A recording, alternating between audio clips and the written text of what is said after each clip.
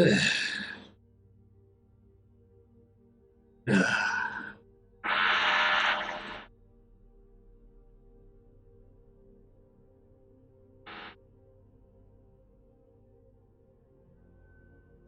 dude.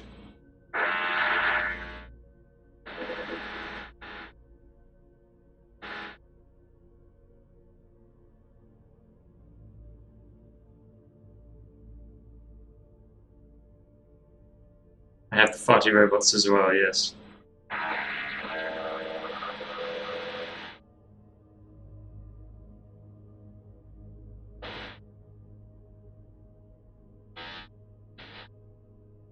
If I don't talk, the microphone only picks up some of it.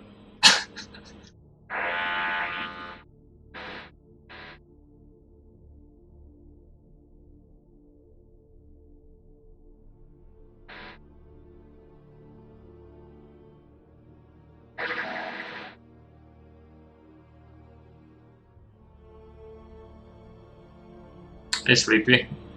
They started like 10 minutes ago. It's really annoying. Okay. Let's bust down. Where was it?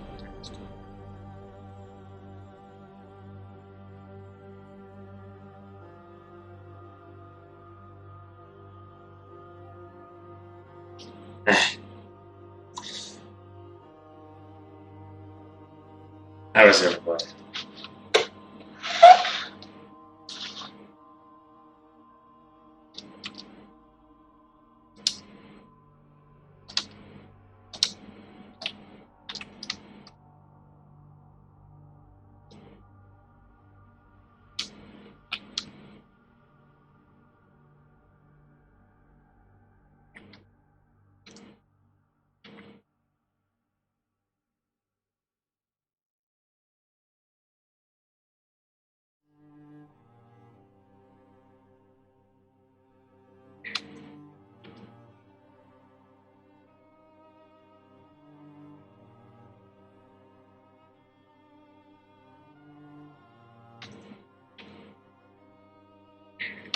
Hey, Royce. What up, man?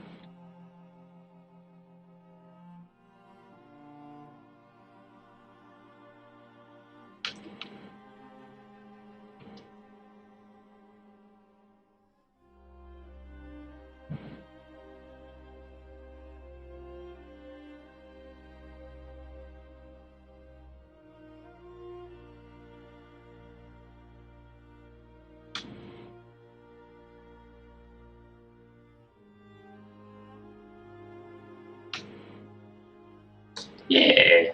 How you doing, dude?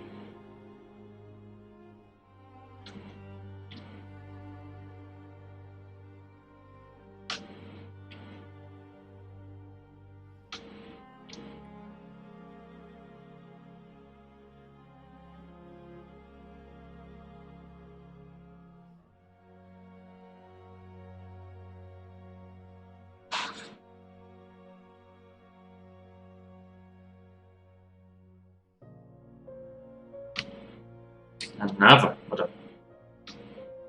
I was looking at Shopify integration with the website, and the amount of products is like,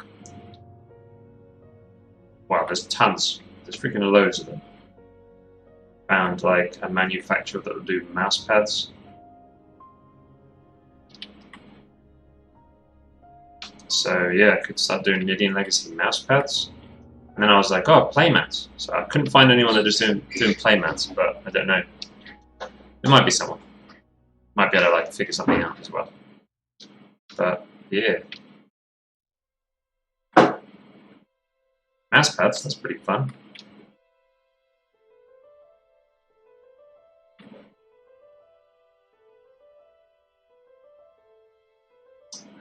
Another word there, gym and such. Nice man. How's all that going? How's the gym going, dude? You've been sticking at it for a while now. How many months has it been? Is it this whole year? It's pretty cool.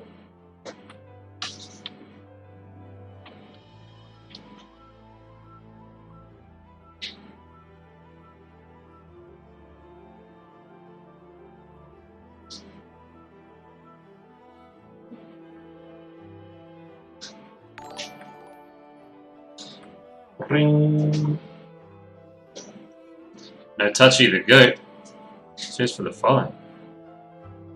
As long as the quality's good, yeah.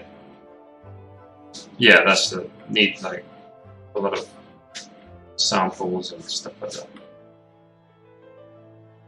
Yeah, I definitely want to start getting samples sent to me, things.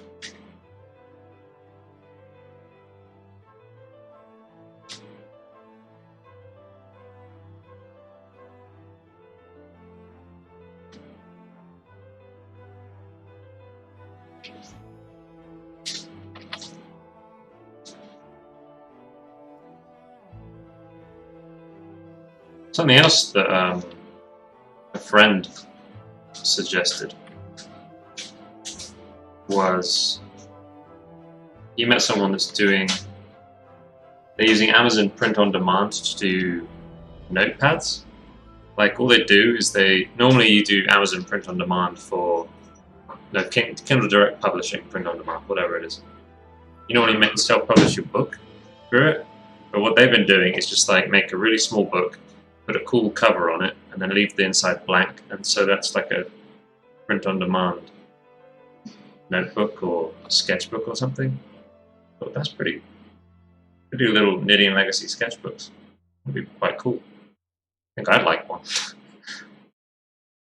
Since December. Nice, man. Damn.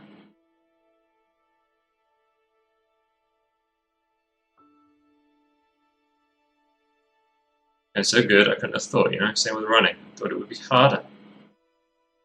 I think it's just the initial momentum.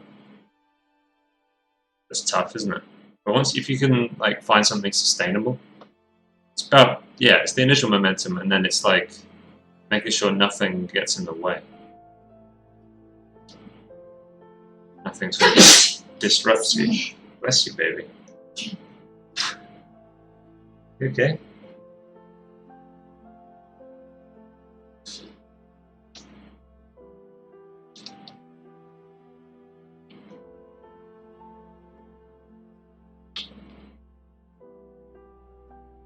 So I'll stick with these shoulder pad things.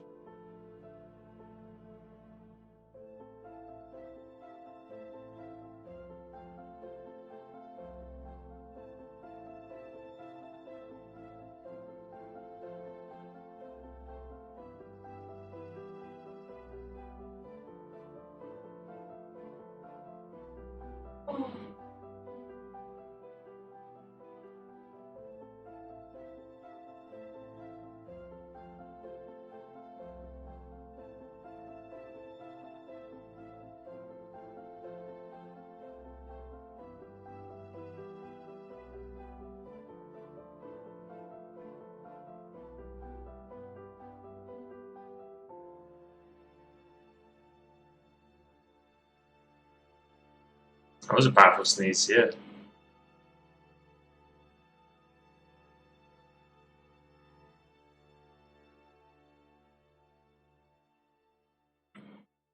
Yeah, I like the idea of making like a sketch pad. Makes a lot of sense. I know a lot of artists.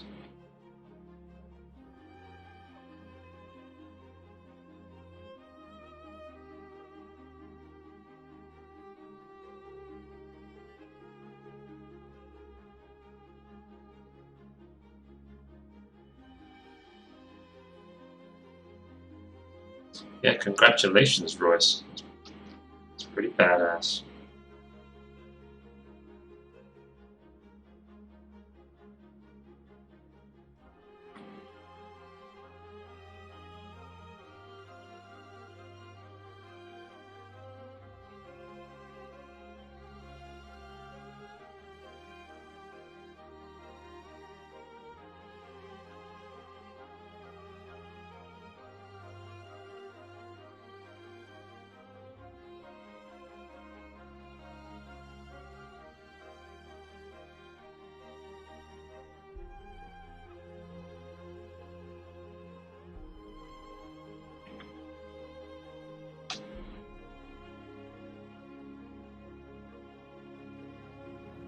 Fire.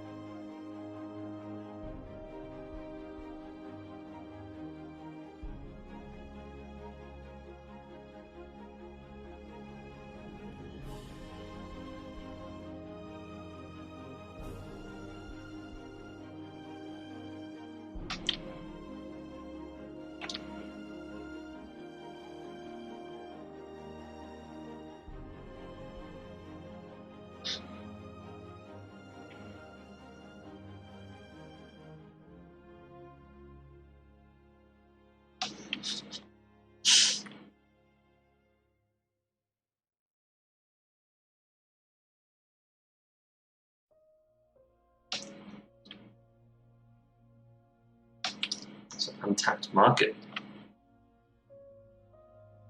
Pete, more backers should come out with freaking Angelarium sketchpads.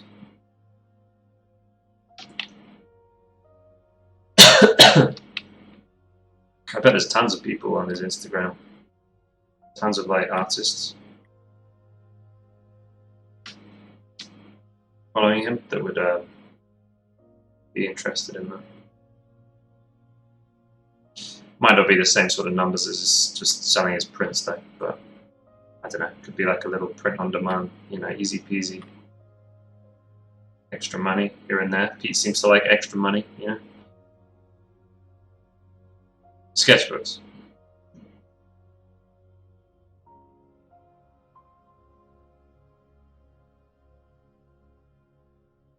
I'm talking sketchbooks.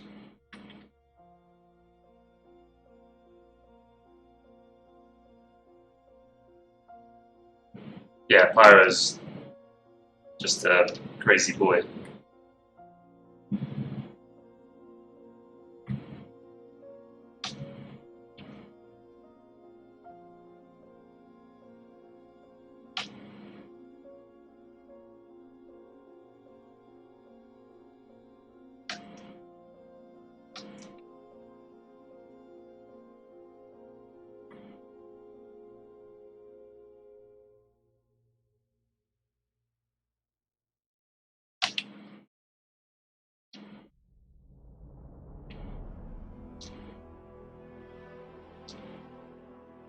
Area there, not sure about it.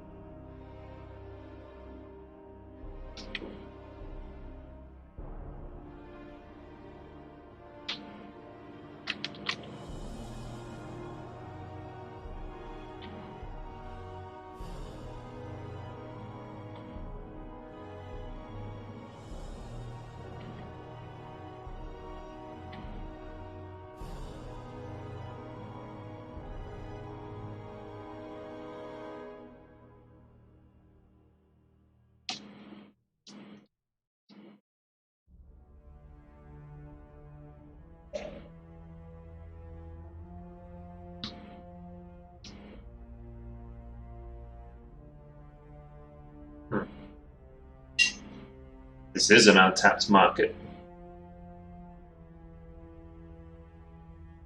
Roy's saying he collects them. I'll have to add one. I'll have to start selling one and see what happens.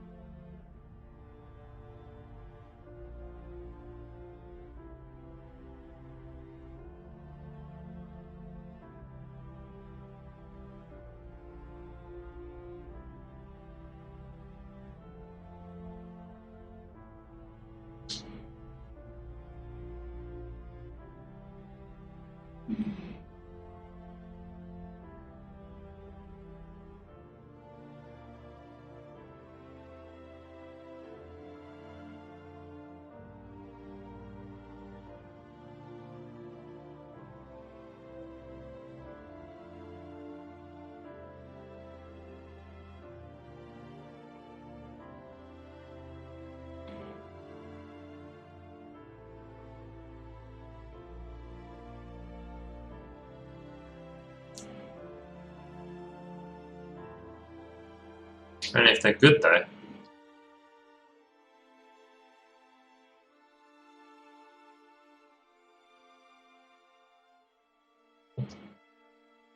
I did see one of them would do laser etched leather bound journals. So that's pretty fucking cool. I want one of those. Yeah, they had these like journals that you could do laser etching on the front. It was like, what? This beautiful leather journal thing. Oh, it was real nice. I don't know how good it would be for drawing in. I assumed it would have ruled, it wouldn't be blank paper as well. But it did make me just like, oh man, that'd be nice. It's like a premium product, cool Nidean Legacy, leather bound thing.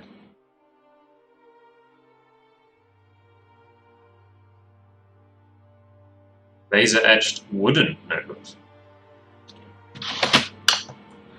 Wow, okay. I want to see that.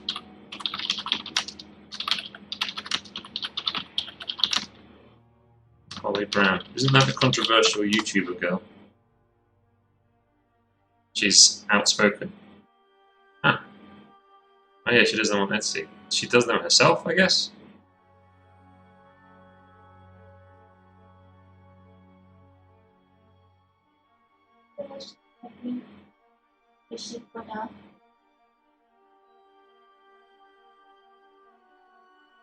Probably an hour ago. Probably you went out there at like 2:45, maybe you did earlier. No. You were out there before that, before 4. I think it'll be done soon, I'm not sure. In minutes. These are kind of cool.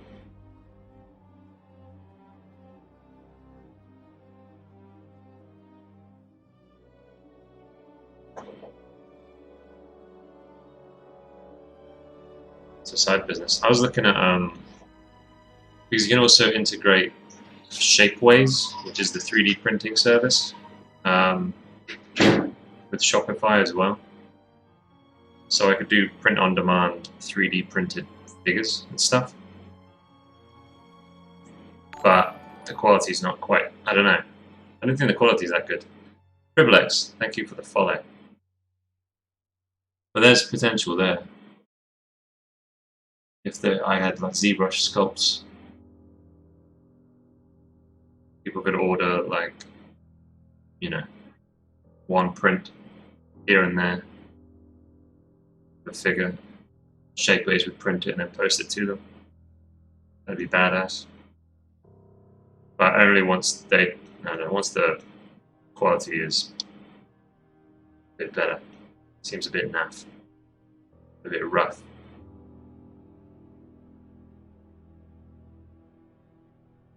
That's cool. That is cool, Sleepy. They're quite nice.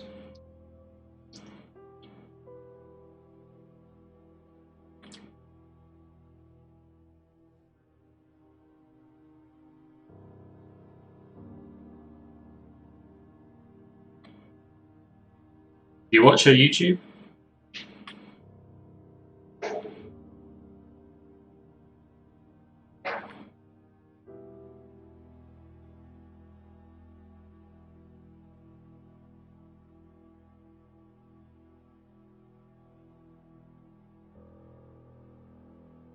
She as bad as she's perceived to be?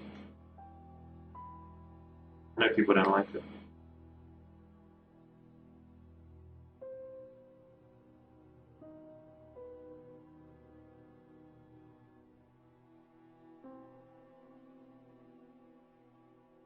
She can't be that bad then.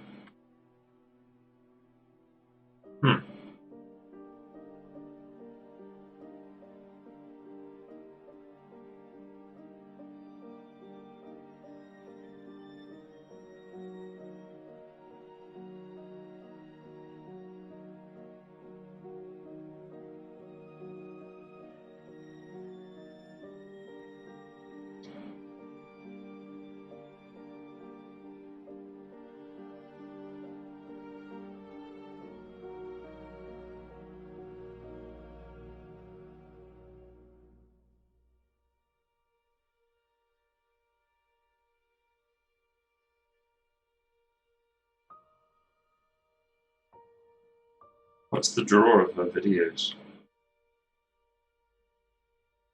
What makes you Watcher.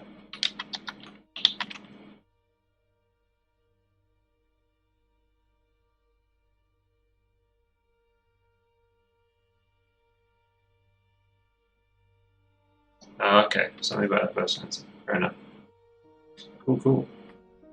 She must have something. You know, you can't be.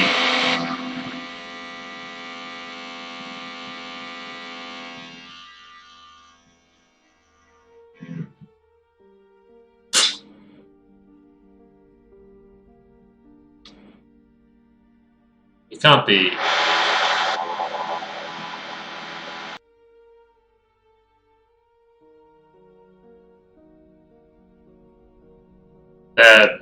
Using a drill.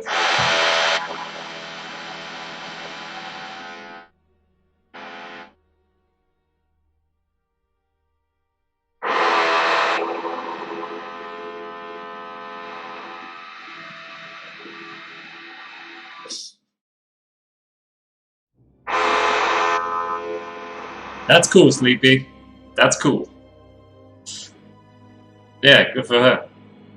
Interesting to follow. Gotcha.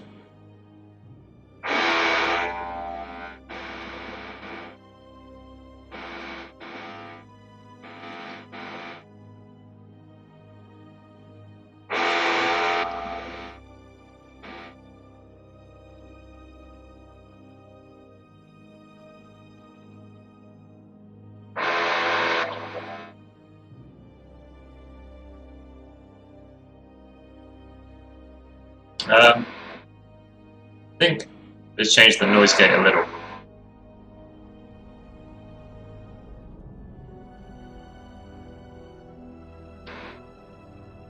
Now you should only hear it if it's doing it while I'm talking. That's the plan.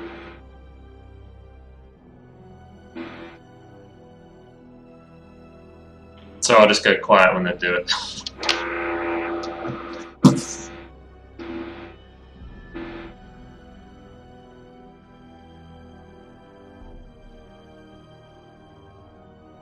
Fuck me.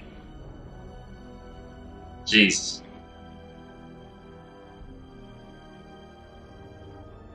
Yeah, they literally started it just after, like, I don't know, what, 15 minutes ago? No, sorry, half an hour ago.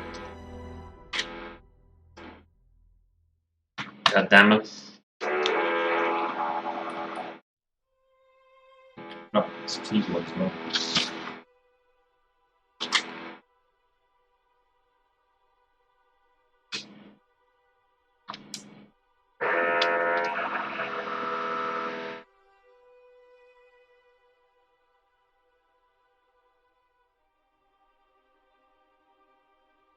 Yay!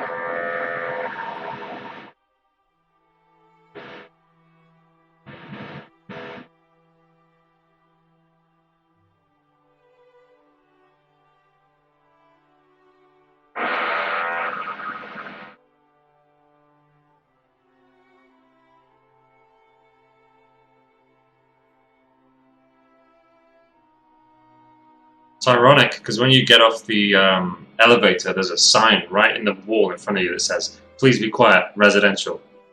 And like, there's so fucking much construction going on. Laser bang bang. What project do you work on? The Nidean Legacy? Yeah, I'm building my own IP, my man. And I'm currently making a website for it. It's hella work in progress. Very, very work in progress. If you click around it, you'll be like, yeah, there's nothing here. My patrons, though, can see a lot of it. Like the work in progress, where it's at.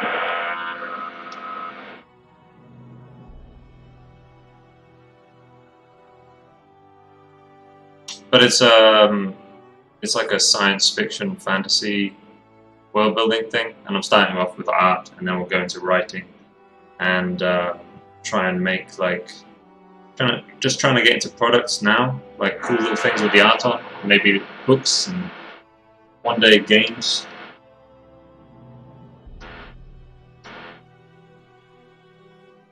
Maybe some Nidean Legacy earmuffs.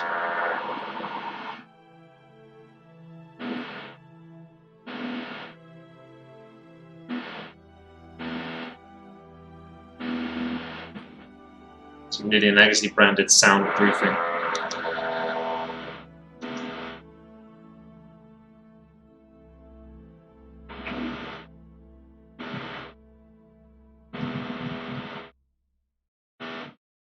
Hey DM. Oh man, it's driving me bonkers.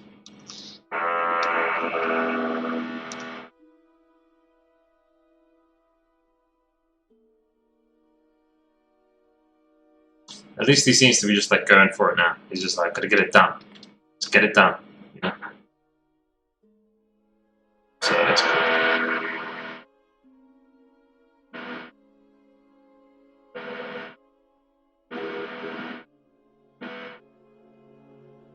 I'm glad you're into it though, Laser Bang Bang.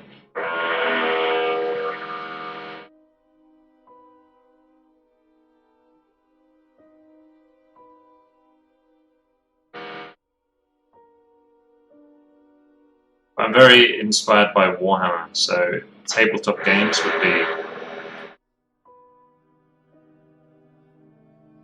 super cool. It'll be finished soon.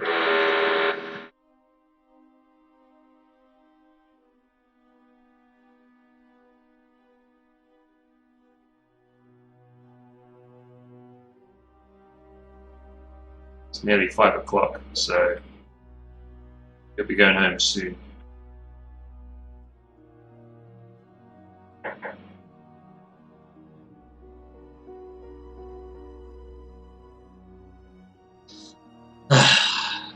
Nidean Legacy flashlights.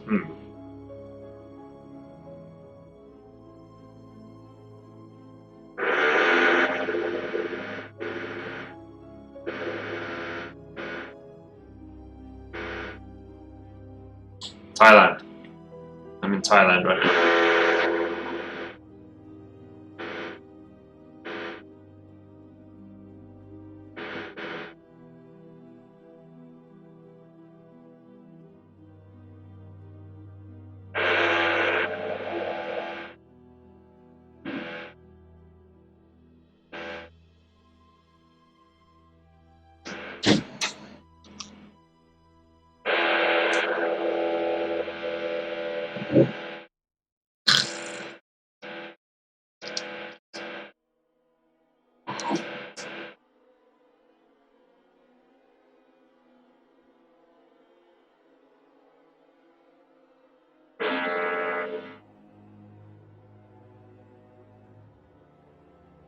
Sorry if I'm a bit quiet.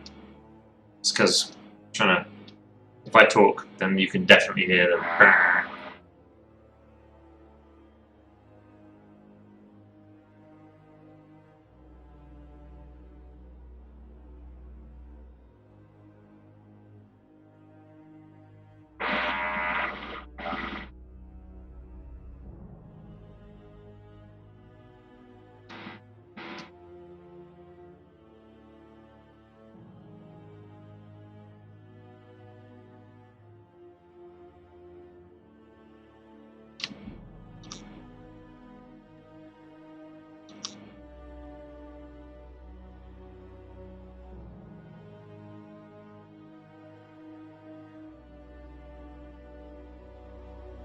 Penny Dreadful, indeed. Yeah, I really like Penny Dreadful.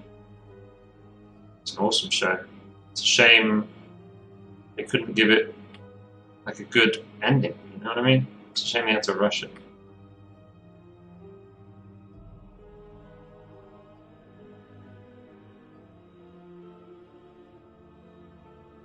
But yeah, I really like that show.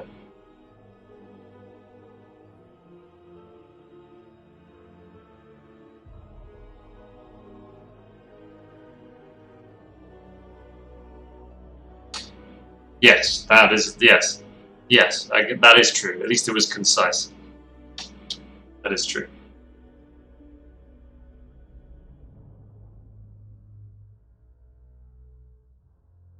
Yeah, season like Game of Thrones should have like I don't know. The 5th season was just a train wreck. If they had just done 5 maybe, or I don't know if they could have. I don't know how they would have fixed it. later when George had actually finished all the books. Maybe that would have been good. And then they could have just followed his writing instead of trying to write their own.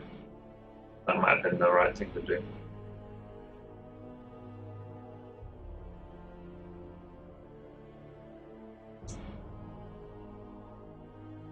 Yeah, Lily, awesome character.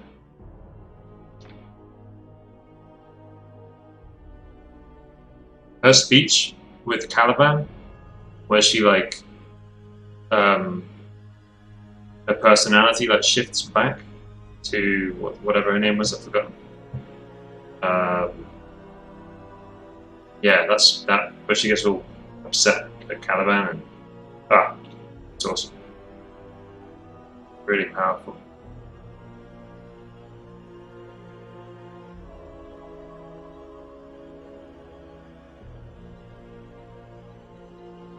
I want to see your sketchbooks.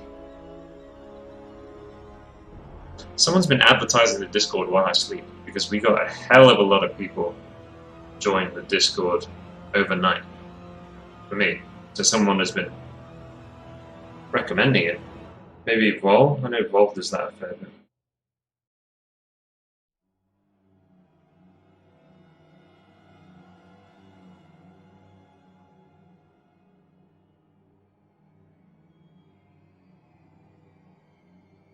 Hey, Vol. Yeah, Bang Bang. I prefer it to. I think the character building in Penny Dreadful is way better than Game of Thrones. Way better. They do it. Oh, it's so good.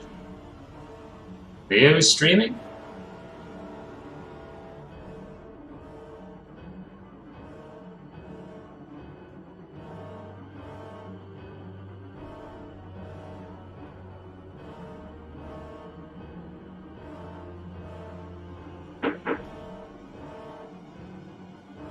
Alright, Royce's sketchbook.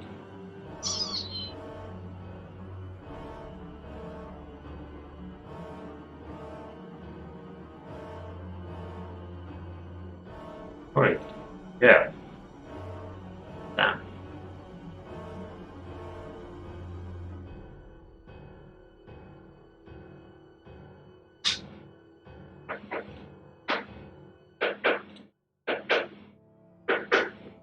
What are you blaming me for now? We had a load of people join the Discord while I was asleep. Like, come in over time as well, as if, like... I mean, it's kind of like what happens when I stream. We get people joining throughout the stream. It was like someone had been streaming and constantly recommending that people join the Discord. Or maybe someone posted it somewhere, the link in Reddit or something like that. That kind of thing. So people would stumble on the link and keep joining. And now that the post has like lost its, its initial heat, so it's disappeared, so people have stopped joining or something. I don't know. Whoever's done it, it's cool though. Thank you very much. That wasn't me, not this time. But...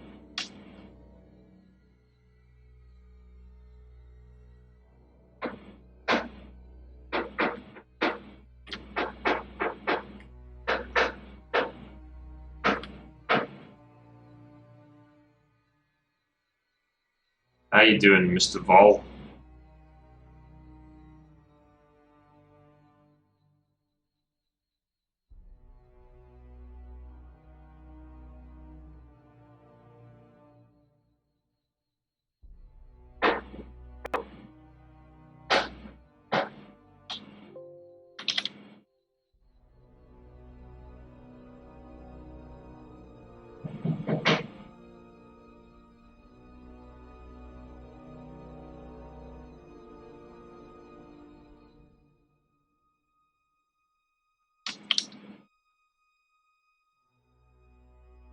It's for breakfast, nice. Yeah, no, but yeah. It's a shame though, like, they had to do a lot with just the last 2 episodes. They could have done with, like, half a season or more, kind of thing. Or they could have, like, maybe if they'd gone into the 3rd season knowing they'd have to wrap it up by the end, They would have spaced things out better.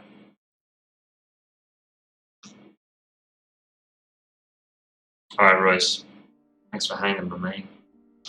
Later, dude. Yeah, it probably would have been best if they'd known that they would have to wrap it up in that season. They could have paced things a little better.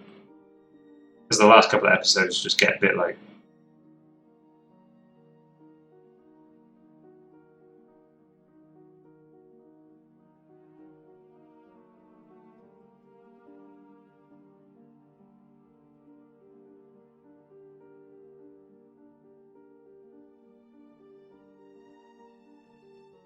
Oh yeah, that'd be badass.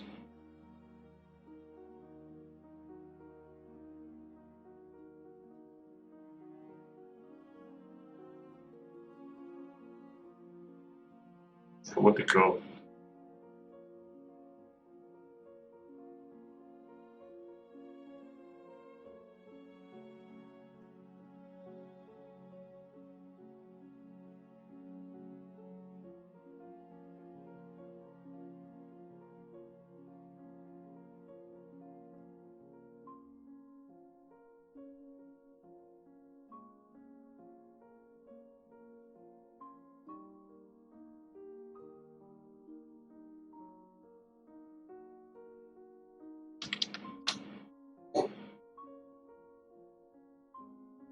I did hear that there was something, yeah.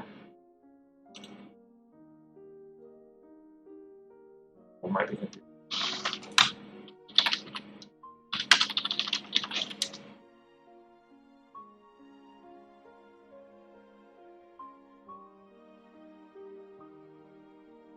Penny Dreadful City of Angels.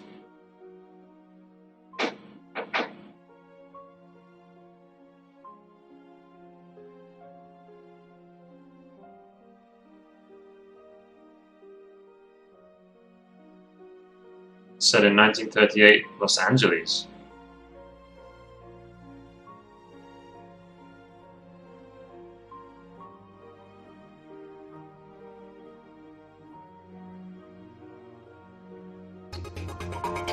No. Shush.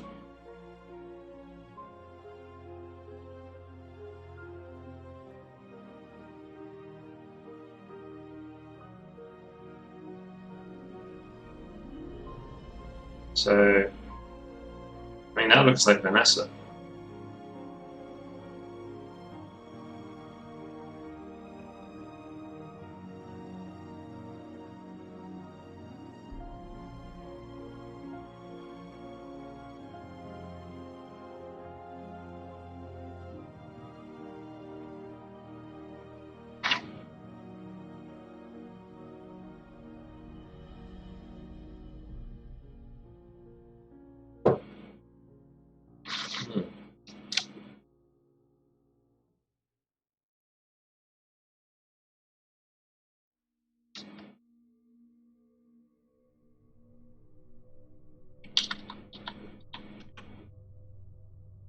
Gonna keep an eye on that.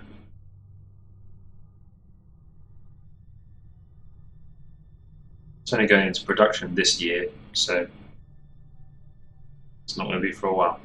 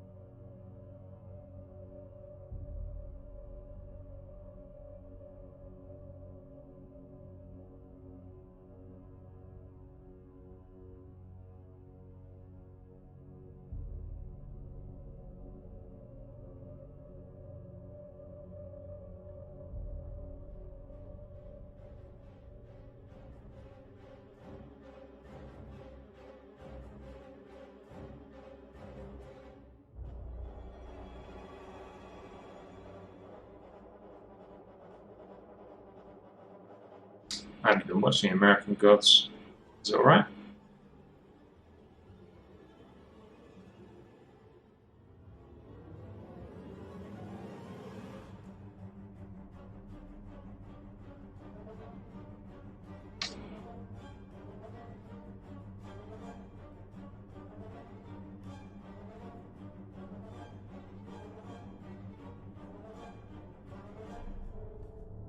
Well,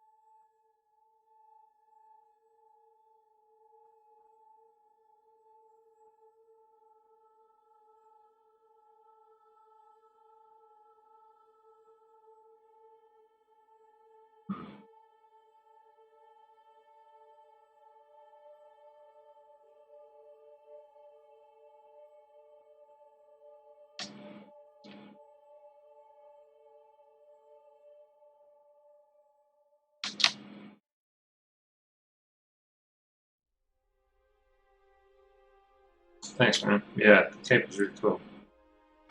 Happy little accident.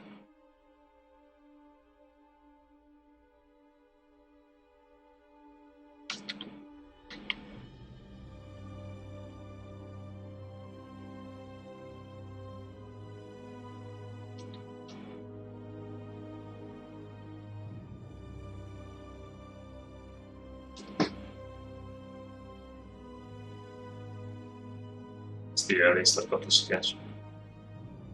earlier than that, it was like, yeah, I don't know, I just had this cool negative shape. I'll just see if I can keep it. So then I thought, oh, okay, that'd be badass.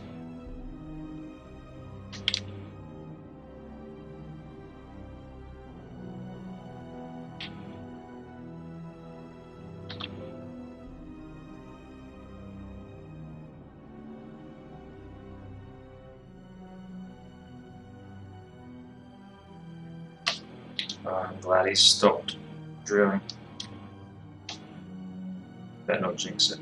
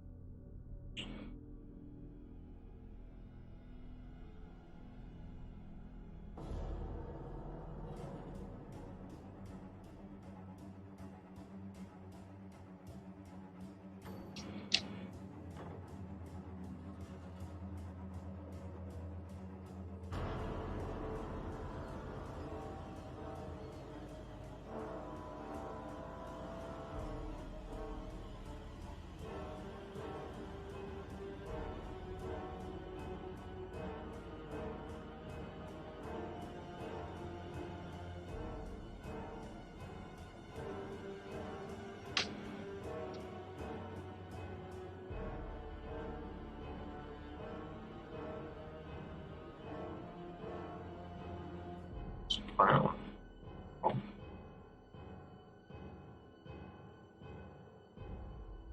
Everything new to talk about. Just looking at through Shopify suppliers.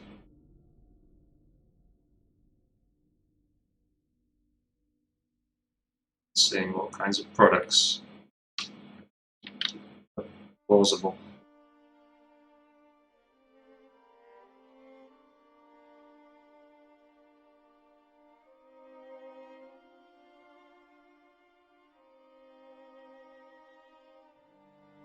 That's what I've been doing.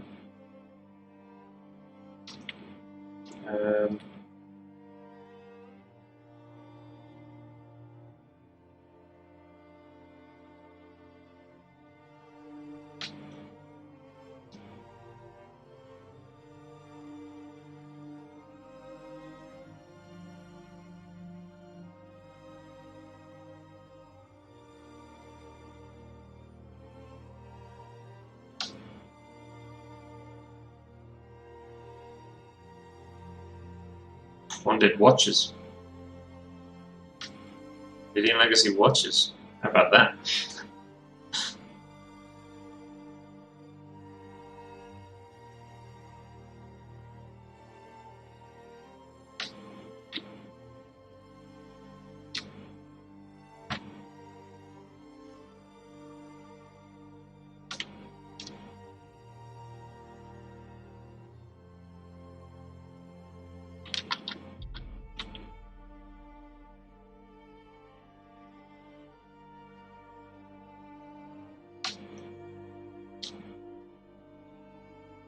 Cambion underwear.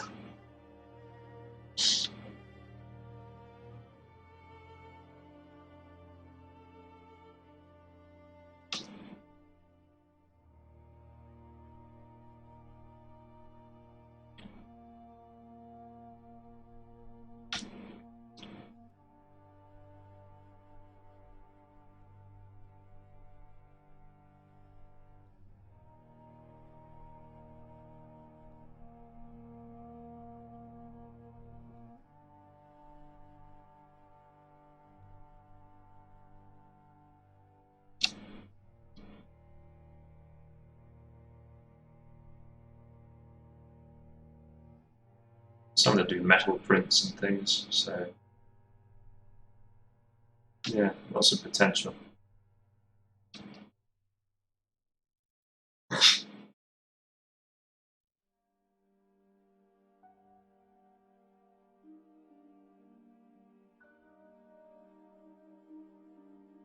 And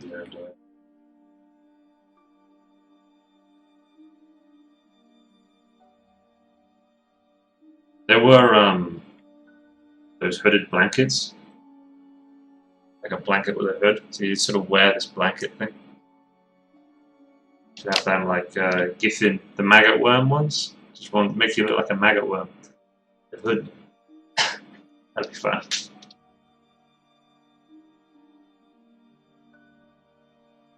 But no, I don't think we'll be going down that route. Try and keep it classy.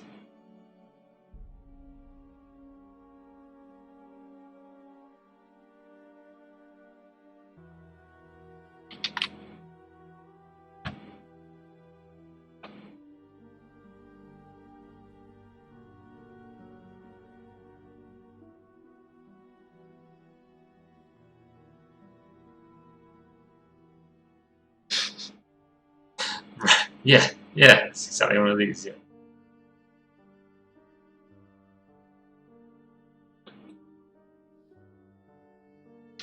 Literally wants to get a cat. Minding me there.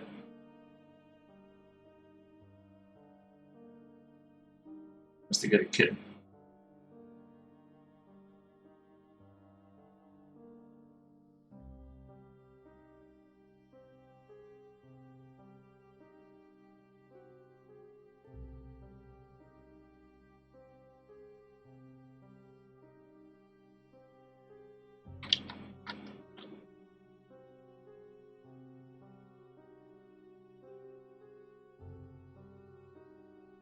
She found a Maine Coon crossed with a Persian. Facebook.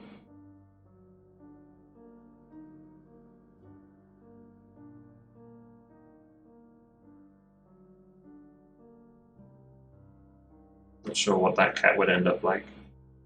Maine Coons are huge.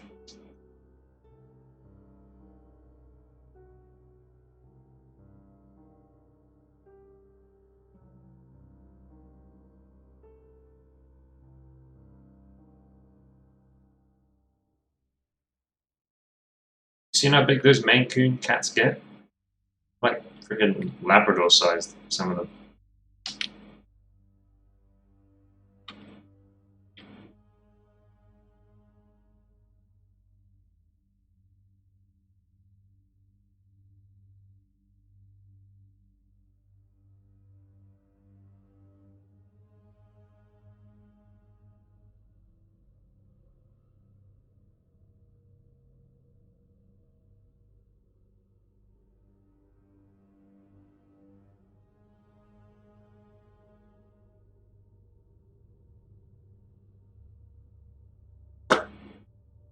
Changed my filter back.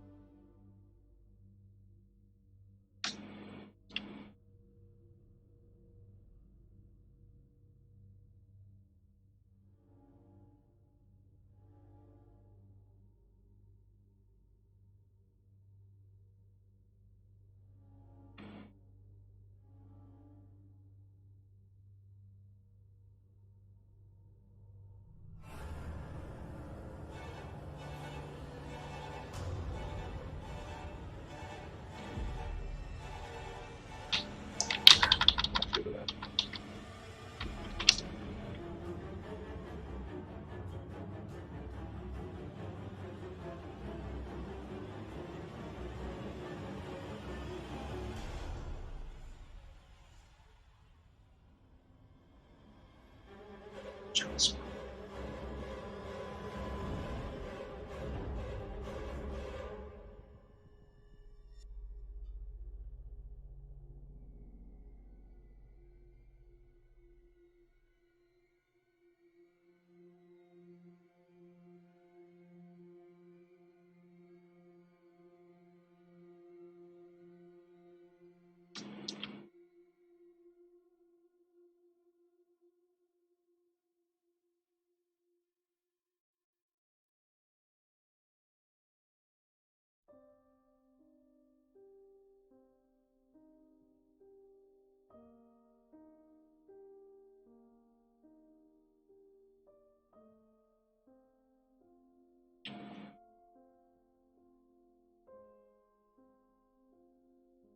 The perspective isn't too bad.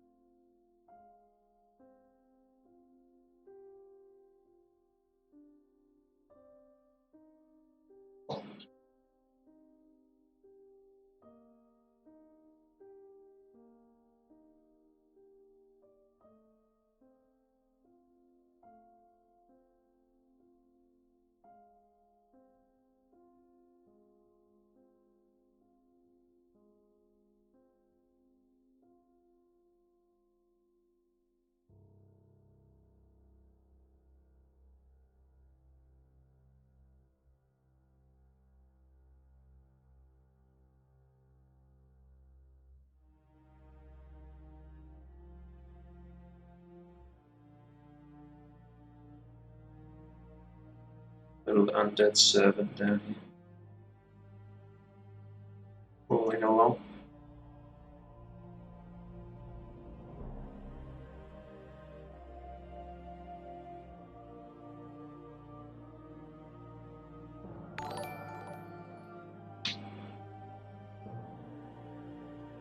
Stonics.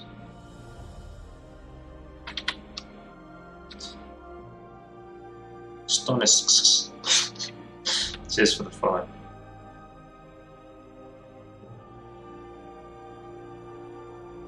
Welcome to the stream, dude.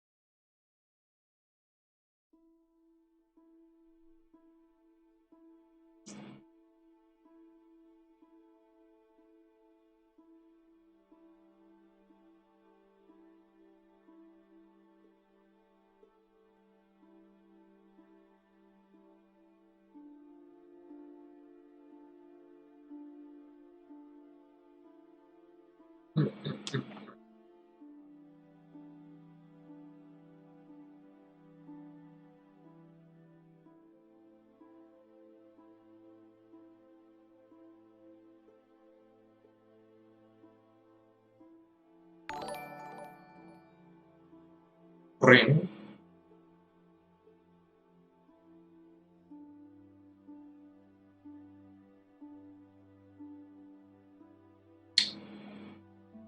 Wow.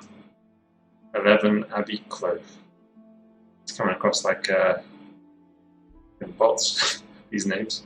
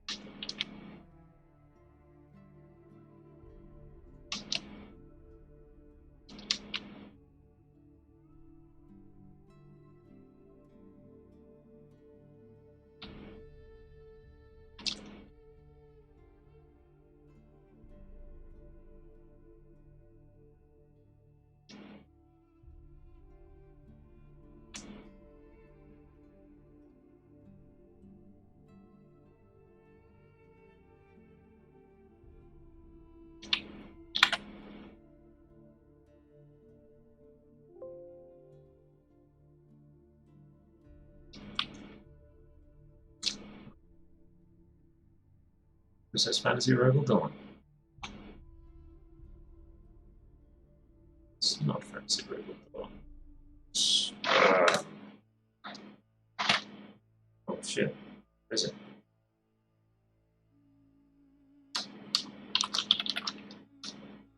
Yes.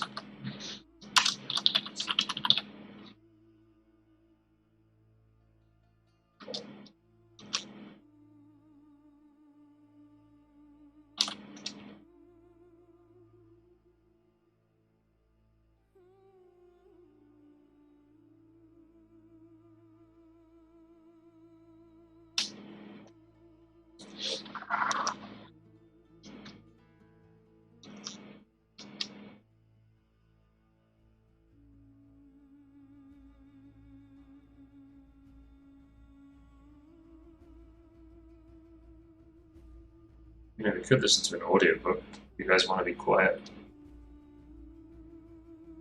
That's an option.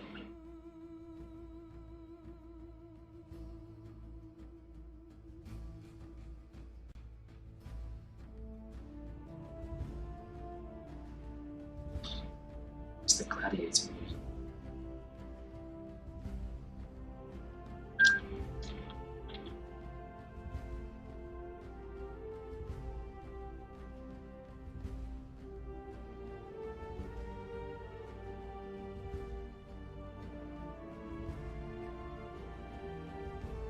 Black screen.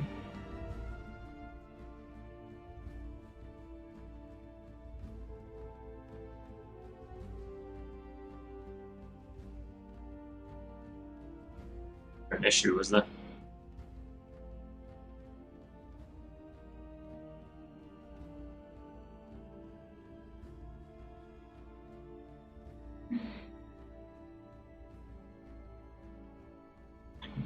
It's the next Horus Heresy book that I've got on my list. Just finished Garrow Weapon of Fate, so now it's Shattered Legions. Oh, but I've already listened to most of that, I think. Maybe. All read by Jonathan Keeble, though. Ah, Crimson King.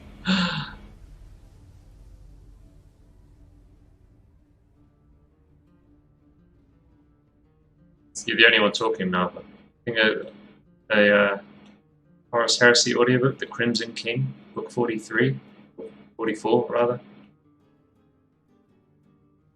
Should we start listening to that? And then maybe when more people show up and they're more chatty. That's what I'm feeling like doing.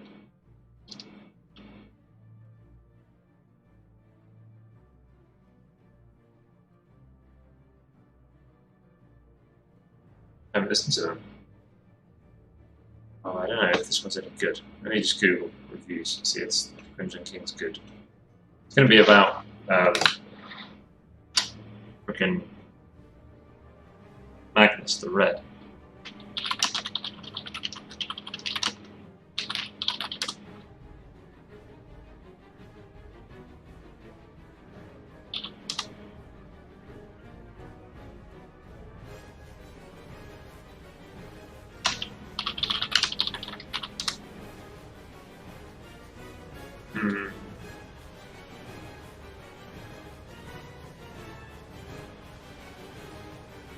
These are like.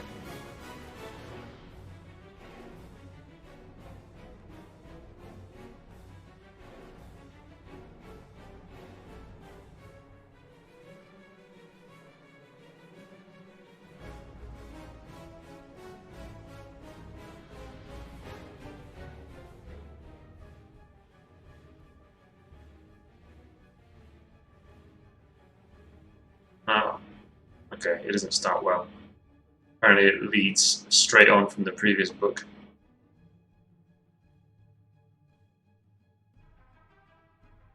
But not the previous in chronological order. Previous book that was like book number 12 or something, and this is book 44.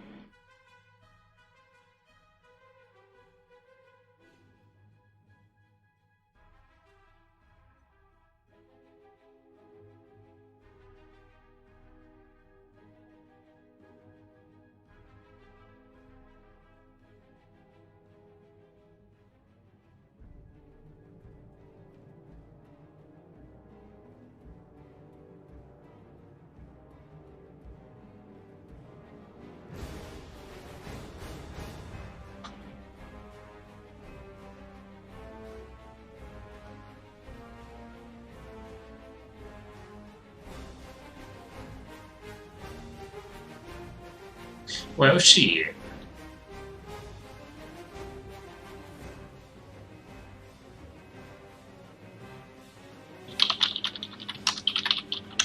Shattered Legions reviews. Another mediocre.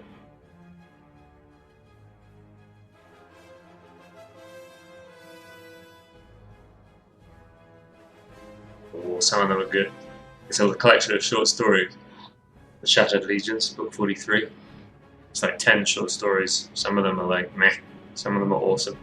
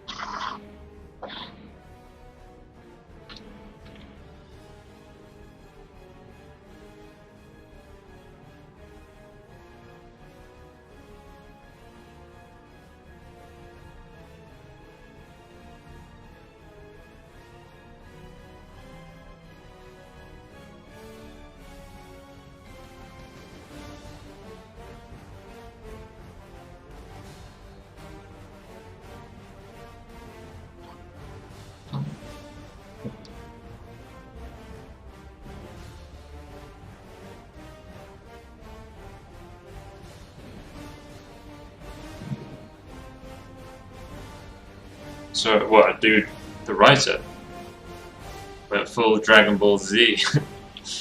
The writer like shared them in your stream. It's kind of cool.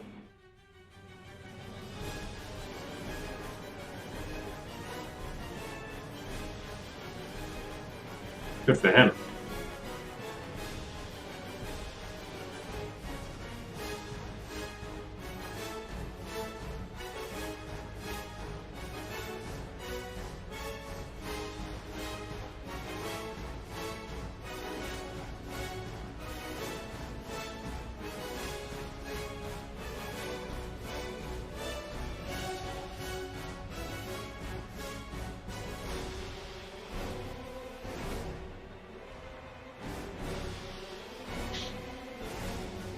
Action scene ruin the mood.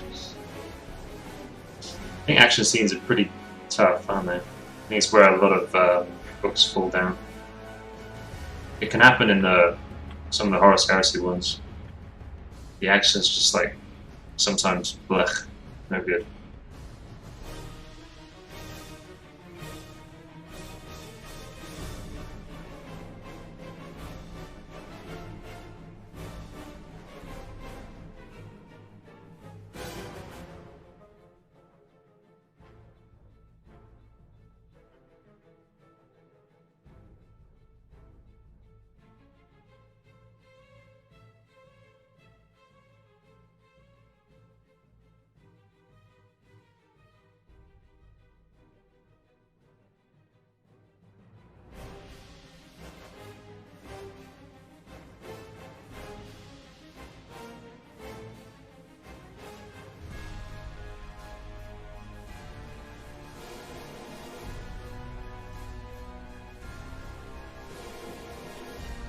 What do you mean by it went completely Dragon Ball Z?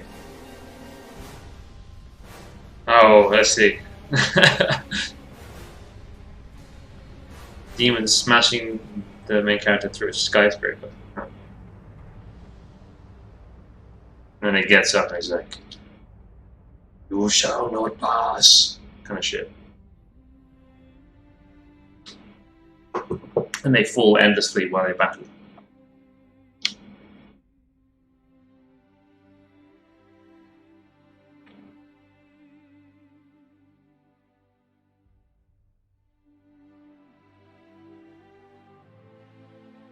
What?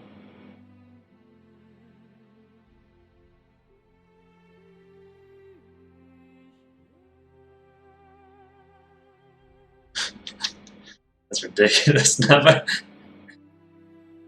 So he's an astronaut, but he's like also a superhero. I love this painting so much, but it pains my heart at the same time because everyone knows how the battle ends.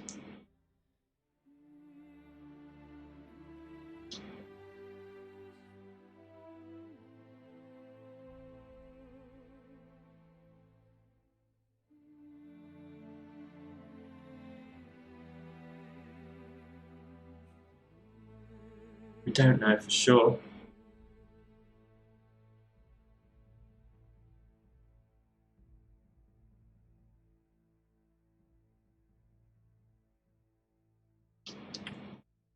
We don't know for sure.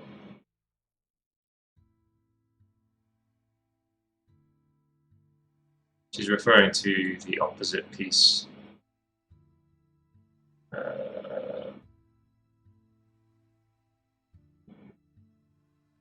As a sort of a companion painting to this one that people might not have seen.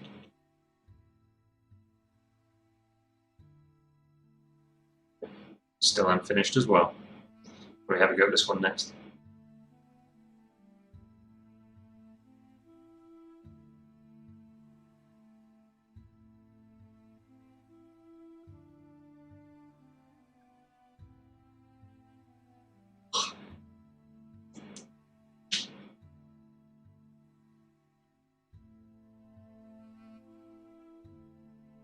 You might win.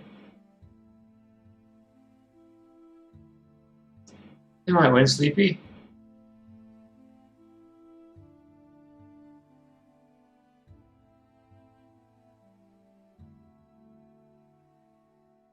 You got a big Drake.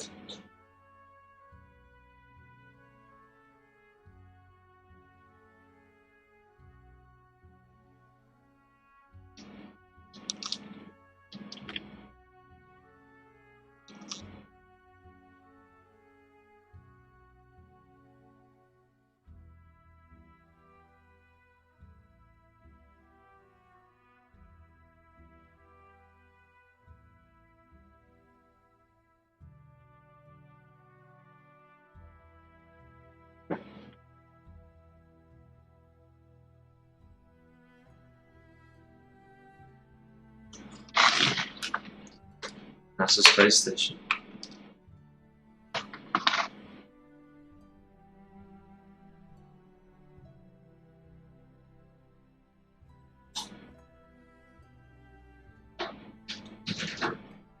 Right.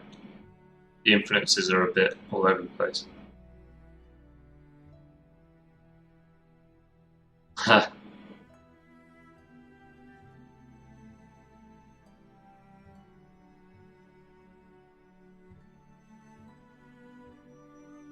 The endings is like I'm not sure if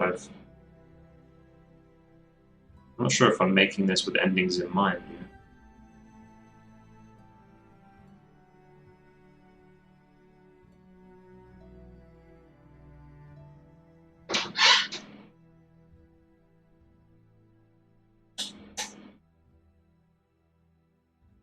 know? Put the cape behind the pauldron.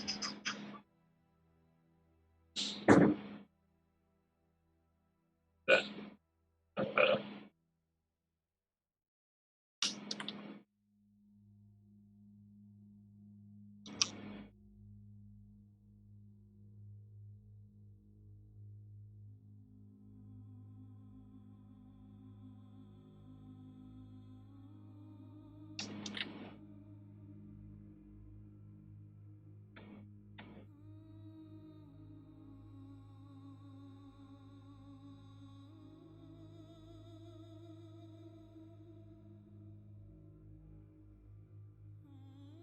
But I guess there are plenty of smaller endings within the storytelling, I guess.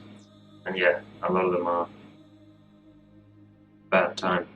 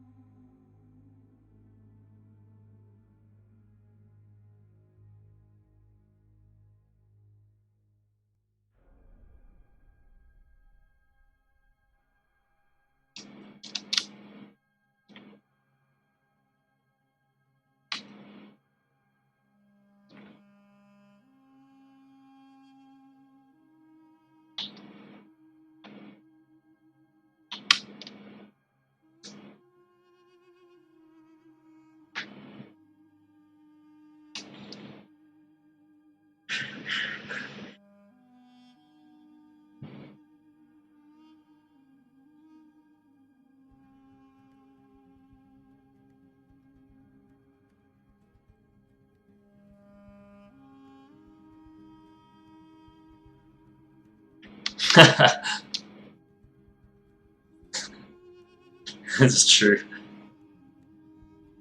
It's true.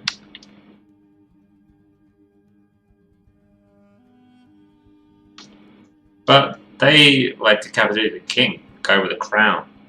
You know, like where's he? This guy doesn't have a crown. He's got a winged helmet. So I don't know if they're the same dude. There are no other Nideans to be seen. That was a big pile of Nideans. That was a different tragedy. That's not this tragedy.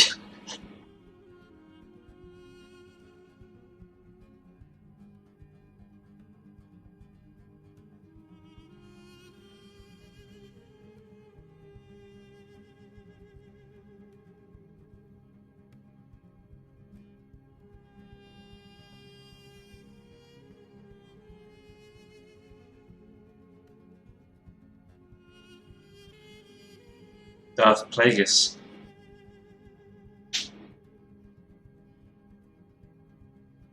So, there are two that do feel kind of linked. That one and this one feels like different part of the same battle. You know what I mean?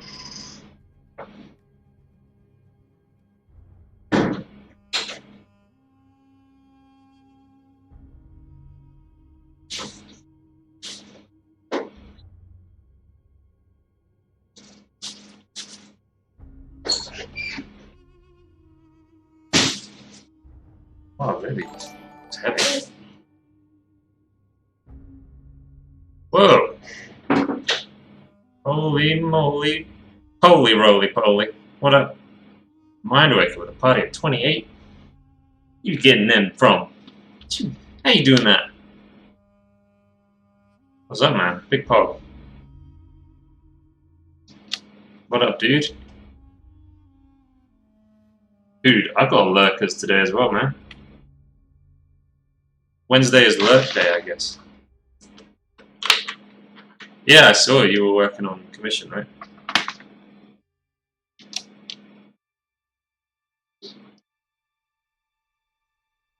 How's it looking, man?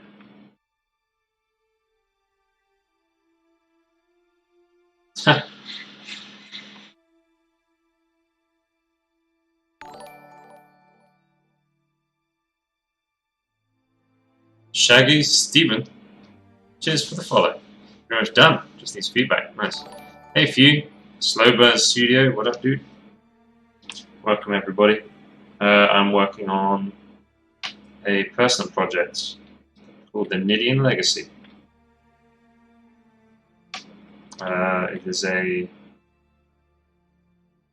sci-fi fantasy genre crossover style world. Doesn't fit in the boxes, you know, man. No, it's very inspired by things like Warhammer.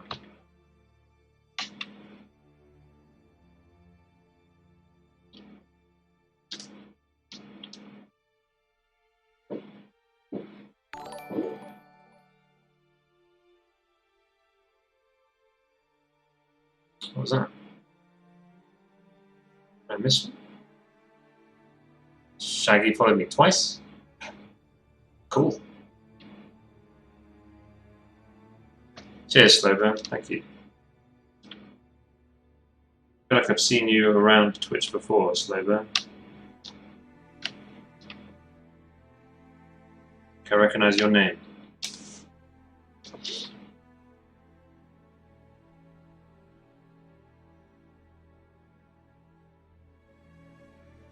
Yeah, thank you for the follow, man. For some reason it says Shaggy Steven follow me twice. Look at that. Double the follows. Nice.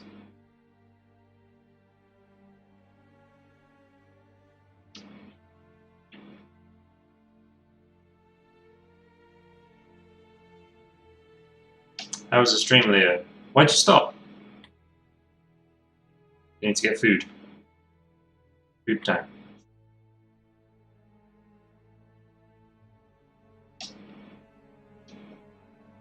Sweet.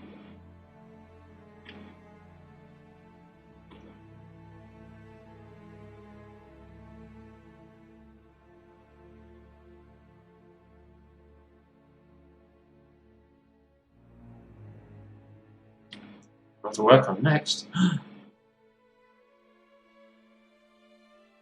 Music or painting?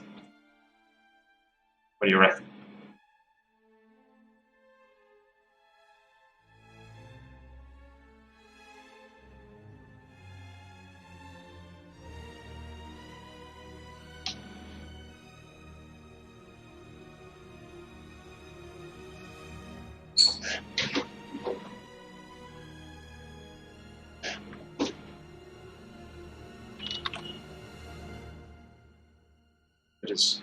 I'm trying to imagine his fingers wrapped around his helmet.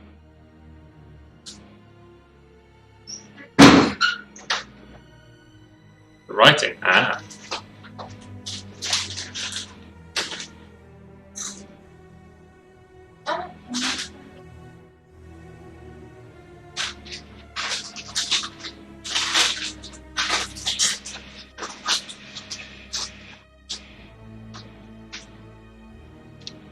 But you can't really stream writing, right? Is that what you're thinking?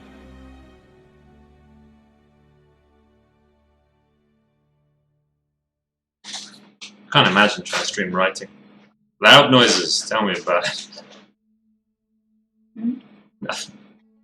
You're okay, baby.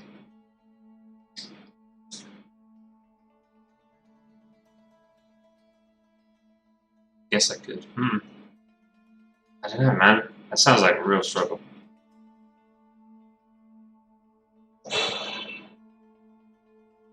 Yeah, there's construction going on out there as well. They're working on a room just a couple doors down.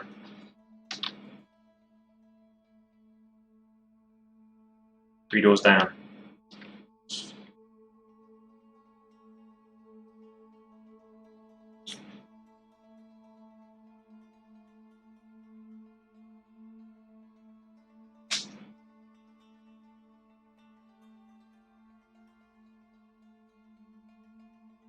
It's a very lurky day today. Everyone's real quiet.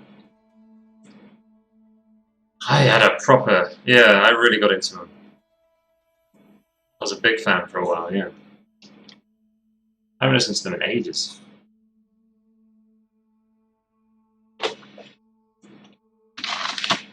And in Thailand.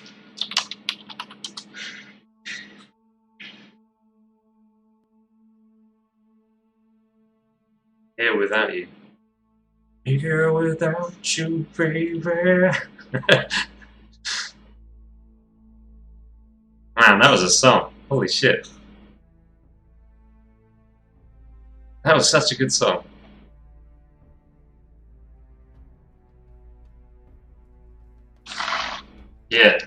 Northern Thailand.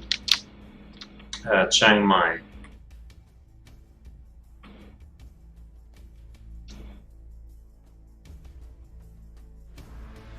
Still now my loving man.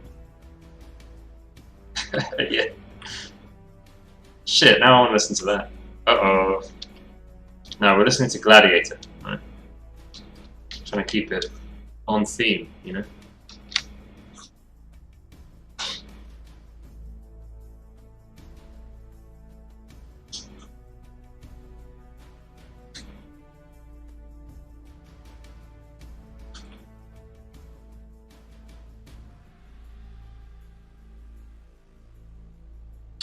It's super quiet right now. It's like the really quiet bit of Gladiator, I guess.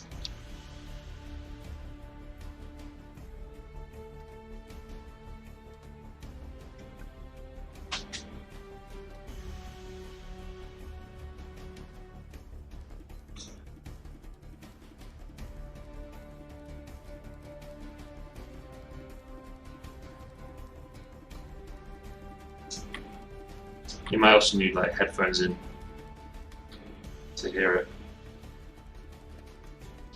If you can't hear it, then you're very welcome to You're very welcome to listen to Three Doors Down yourself. Perfect.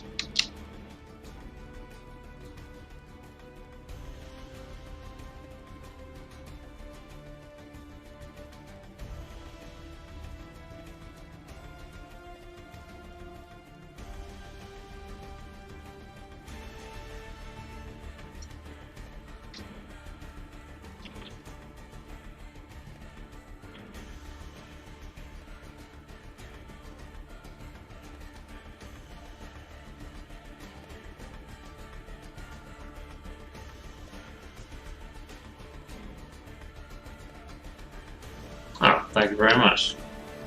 Hope to see you again. I'll be doing more fantastic work. I hope. But have a good sleep. Yeah, nice to meet you as well. Oh,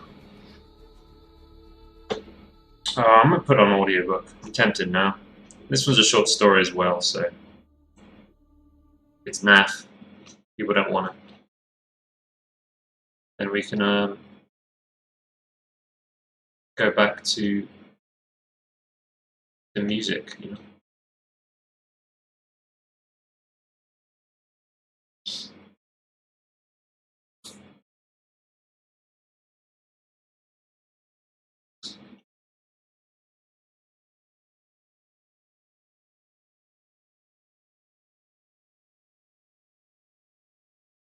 Oh, slow burn streams.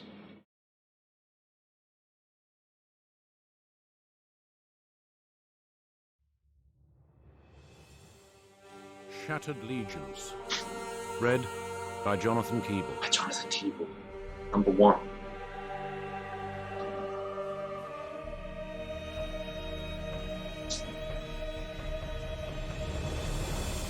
Yeah, so let me know if it's too quiet. Medusan by Dan Abnett. Read by Jonathan Keeble. There were no surgical lasers available. A clustered missile strike over Istvan V had blown out the Ironside's flank from the lateral exchanges aft, voiding 8 deployment bays and the port-side apothecarian chambers. The smaller Medicae annex on the ship's starboard side was overwhelmed with life-critical cases. Dying legionaries on stretcher boards were lined up along the hallway. Shadrach had only lost a hand. He reported instead to a makeshift triage station set up in the forward hold. Most of the staff there were frightened serfs, drummed up from the ship's crew. Gorgonson, of the Locopt clan, was the only apothecary present, the only one that could be spared from the chaos of the Medicae annex. He looked at the hand. "Excise," he instructed the human attendant waiting nearby. "Clean down to the forearm bones. Leave some tissue for conjunction and graft. I'll be back to fit the augmetic." Gorgonson didn't say anything to Shadrach. There was nothing to say.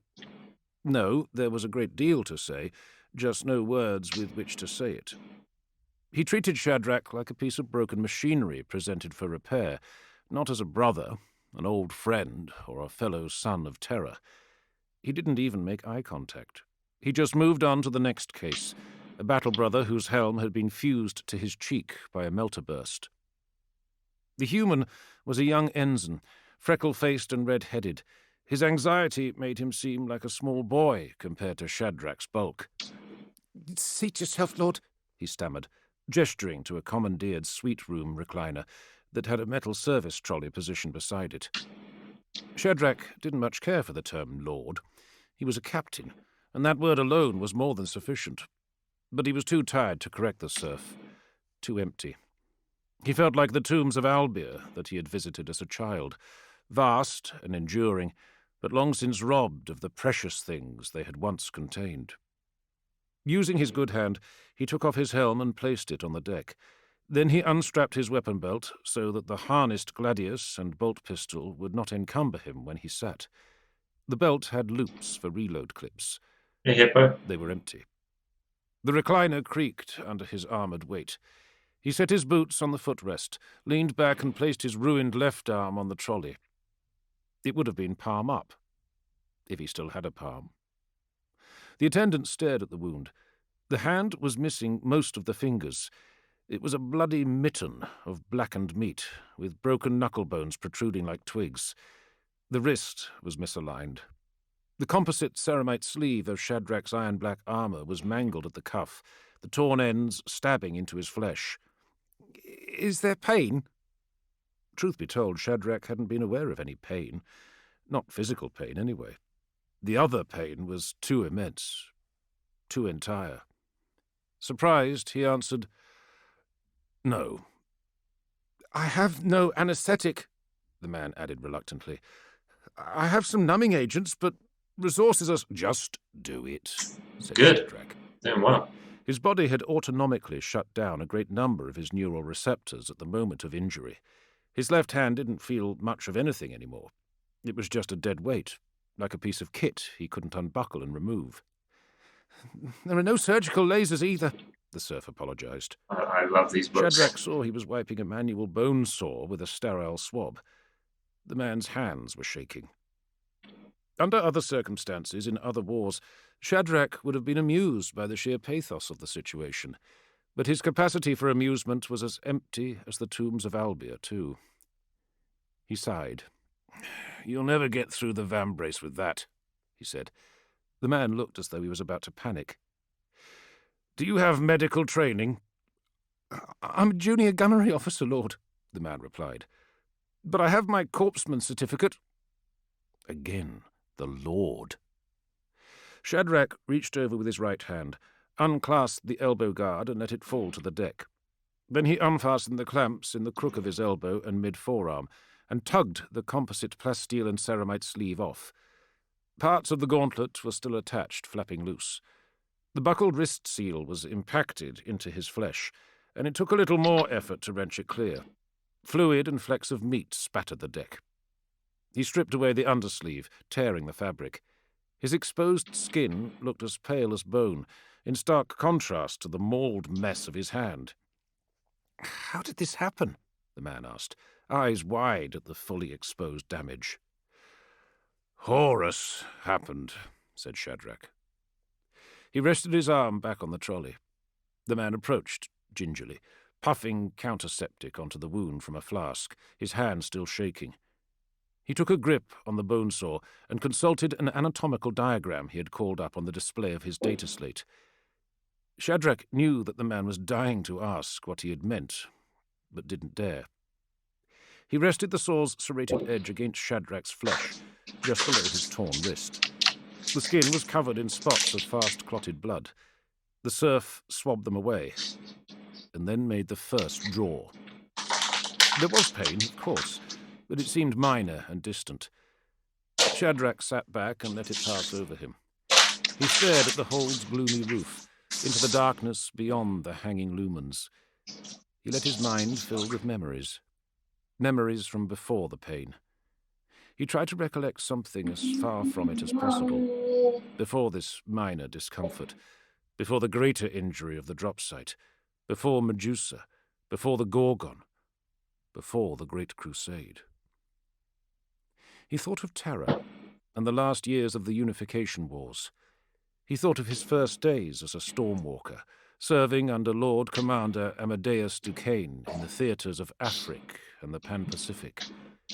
Back then, justly proud of their fresh, gene-herited might, none of them had known what the Stormwalkers would become, or what revision of structure and loyalty they would have to undergo.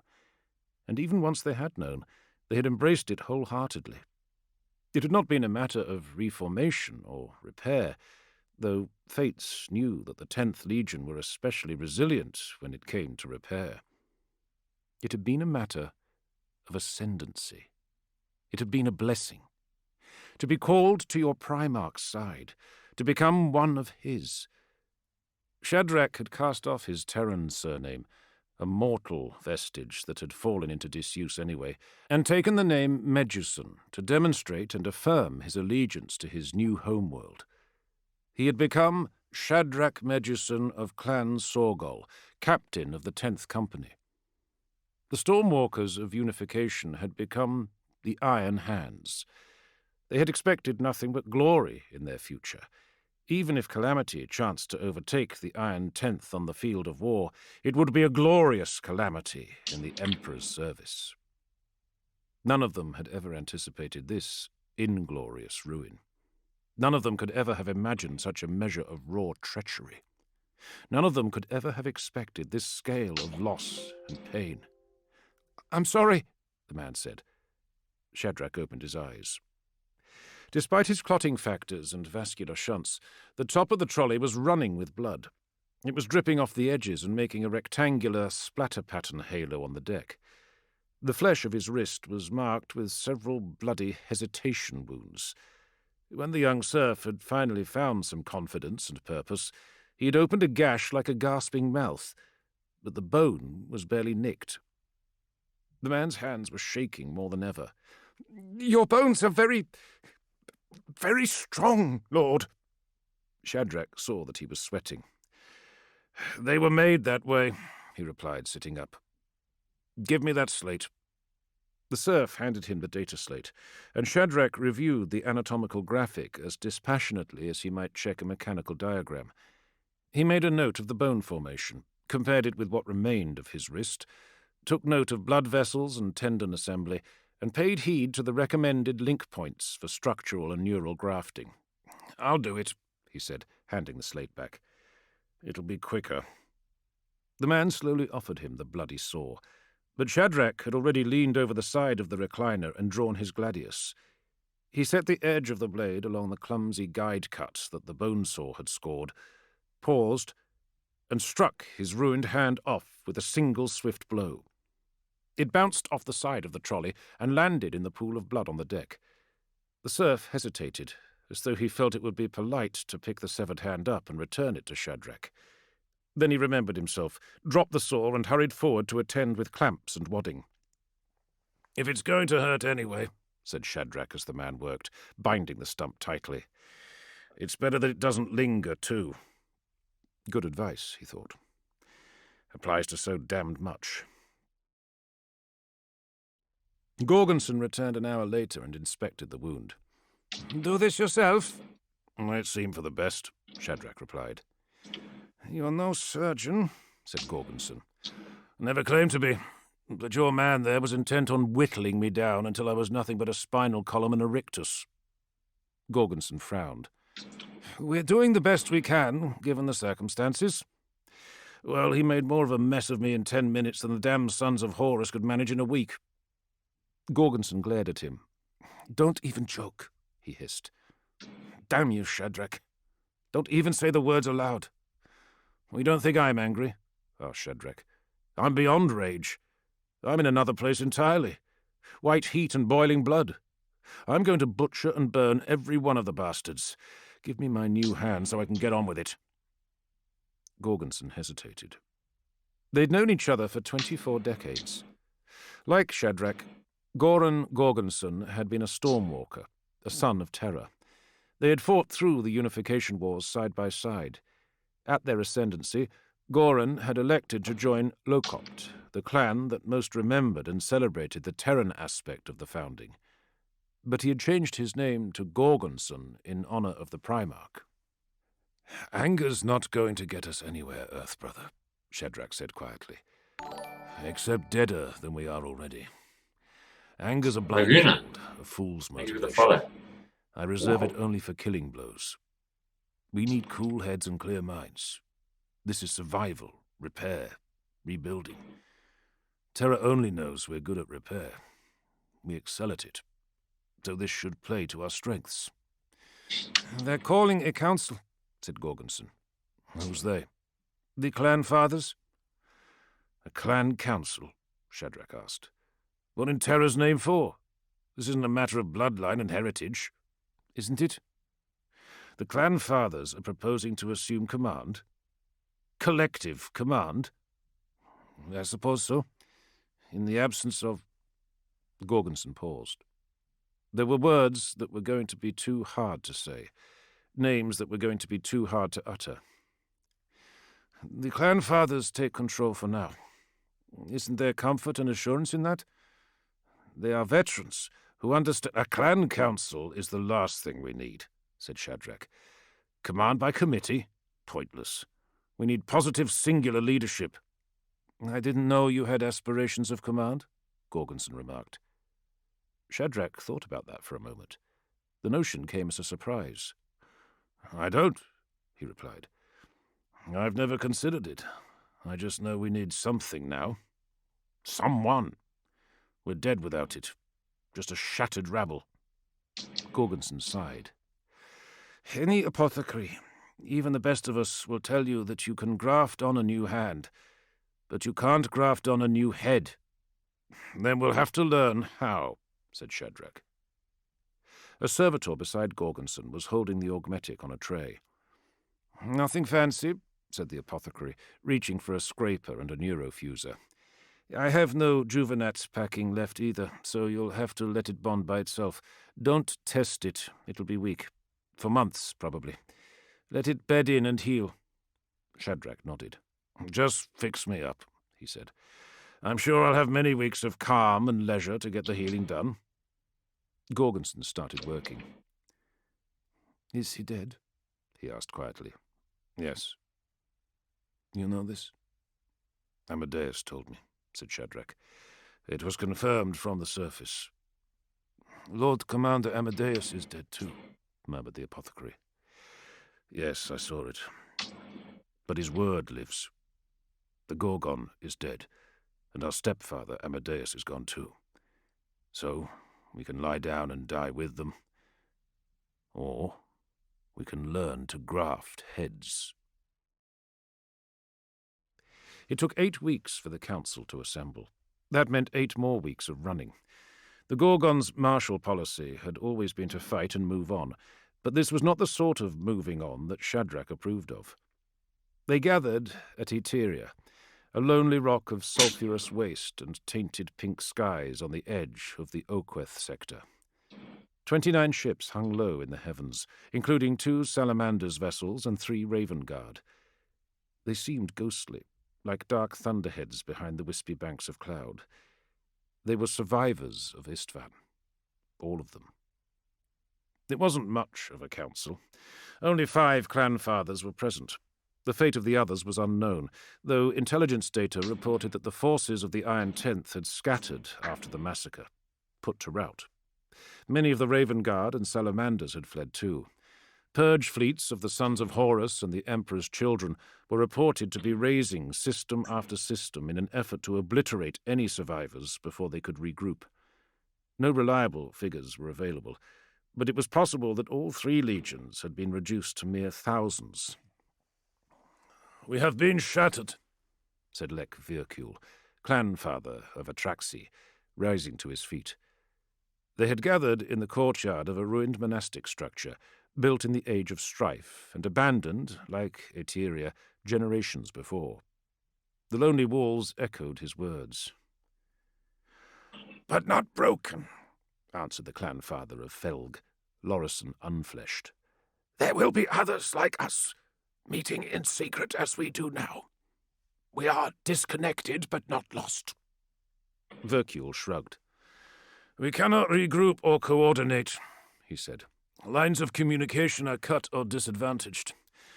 No one dare show himself or attempt an open signal. With the traitors aboard in force, any glimpse of us will result in unstinting prosecution. Our structure allows for this, Lord Father, said August Lumac, a captain of Clan Averni. He was one of the few members of the Gene-Sires favoured to have made it out of the massacre alive. Our clan structure, as ordained by the Gorgon, will serve us well. Independent units of command, interlocking. We can survive by dint of our individual commands and reassemble. The Atraxi clanfather nodded. Oh, that is to be hoped. Only when unified can we turn and fight back. Then we will never fight back, said Shadrach Meduson. There was a silence, filled only by the moan of the wind across the lagoon. You spoke, Captain, said the flesh-spare, Lorison. Quite clearly, Lord Father, said Shadrach. The accursed War Master, may fate smite him, will not give us grace to recoup.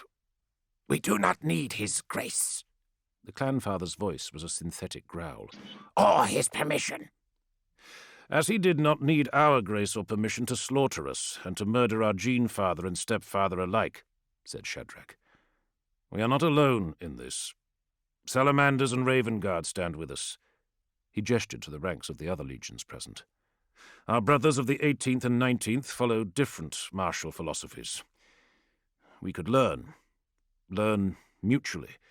We could learn to fight in new ways, marry the iron force of the 10th to the stealth of the 19th, and our brothers of the 18th and 19th are welcome here, said Vercule of Atraxi. Our losses match yours in scale and grief, said a Raven Guard captain named Dalcoth. Audiobook. We must combine resources. You are welcome here, Vercule repeated, cutting him short. But our words are not, asked Dalcoth. There was a bitter grin on his lips. In time, of course, said Karolmach, the clanfather of Raukan. But this is clan council business and words. Our way of war is not yours, sir. We will not stoop to sly hit-and-run tactics. Stoop? Asked one of the other Raven Guard officers. I mean no insult. On our flight here, we spent time discussing operational needs with your captains, said Dalcoth. Meduson of Sorgol agreed with my proposal that a hybridization of tactics might avail us of— Captain Meduson should know his place, said Vercule. He was not the only officer of the 10th who thought so, said Dalcoth. But I was the loudest, so I speak for the notion here, said Shadrach. 8 weeks aboard the survivor ships, crammed in with brothers from other legions. Of course we talked. It is self-evident that— Know your place, Meduson, said the clanfather of Atraxi more firmly. Know your place, Terranborn. I know my place well enough, said Shadrach. It appears to be somewhere on a sulphur-stinking waste at the end of the galaxy. Any delay is going to weaken us further. We are not, and we will never be, what we once were. The Raven Guard are ready to fight. Guerrilla tactics, if necessary. Dalcoth nodded. The Salamanders, too, said Shadrach. Good man. Neuros, the most senior legionary of the 18th Legion present, nodded in turn. This is clan council business, said Lorison, unfleshed. It would seem that the council does not know its business, replied Shadrach. When we lose in war, we are returned to the enclaves and are rebuilt. We are made better than we were before. But that luxury is not open to us now. When we lose on the field, away from an enclave, what do? We repair as best we may, said Karolmach. Battlefield fixes. We make the best of the resources available to us. That is our situation now, said Shadrach. And what is available to us? The good brotherhood of our fellow legions. The chance to learn, to alter ourselves, and to remake ourselves in ways that the traitors are not expecting. Enough! Barked Jebez Org. Org was an Iron Father of the Sorgol clan, hailing from Medusa. With his venerable status came great influence. You shame our clan with your outspoken remarks, Terranborn. I speak only with respect, said Shadrach. You have shown the council precious little respect, said Arn Colver, the clan father of Ungavar. Indeed, because you have warranted none, said Shadrach. I speak with respect to our gene-sire. Escort the captain from this place immediately, said Verkiel to Org. He needs time to level his head and dull his tongue. What are you playing at? Org asked. Shadrach could feel the Ironfather's anger radiating out like a force field. They stood on the caustic shoreline of the sulphur lake.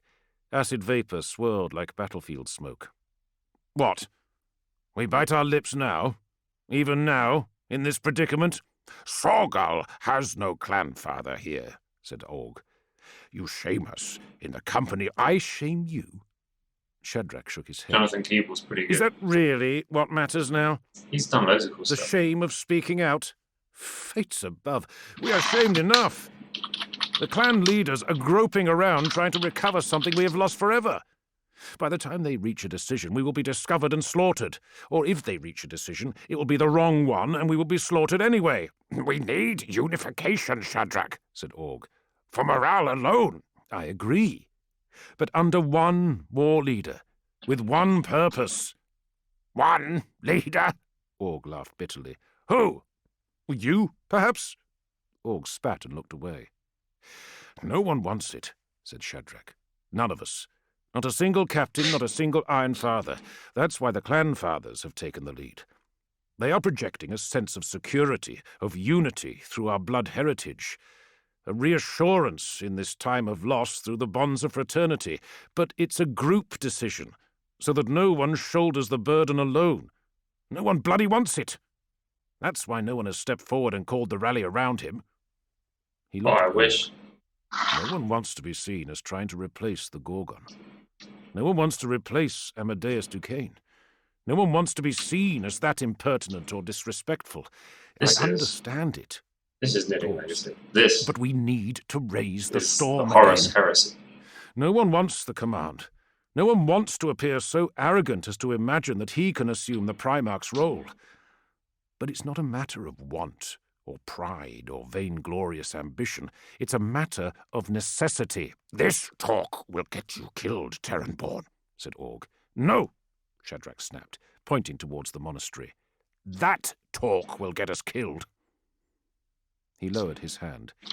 The augmetic graft had not fully healed and still ached abysmally. The violence of the gesture had jarred it. I have it on good medical authority that you can't graft on a new head, he said. Jibez Org uttered a dry laugh. He shifted his flesh-spare frame and wiped his mouth with the back of his hand. You don't need to be a medical authority to know that, he replied. I'm not suggesting that anyone pretend to be the Gorgon. I'm not proposing that anyone presumes he can command as well as Ferrus Manus, or attempt to be such a master. I am simply talking about focus of authority. One mind, one will, one iron drive, strong enough to compel us for long enough to... To what? Do what needs to be done. Which is what? Survive? No. Shadrach looked out over the misted lake. You can't graft on a new head, but you can cut off an existing one. He turned to the Ironfather. We need to focus long enough to get Horus, to cut off his head. We decapitate the traitors. We do to them what they did to us. We shatter them and scatter them to the winds. We end this treachery. After a moment, he added, Then we can die, for all I care.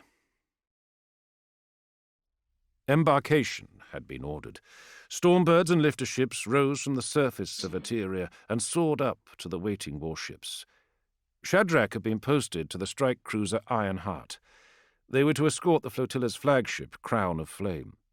Ironfather Org gathered the officers of Clan Sorgol, while the ship prepared to make way. The clan fathers had instructed the respected veteran Org to take command. World pizza. I believe we have Medusan to thank for this, he said. What have I done now? Our clan has the weakest numbers after Averni, said Org. So we have been told by the council to absorb the I just want overspill world into pizza. our formations. We are to coordinate with the Salamanders and Raven Guard squads, as they are brought aboard too. So we are bastardized while the other clan companies stand more or less intact? Asked Captain Lars Mikosa. No one's intact, whispered Shadrach. I'd ask you to watch your words, Hey, brother, Gibus. Yeah. August Lumac said to Mikosa. You absorb my Averni too. Do we make you bastards? No. You make us fatherless, snarled Mikosa. Where were the favoured Averni at Istvan? Saving the Gorgon? Why, no. They were dying at his feet. Show me your eyes, Lumac cried, rising from his seat. Sit down, Lumac, Org shouted. Captain Lumac of Averni, sit yourself down. This clan unit is mine to command. Then bring your foul-mouthed dogs to heel, Ironfather, Lumac snapped.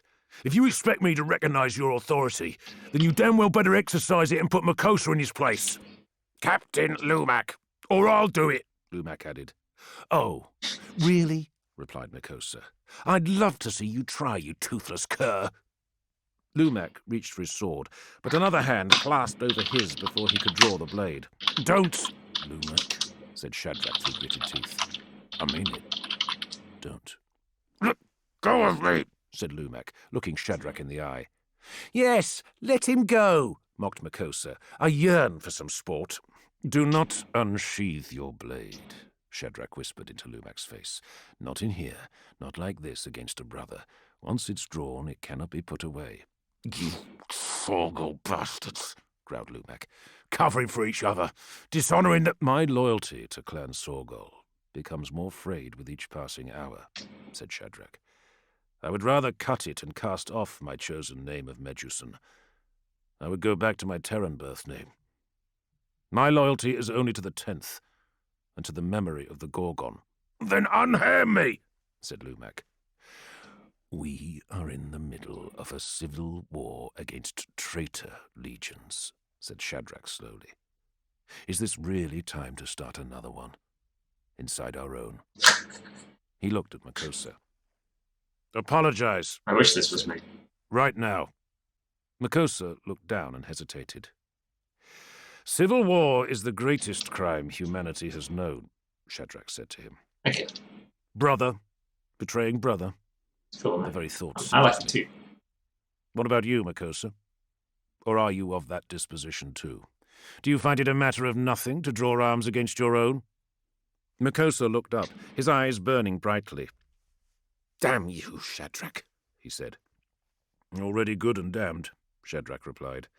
His grip on Lumac's sword hand had not diminished. I'm no traitor, said Mikosa. Well, then stop acting like you're about to become one, said Shadrach. Mikosa cleared his throat.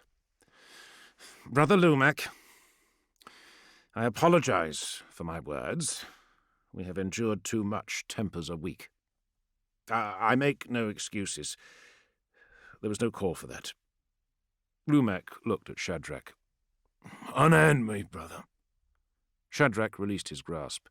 Lumac let go of his sword grip, walked around the table and offered his hand to Mikosa. I would that all of Averni had died, and more besides, if we could have saved the Gene-Sire, he said. You were not there. You did not see. We did not shirk. We gave all we could. It was not enough. That fact will haunt me until the day I die, surrounded by the butchered corpses of traitors. Mikosa took his hand. I do not doubt it. I would gladly join you in that death. Shadrach sat down as the officers retook their places. His graft throbbed from the effort of keeping Lumac's hand in place. A thin thread of watery blood sobbed from the cuff of his armour. A fist thumped on the outer hatch. Shadrach rose, rebinding the blood-soiled wrap around his wrist. He was stripped to the waist, his torso and shoulders showing 100 old scars. His flesh was inlaid with augmetic circuitry. On his right side, his entire rib wall was an augmetic plate, grafted to his flesh-spare bone. That had been part of him since the Battle of Rust. Come, he called. His quarters were small and cluttered. Space was limited on the Iron Heart. The hatch opened with a scrape of metal on metal, and Jebez Org stepped inside. He looked around. "Your chamber is no better than mine," he remarked. "What do we need more than a deck to sleep on?" asked Shadrach. Org smiled. "I sleep standing up." "Are we underway?" Shadrach asked. He knew that they were. He had felt the yawing slip of translation an hour before. His question had been a soft way of asking where they were going. Org nodded. "I need a hand elect," he said, cutting right to it. To recompense Org and Sorgol for becoming a bastard clan, the council had declared him acting war leader of the fleet under their authority. In practice, this simply meant he was responsible for the clan father's protection. But however compromised a war leader's role was, a war leader always needed a reliable deputy. "You're asking my advice?" "I considered Makosa, of course, because of his record. But he's an ill-tempered brute." Org paused and idly scratched the back of his shaven head. "I also considered Lumek as a gesture of good faith towards the Averni. After today's altercation, I can't favor one without offending the other." He looked at Shadrach. "By the way, my thanks for that," he added. "You diffused a bad moment." "I spoke my mind, Ironfather, that's all." "As a hand elect should." "Me?" "Yes, sir. You, sir." "No one likes me," said Shadrach. "One of your most appealing qualities. You have been pretty blunt about your demand that somebody steps up and take the reins of authority." "Yes, but not me. I have no ambitions above line command." "Wasn't that your very point?" asked Org. "No one wants the responsibility?" "The Gorgon's gone, and none of us want to suggest we could take his place." "Yes." Org sat down on the cot. "Shadrach, you're Terran-born. That means that we Medusans, no matter how brotherly we are, either think you're superior because you were gene-reared before us, or dismiss you as not actually Medusa-born true stock. You favor the welfare of the Salamanders and the Raven Guard more than most. You seem to understand them and liaise with them better than others.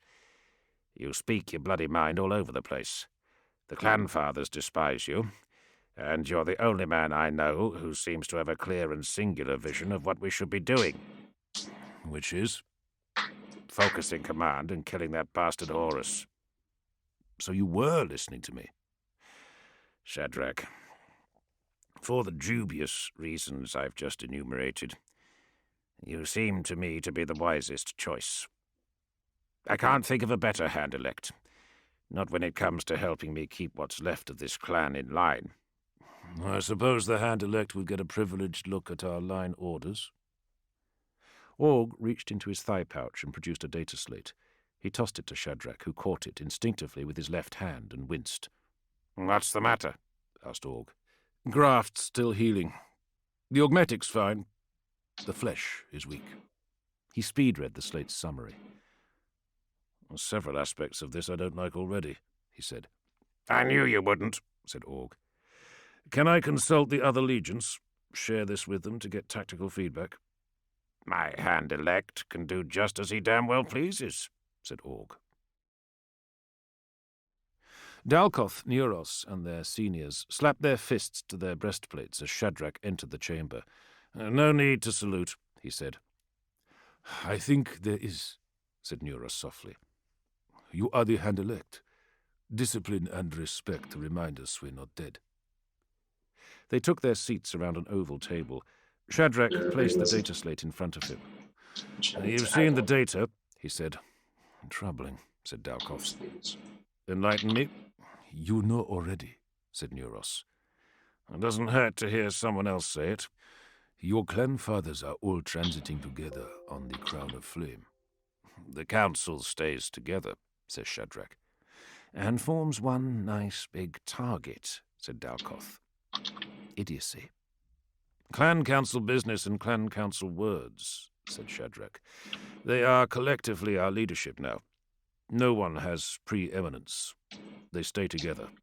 Consider them as one being, our leader. And one big target, Dalkoth repeated. How did the 10th ever conquer worlds? Asked Neuros. Brute force, said Shadrach. And rigid discipline. It served us well. Superbly well.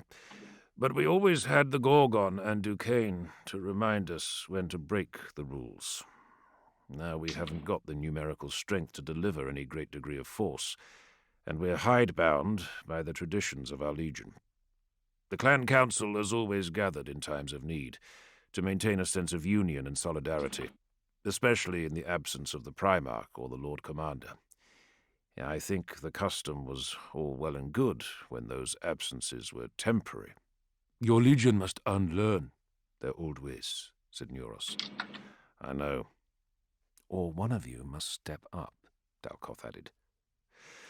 Jibez Org has been named as war leader for this endeavour, said Shadrach. An honorific only, said Neuros. That is, if I understand the obscure and shifting lines of allegiance and fealty within your legion. Jibez Org answers to the clan council. He is only as much of a war leader as they will let him be. I know that too. You should also know, said Dalkoth, with respect. I'm not sure how long the 18th or 19th can stay with the 10th Legion formations while this attitude prevails.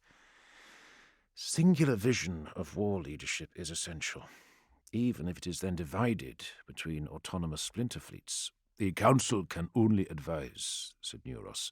It can't command.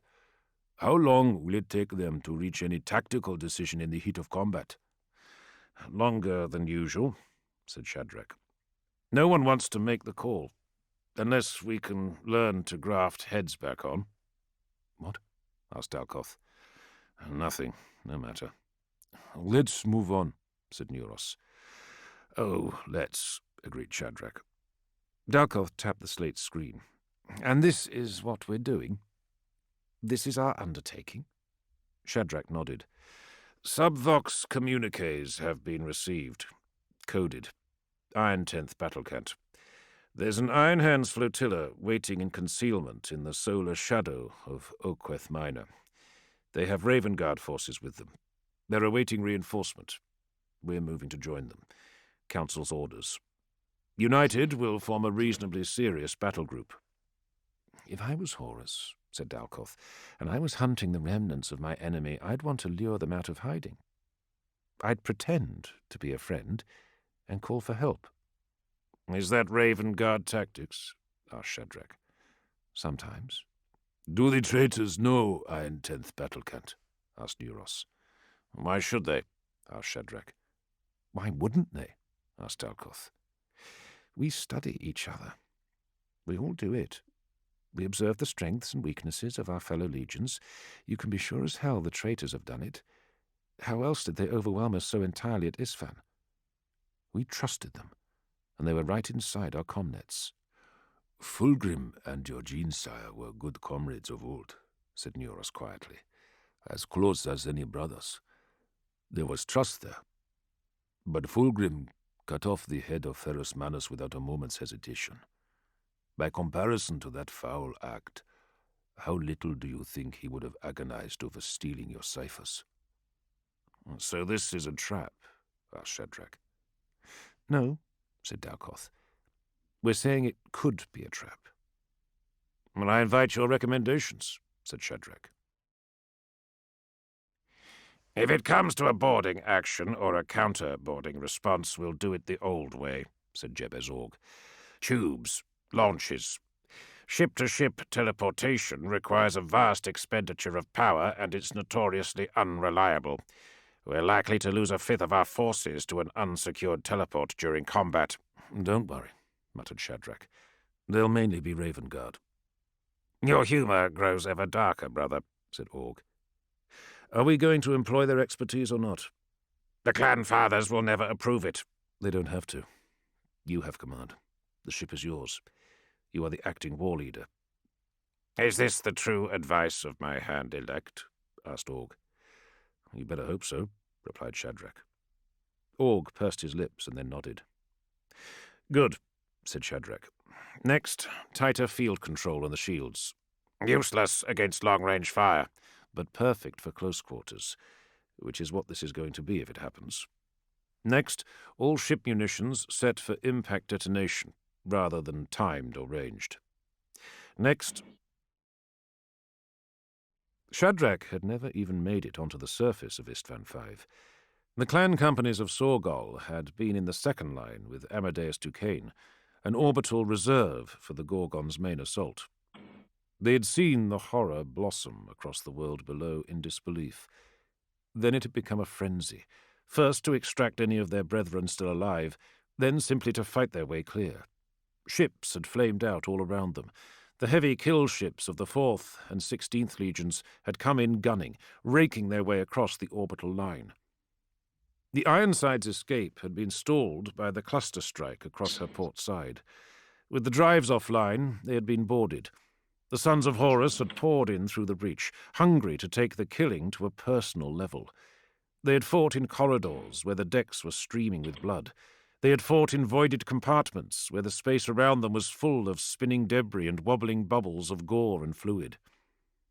Shadrach made war with a bolter in his right hand and a gladius in his left. His aim had always been better right-handed, his speed and strike superior with his left. That was where his strength and dexterity lay. He'd just emptied the last of his bolt rounds through the faceplate of an enemy legionary when the plasma blast mutilated and cooked his left hand. He had picked up his fallen gladius and fought on right-handed. Not long after that, the frantic teams of engine seers had relit the cruiser's drives, and with a series of desperate and unsteady burns, they had torn free of the enemy ship grappling them. On the bridge, dripping blood that wasn't all his own, Shadrach had taken the last message from Amadeus Duquesne, his old friend, his commander from the very start. "The Gorgon's dead!" Duquesne had yelled at him over the link, the image of him fracturing and breaking up.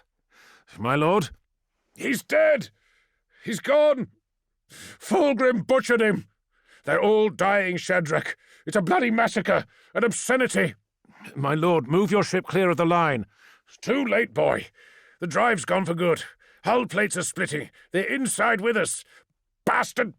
Bloody—" The image had blinked away for a second. Then it had come back. "Ember rust!"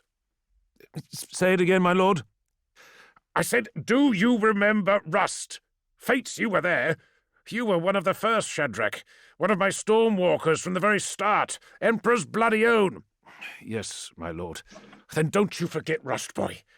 Don't you lie down and die. Not ever. You know what kind of horror that horde fight was. Millions of the green-skinned bastards. But we raised the storm. We raised the bloody storm. We prevailed." The Lord Commander's voice had become a brittle screech. Shadrach had not been sure if it was through pain or the strangling distortion of the vox. "My lord! Lord Commander Duquesne!" The image blinked on and off, choppy and broken. "Raise the storm, Shadrach! Raise the bloody storm, my boy! Tell the 10th to raise the storm and take every last one of the bastards to hell!" The image had vanished. The screen had fuzzed with white noise. Then there had been another final blink. Amadeus Duquesne was screaming, "Don't you forget me!" Dead air. Off the bow of Shadrach's wounded cruiser, the Lord Commander's warship had blinked out like a dying comlink and been replaced by the heat and light of a newborn sun. Translating out of the warp, the survivor fleet decelerated towards Oakweth Minor. It was a pale, baleful star. "Contacts," the Master of Detection announced. 30 ships. "Code match?" asked Jebez Org. "Codes confirmed." "Of course they are," muttered Shadrach. "Profiles?" asked Org. Pattern match, several types, all Legiones Astartes fleet craft." "Which is in no way an assurance," Shadrach whispered to the Iron Father. "Ramp up visual resolution," Org called. "Stand by, Commander. Hulls read as blackened. Fire damage. No visible insignia or serial numbers." "You don't like this, do you?" Jebez Org said to Shadrach. "I haven't liked much of anything since my 8th birthday, War Leader," Shadrach replied. Is Dalkoth prepared? He is. I'll lead them, if it comes to it. No, War Leader. That's the Hand-Elect's job. Your place is here. Our flagship is hailing, reported the Master of Vox. There was a long wait. Codes exchanged. Cipher confirmed. Lead ship is identified as the Master of Iron. Clan Father of Borgos commanding. The Council is greeting. Org tapped his fingers on the console impatiently. Come on. Come on. Request for our flagship to draw alongside the Master of Iron so that the Council can be united, reported the Master of Vox.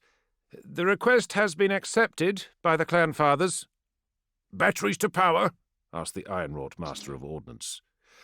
We dare not risk anything so provocative, replied Org. But ready the mechanical autoloaders. I want all weapons at my discretion inside 10 seconds if it comes to it. You understand me? Aye, sir. The flagship is under our protection, Org reminded everyone. On high resolution, they watched the tortuously slow progress of the Crown of Flame as it drew alongside the Master of Iron and secured mooring lines and anchors. Council is boarding, advised the Master of Vox. They waited again. Report? asked Org. Nothing, sir. It's been 10 minutes. Report. Vox is dark, sir. There will be ceremonials, said Makosa. This is a great day, after all. Shadrach was about to warn him about tempting fate, but the Master of Vox cut him off. Acoustic echoes, he said, straining at his augmetic earplugs, one hand clamped to the side of his head. Origin, barked Org. From inside the Crown of Flame. Flattening the signal. I'm trying to wash it to get a clean signature. It sounds like cheering. I told you, smirked Makosa. Cheering? The Master of Vox repeated, and then halted. And gunfire. Arm the batteries! Org roared. Shields ahead half! Battle stations! Contact group is arming weapons! The Master of Detection yelled. Gun ports opening! Their batteries are charging! A light licked up inside the Crown of Flame. It stuttered, then grew brilliant, lancing out from every port and launch bay. The flagship began to buckle, as if it was being twisted and wrung out by huge, invisible hands. The hulls split, and geysers of fire rushed up through the cracks, forming great plumes of burning gas and interior atmospherics. "Target and fire!" Org yelled. "Target and fire!" The Ironheart's deck shivered beneath their feet as the main batteries began to spit. The blackened enemy ships were already purring forwards and unloading storms of ordnance. Space lit up in a blinding flicker show. Close quarters, Shadrach thought. The rest of the War Leader's fleet was firing too, formation against formation, point blank in starship terms. The flagship was already dead, a burning ruin slowly tumbling away from the enemy's mooring lines and showering incandescent dust, ash and debris into the void. The cruiser alongside the Ironheart shuddered and tore open under the enemy bombardment. "Get us closer!" Org ordered. "Gut them!" "Raise the storm," Shadrach whispered. He looked at the main Oculus screen and shuddered. Hololithic projectors upon the prows of the approaching enemy ships had lit up, unfurling bright banners of light. Each one, in gold and red, revealed the searing eye of Horus. The screen blinked. "Intercept signal!" the Master of Vox called over the general chaos of voices yelling orders. "Keep firing!" Org shouted. "Intercept, sir!" the Master of Vox repeated. The screen blinked again. A face appeared. It was cold and expressionless, framed in black armor. There was no mistaking the Chthonian aspect of the features. A true son of Horus. The Vox crackled as the image spoke. "I am Tybalt Mar," he said. "You are declared an enemy without reservation. Your extinction is my undertaking. I offer you a plain choice, in simple respect of our old fraternity. Surrender now and be rewarded with a swift and relatively painless death, or fight on and receive the most excruciating doom imaginable. You have 30 seconds to answer." Jebez Org looked at Shadrach. "Hand-elect?" "My war leader." "Board the bastard! Bring me his head!" "Gladly. What are you going to do?" "I'm going to answer him." Shadrach ran to the bridge exit, calling out commands into his Vox link. Behind him, he heard Jebez Org open a channel and then begin the most profane stream of invective ever uttered by one of the Iron Tenth. It was as furious and blistering as the Void War around them. The ship-to-ship fighting was as intense as any that had occurred above cursed Istvan. There were fewer ships, but they were so closely packed it was as though they were being swept by artillery bombardment from batteries of monstrous guns. Ships burned, everything shook, light bursts bloomed so brightly that they overwhelmed legionary autosenses. Railguns spat, laser batteries and hull mounts streamed ropes and stutters of light. Hard-round cannons hosed shell loads into shields and hulls, or countermeasured rushing shoals of missiles. Org drove his fleet directly in amongst the enemy ships, maximizing the effect of his tightly calibrated shields and impact-detonating warheads. He had been designated war leader, the escort protector of the flagship, and thus, according to structure, was de facto second-in-command to the clan council. And the council was gone. "Are you ready?" Shadrach asked as he entered the teleportarium. Dalkoth nodded. "All 4 bays are set and ready for transfer, Hand-elect," he replied. Shadrach eyed the mix of battle-ready Raven Guard and Iron Hands on the transmission platform. He opened his Vox. "War Leader," he said. "Speak," Org replied. "Request permission to divert power to the teleportation systems. The main batteries will be deprived to the extent of 44% for the next 2 minutes." "Permission granted." Shadrach looked at the Master of Transfer as he took his place on the platform beside Dalkoth, who drew his bolt pistol. "Do it," he ordered.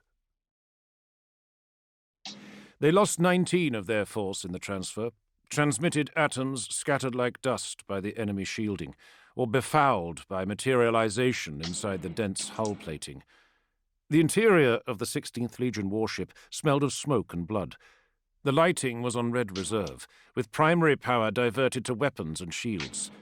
Coming out of the winding shock of teleport, Shadrach glanced around to get his bearings. Immediately, he saw 2 Raven Guard planted deep into the deck by mismaterialization. Both were dead, blood streaming from their dislocated neck seals. "Move!" Dalkoth yelled. Shadrach ignited his visor's prey sight. The corridor became a luminous green cave. He saw streaks and ribbons of glare as gunfire erupted. Sons of Horus, night black in greenwash. Target 1. His flickering overlay crosshairs darted. He put a mass-reactive round into a faceplate at 10 meters. The traitor's head detonated in a flash that Shadrach's autosenses read as whizzing shards of ceramite and hot, cooking chunks of bone. Parts of the ceiling blew out. Fizzling power cables slithered out, jerking like snakes. Dalkoth engaged 2 of the Sons of Horus, gutting one with his chain axe, then twisting away from the toppling figure in a neat sidestep to blast a bolt round into the chest of the other. The legionary flew backwards, crunched off the wall plating, and left a liquid smear of blood and pulped organs on the panel as he slumped onto his side. Another came at Dalkoth. Shadrach stepped in and sheared the traitor's head in half, crosswise with his gladius. Blood jetted into the air as the half-headless warrior took a couple of stumbling steps and then collapsed. Despite the binding and bracing, Shadrach's left wrist stung with the jarring impact of the blow. "Forward!" he ordered. Iron Hand's Terminators in Tartarus-pattern war gear led the way along the spinal hall, heavy flamers hosing ahead of them. Breacher legionaries flanked the group, their panoplies locked. Shells and bolts rebounded from the shield wall. Then Shadrach heard the shriek of multi-melters and felt the chest-pummeling thump of heavy bolters. Heavy contact. The heaviest. Shadrach passed the fallen form of a salamander who had been shredded by a Volkite caliver. He loosed off mass reactives into the defensive lines ahead of him. Something energy-laden and sensitive detonated, throwing bodies and deck plates into the air. "They have force superiority," Neuros voxed. "Agreed," Dalkoth cut in. "If our objective was to take the ship, it is no longer viable." "We've barely begun," snapped Shadrach. "Are you suggesting we abort?" "Hit-and-run tactics," Dalkoth replied. "We hit, we run. That way we live to fight again." "Sometimes, with respect, your tactics sound like cowardice," replied Shadrach. "How did the Raven Guard ever conquer worlds?" "By knowing when to fight and when to retreat. It's called tactical restraint." "Abort denied." "Then select a new objective, Hand-elect." Dalkoth's voice was temporarily drowned out by gunfire. "We could loop back to the drive chambers and attempt to trigger an overload," Neuros voxed. "My assault group has sufficient charges." "Denied. Objective is now Tybalt Mars Head," said Shadrach. "How is that strategic?" yelled Dalkoth. "It's symbolic. It matters. How did the 10th ever conquer worlds?" "Exactly like this," replied Shadrach Meduson. Shadrach Meduson of the Clan Sorgol, Iron 10th, Terran-born Stormwalker, did not achieve his objective. Not that day, at least.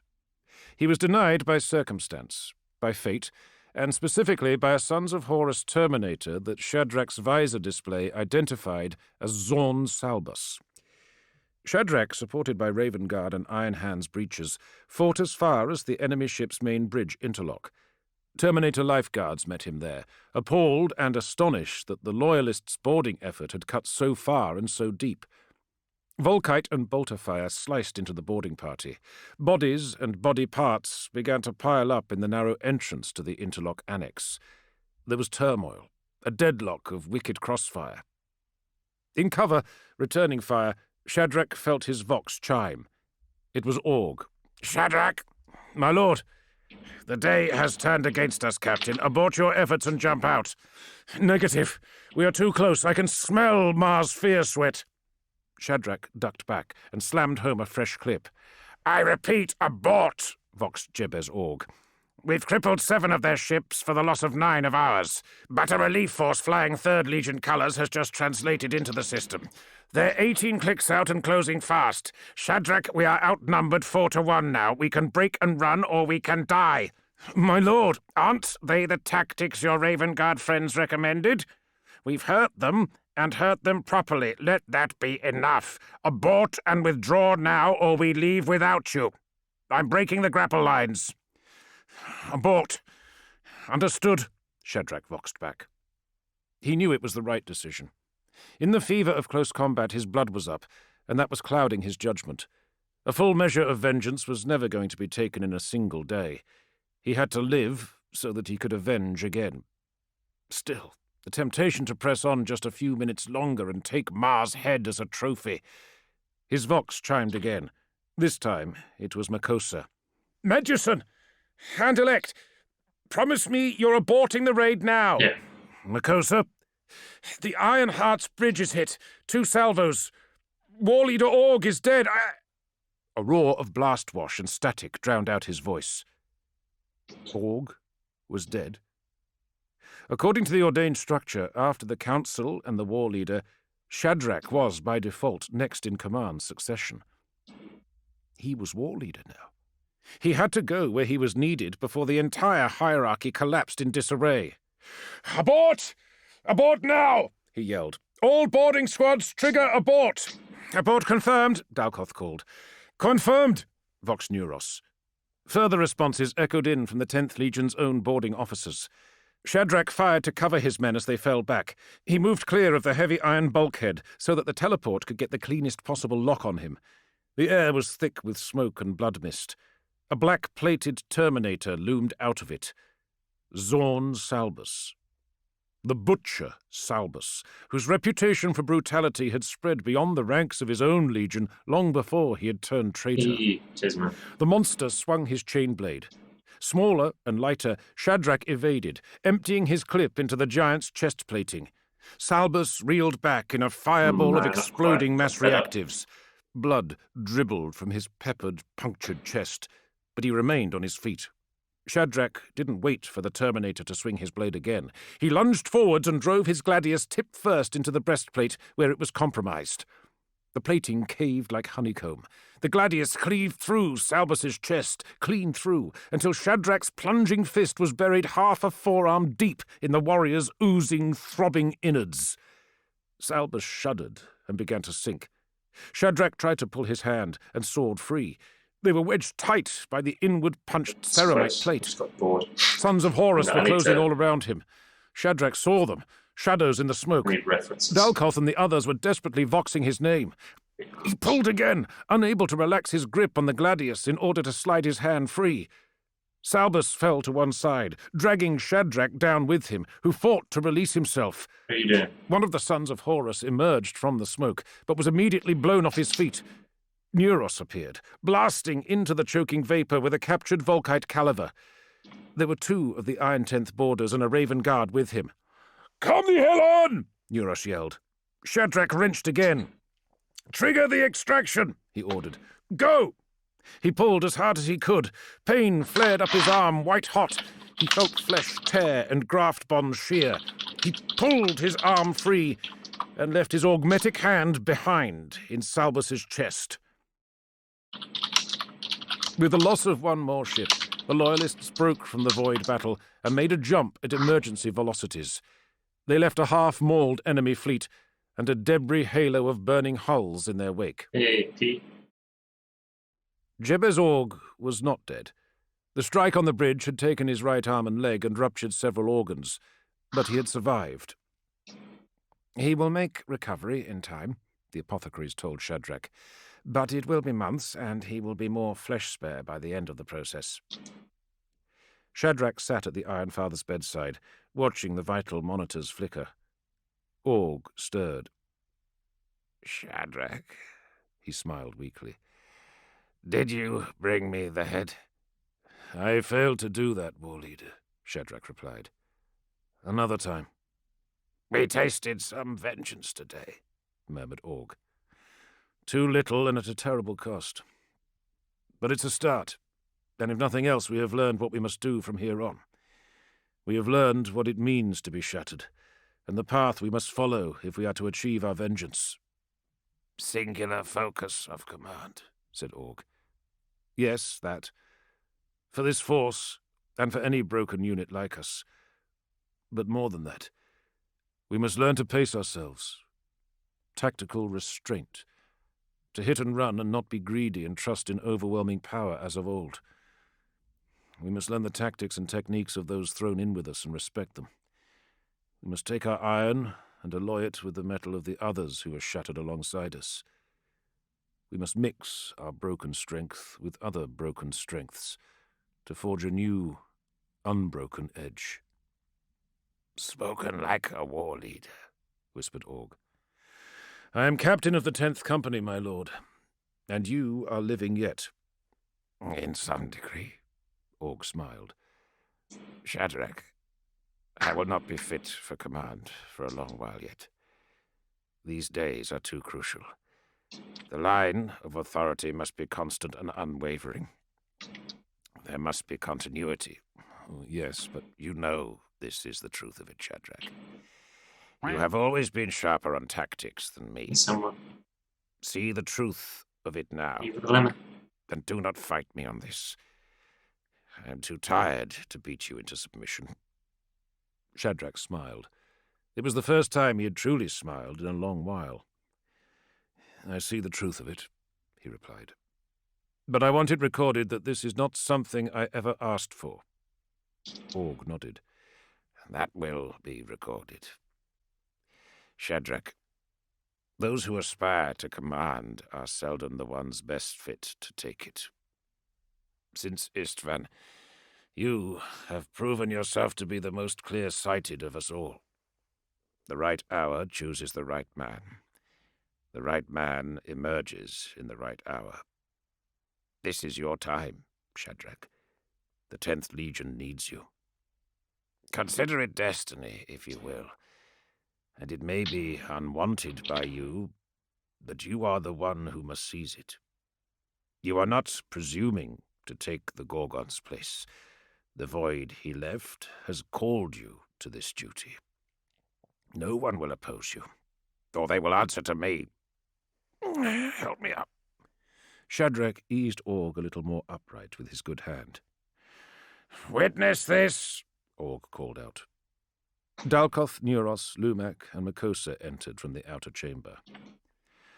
My last act as war leader is to name Shadrach Meduson as war leader of this battle group. Bear witness and honor him with your loyal service. They nodded and slapped their fists to their chest plates.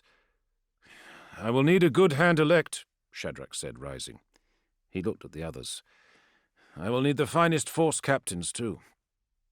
I want the 4 of you, and any men, officers, or line troops that you choose to recommend. This is a moment to trust on experience, not the rote of seniority." He raised his fist in the old salute of unity. "My first act as war leader is to name Ironfather Jebez Org as my hand-elect. If you will serve, brother, and suffer the indignity of our reversal." "No indignity." "But I am not fit," said Org. "You will be. Until you are on your feet again, these 4 will jointly serve in the role of hand-elect as a, what is it they call it again? A Mournival?" said Dalcoth. "Ah," said Shadrach. "Just so. But I dislike that term. I want a You coffee. are the 4 quarters of this whole, until Jebez Org is remade." They left the chamber to let Org rest. "Go to the bridge," Shadrach said to Makosa. "Open the wideband comms and send a direct signal. Iron 10th cipher. For the attention of Tybalt Mar, son of Horus." Let the message read, "Days will pass, years perhaps, but know this, traitor. I will raise the storm, and I will find you, and I will take your head. This I swear by the blood of the Iron 10th and the memory of my gene-sire. Shadrach Medusan, War Leader." "Understood? You would put your name to this?" Makosa asked. "Why?" "Because a shattered legion of survivors inspires no dread," Medusan replied. "So we will give them a name to fear. Each strike we make, each blow we deliver, we will leave my name in blood until it breeds in them a terror for their very souls.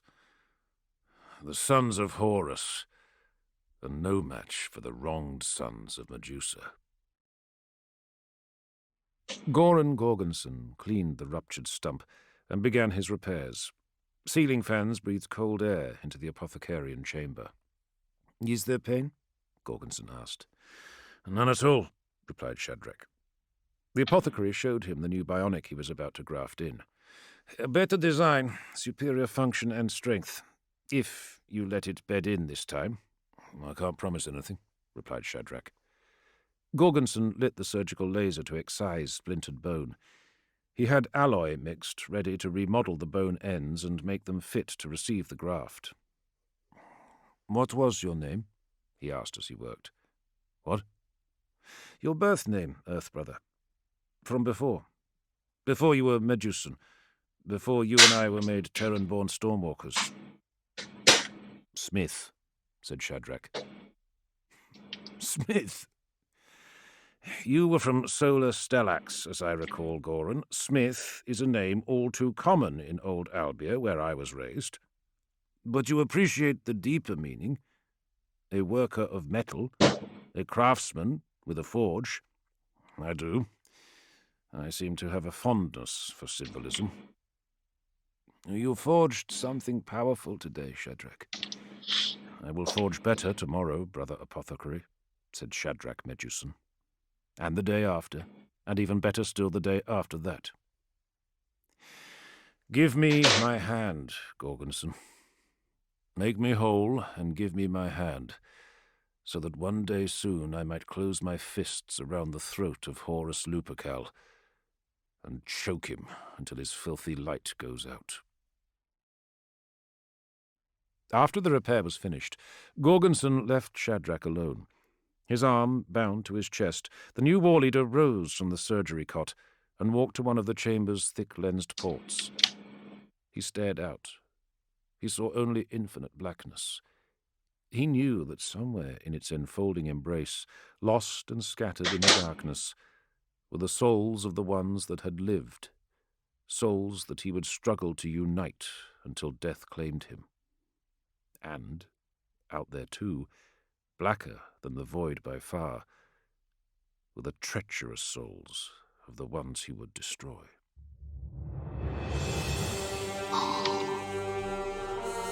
That was Medusa by Dan Abnett, read by Jonathan Keane. We'll get a coffee.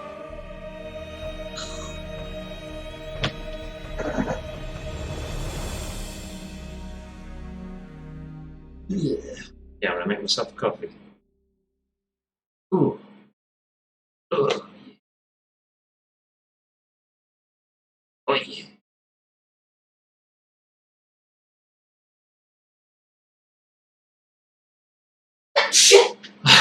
Bless you, baby.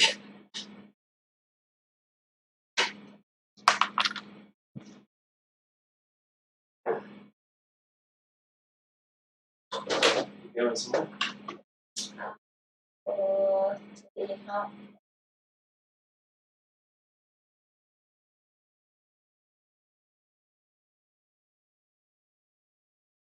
Coffee time. Yeah. Indeed.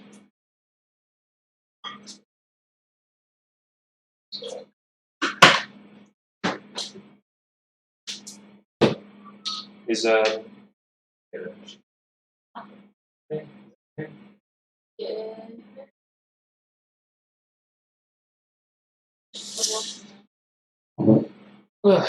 was good. It's a good book. Just a short one. It's like how many are there? 11 different short stories.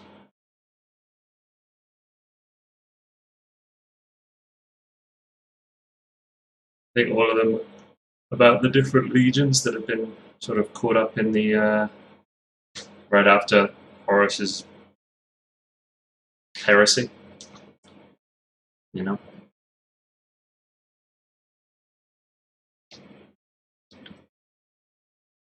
So the aftermath for different legions and different characters and stuff.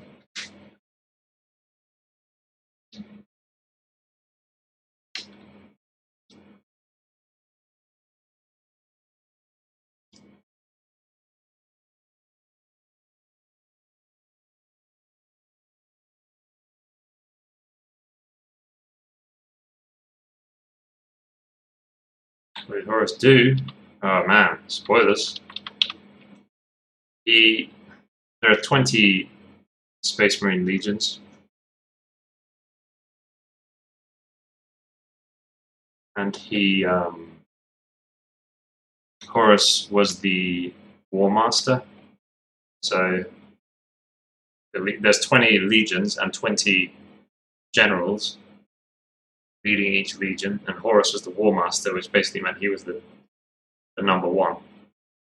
And he turned traitor and convinced 8 of the other generals to turn traitor as well.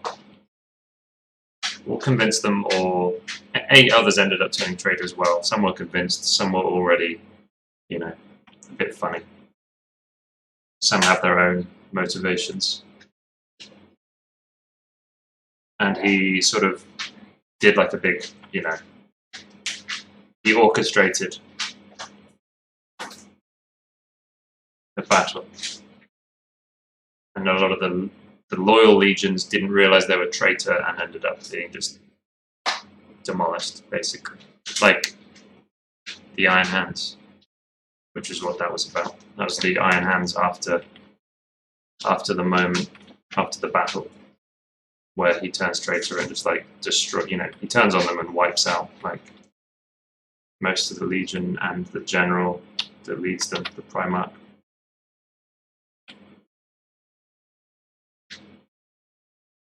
Horus did nothing wrong.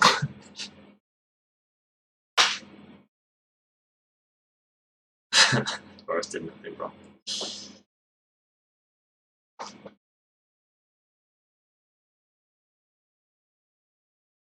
But yeah, I can't remember how he got everybody there. It's called Istvan. Istvan 6 or Istvan 3? I'm forgetting. Istvan 6, right? That's the name of the planet. And he invites a whole load of legions around. Or something. I can't remember what. And anyway, a lot of the loyalist legions arrive, and Horus basically just nukes the planet.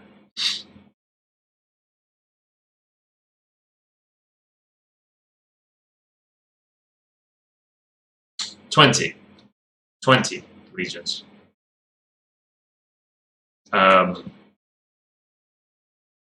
20 legions. Horus is 1.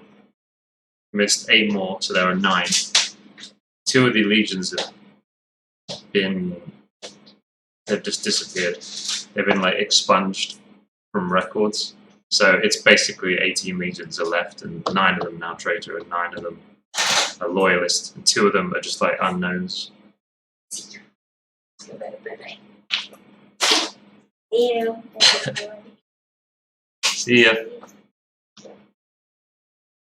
But because of that moment where Horus like flipped the switch and he ended up wiping out 3 legions, really like devastating 3 legions, which are the Raven Guard, the Iron Hands, and the Salamanders, who are the 3 legions that were in that story. You know?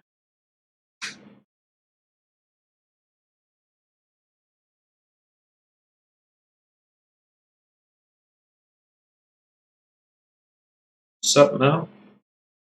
Let me get that coffee.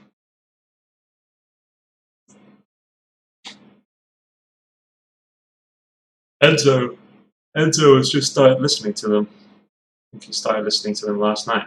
He said he downloaded the very first book and started listening to it.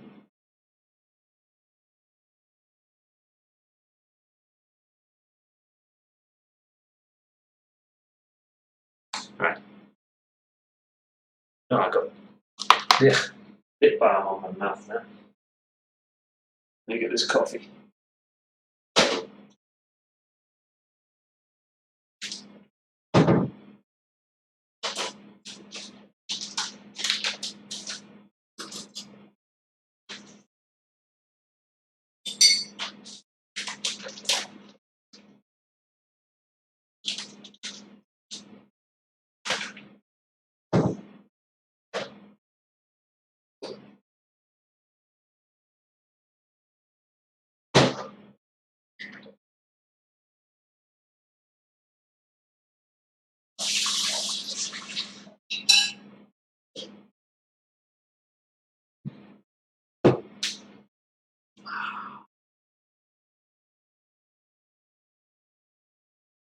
Figure out how to make his groin look cool and not just like he's got a big thingy.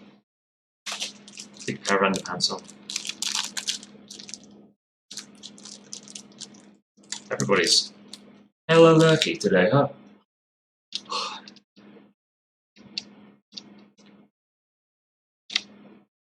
Yeah, some jet black armor with the fleur de lis all over it.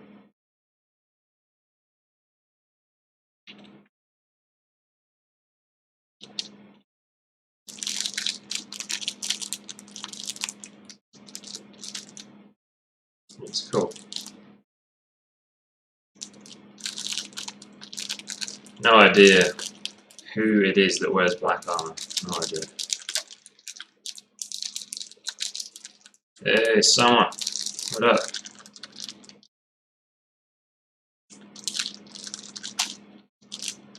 Evan? Evan's streaming? Really?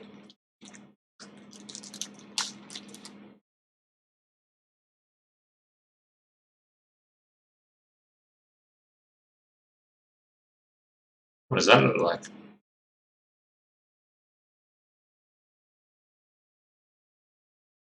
Oh well, this is the death of the art section then. Or the birth of it. One of the two.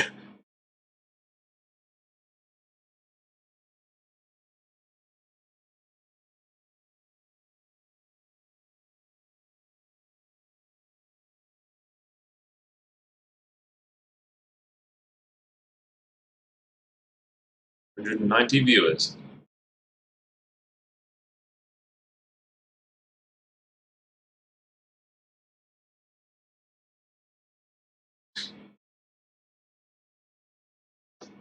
Learn. I think it means learn. How do you learn to make your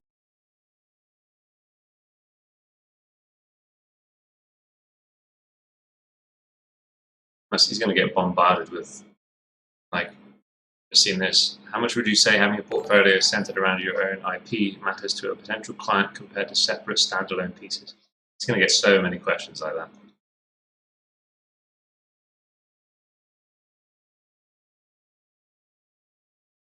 I've been drawing for years now, but I still can't get on a good level with my art. Do you have any essential tips for drawing and painting? There's going to be so much of it. Yeah, I bet.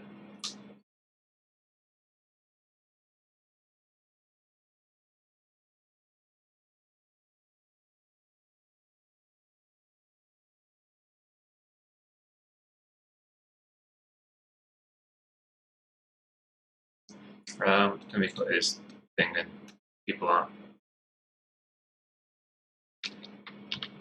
Jack Black.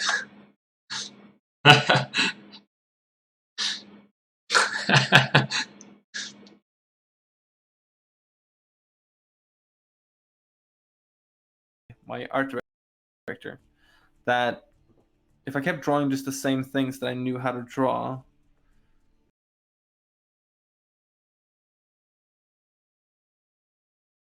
What kinds of balanced portfolio? What is the most important to have in it?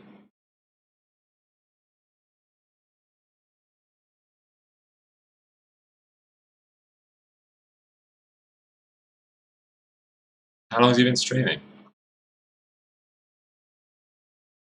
Guess I can find out.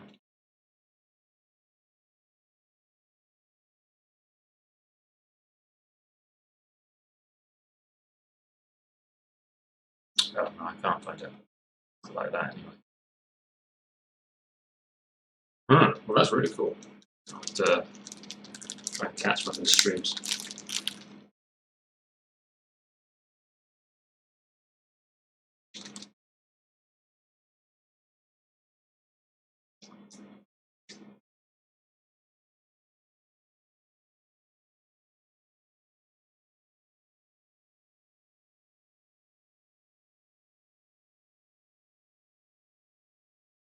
Well, hopefully he brings a lot of people over to Twitch.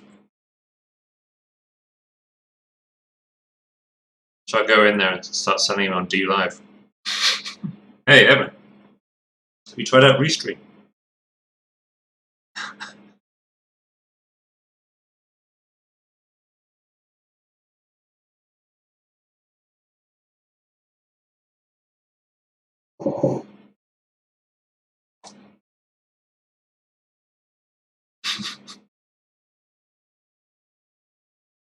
Alright, where's the gladiator music?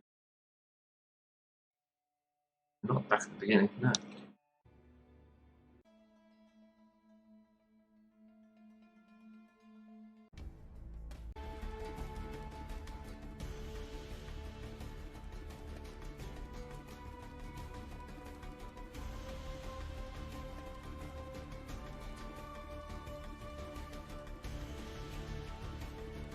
You stream Mel?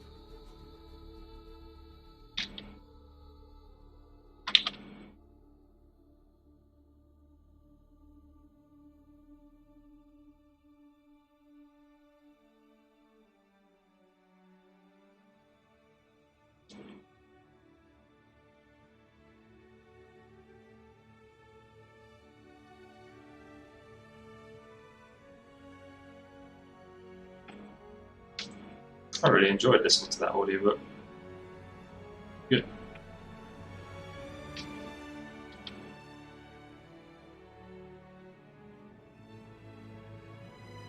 Just like a short one, you know?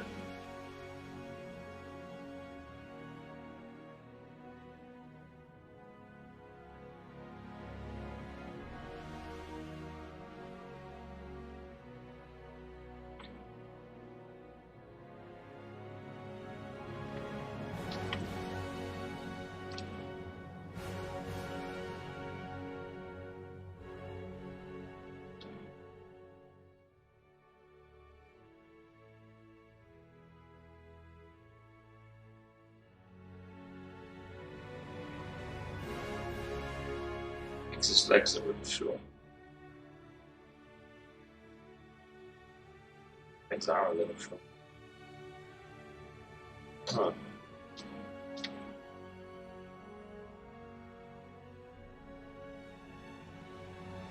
Yeah, smidge.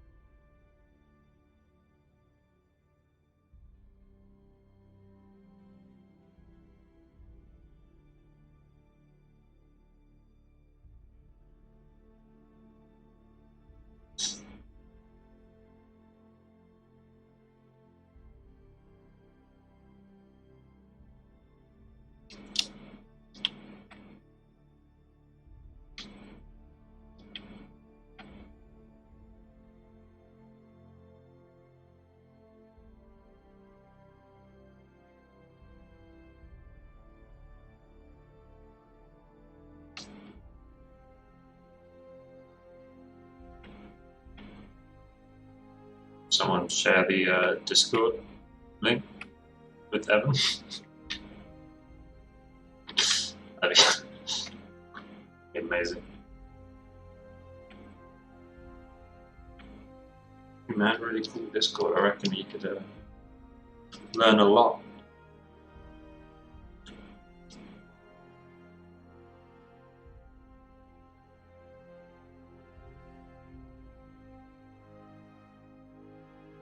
Trying to become a better digital painter.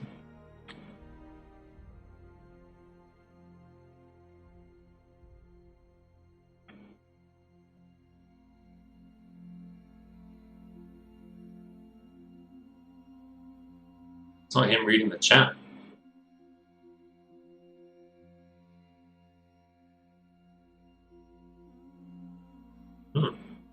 Yeah, too many questions. Too much going on.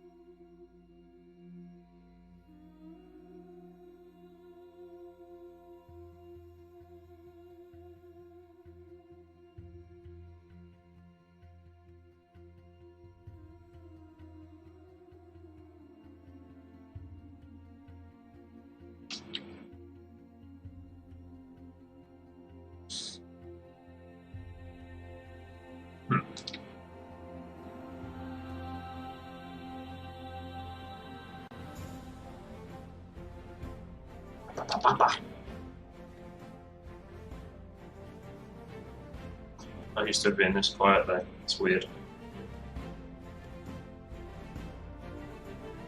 It's weird. But Nathan is chatting you. That's cool.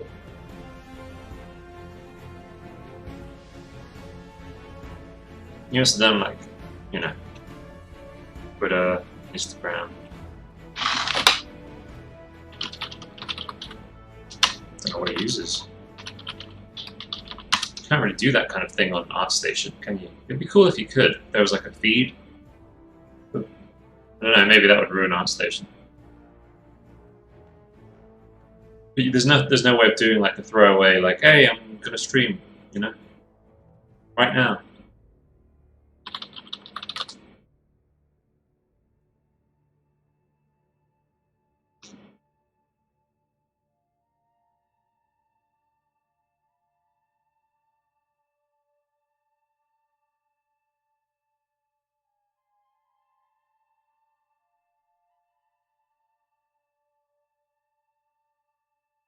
It's crazy, only 13,000 followers on Twitter.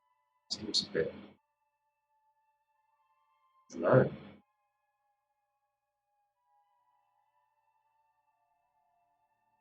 No, he didn't even announce his stream on Twitter.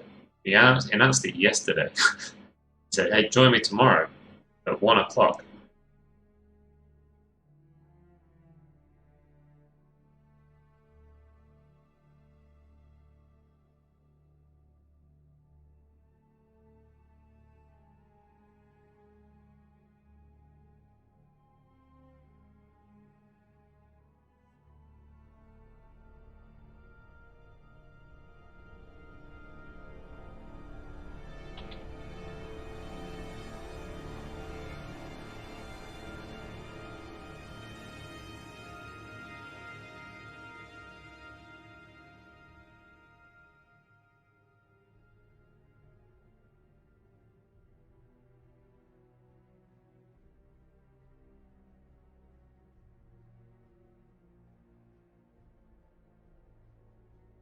Hello, Sharper.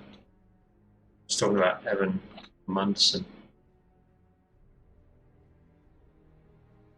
Work is really nice, isn't it?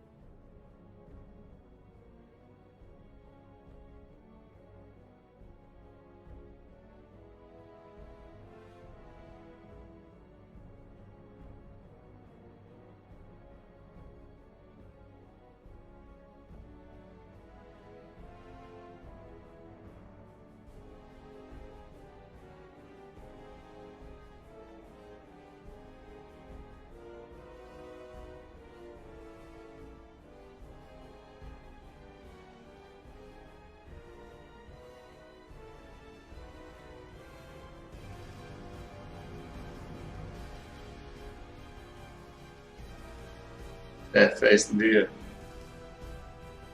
Leo barefaced. Definitely sounds Viking now.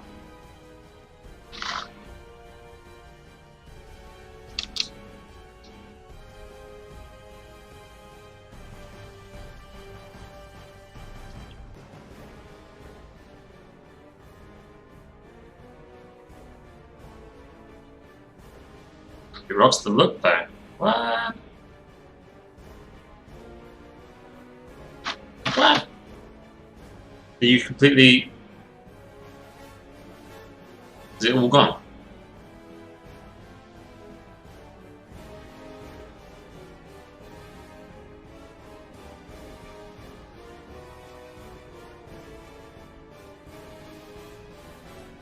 Face is still there.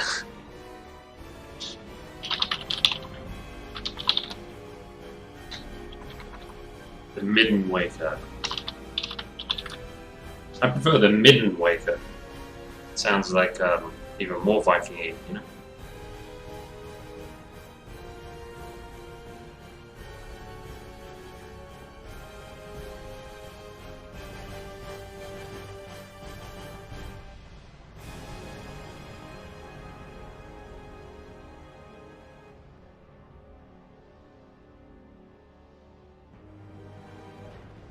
Oh yeah. Damn, that bit is smaller.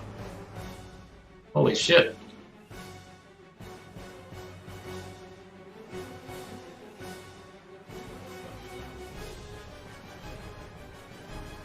Damn.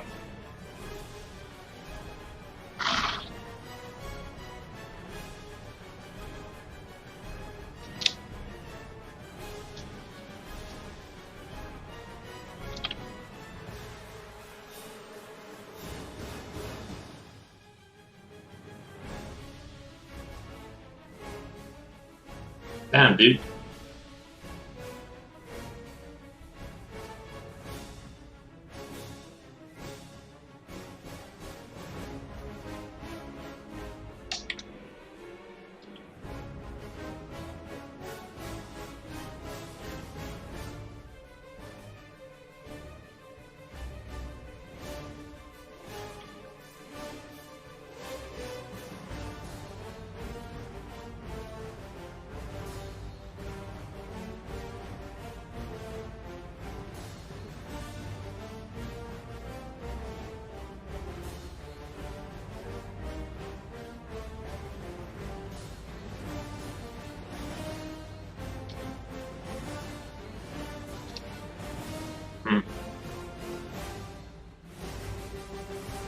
So you think you'll grow it out again?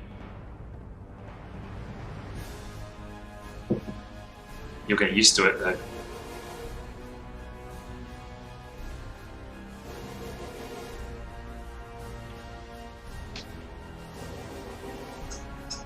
Squeak, squeak, squeak. Squeaky fucking thing. Right. Yeah, gotcha.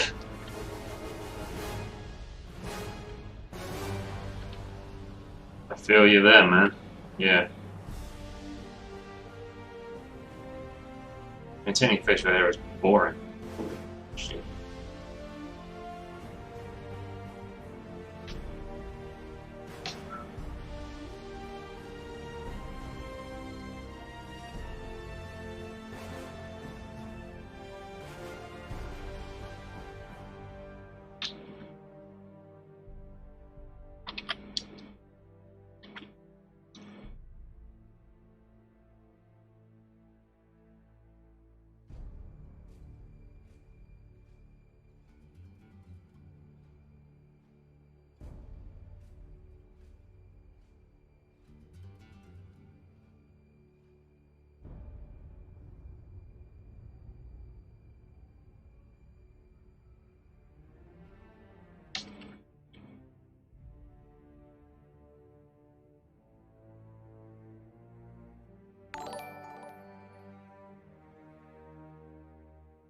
Dormammu was my main. Marvel vs. Capcom. Oh yeah. Right? I hope so. Cheers for the follow. I hate managing my face.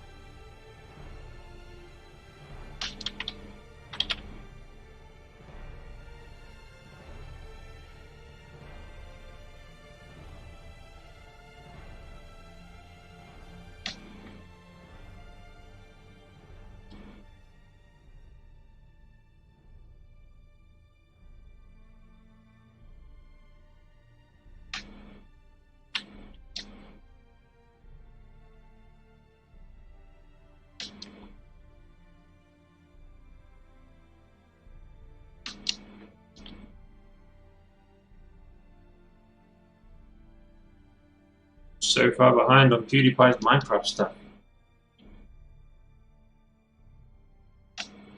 So much to watch. I think I'm 2 episodes behind.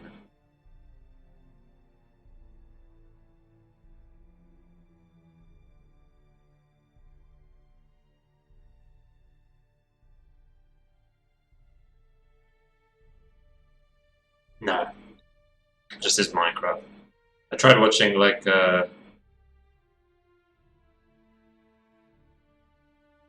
didn't he play? He played something else. Papers, Please, but nah.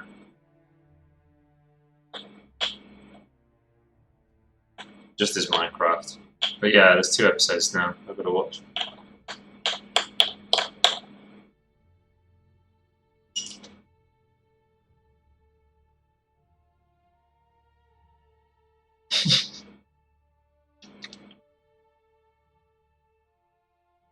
I've not played it. It's got really good reviews.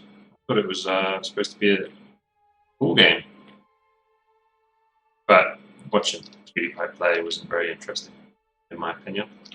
And he hasn't done, he did 2, so I guess the views agree. Not like Minecraft.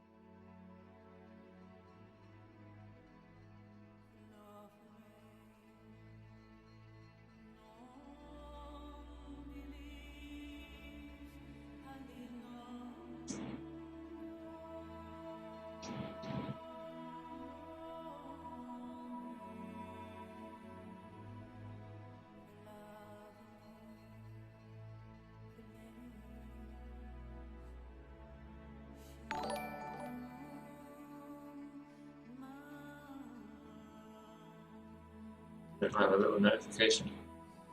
Mamara. Hello. Thank you for the raid, dude.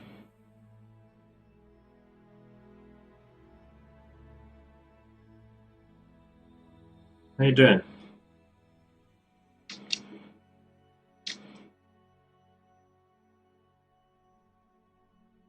What's that little thing from, Pete?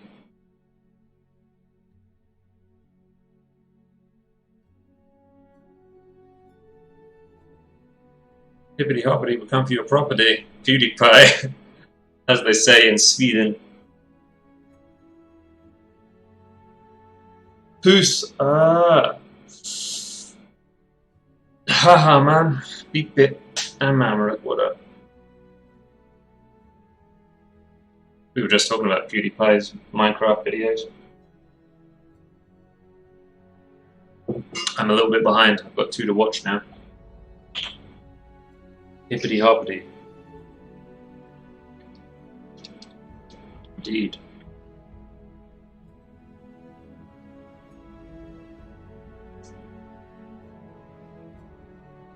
Getting your work done.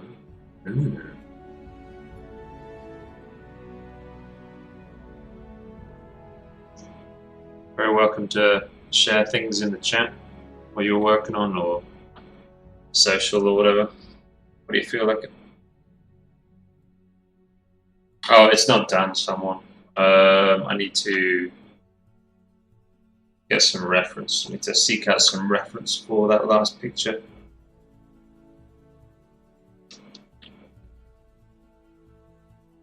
So no, it's not coloured. Don't worry, dude.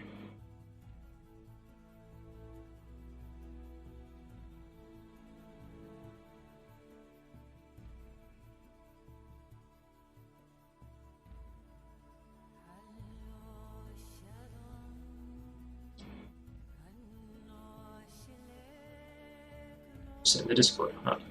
Cool.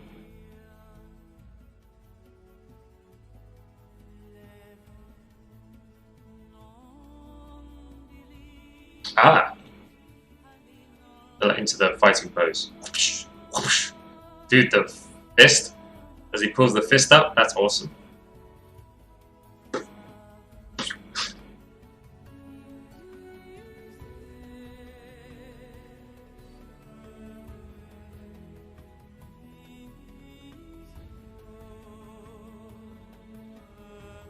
Hold on, let me show you where the piece is. It's this one.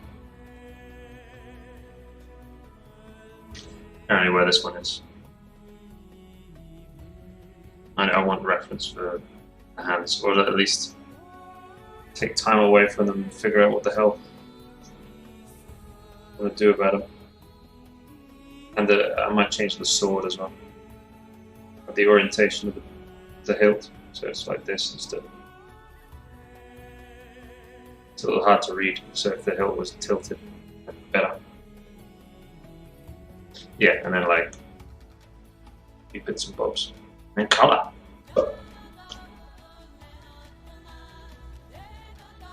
I need straightening it.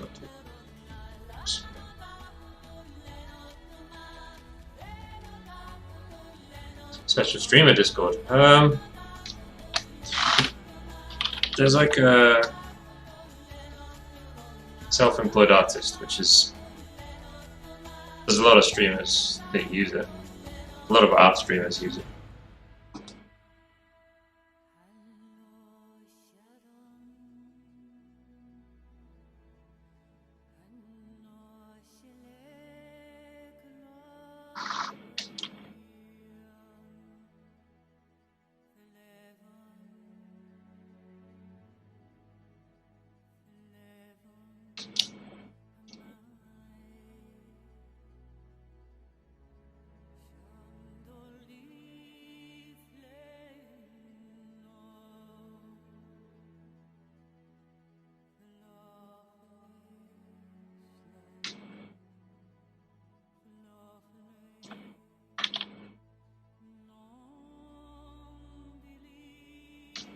It's a good one. So badass though. Thanks, dudes. Yeah, I do like it. Um, what else do we have? We've got a few that are like almost done. I'm trying to finish ones before starting new pieces. Because we've had so many like almost, you know, sort of like sketched ones for like a month now. So we got this one to do as well. See the whole thing? Yeah. Got that one to do as well. And this one.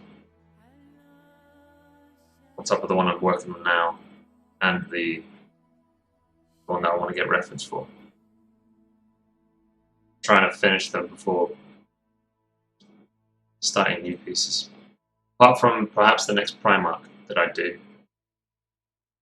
40 unfinished pieces later. Yeah, they just stack up, dude. They stack up. I do want to start the next Primarch. So this guy still needs a bit of color work. I need to get around to finishing his color. But yeah, the next Primarch. Perturabo, I think. So we'll probably end up starting him. And hopefully that'll be it. That'll be the only one we start. I'll concentrate on finishing things instead. Here's Big Bit. There'll be colored light. Good example.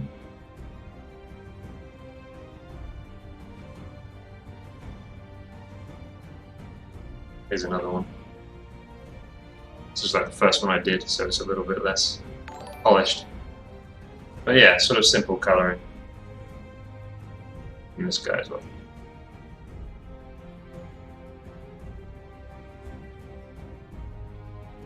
Thanks for the follow.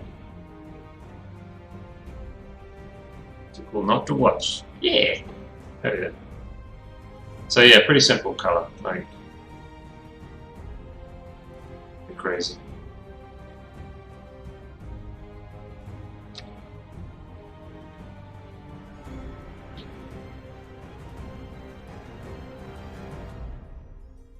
But I've definitely started getting more polished. Like,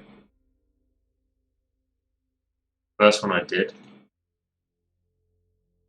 This one I'm working on now is intended to be similar, but I'm already like, look how unpolished this is. These two characters. He's fairly cool, and then this guy, but then everything else is pretty unpolished. But then I'm starting to work on like adding a lot more definition to these dudes and stuff. Maybe I need to reel it back. Not sure. Maybe we should just make him look good. This look good. Make sure these guys have got some decent heads in there, and then leave it rough. All right, man. We're at 8 a.m. Crazy. Damn, dude.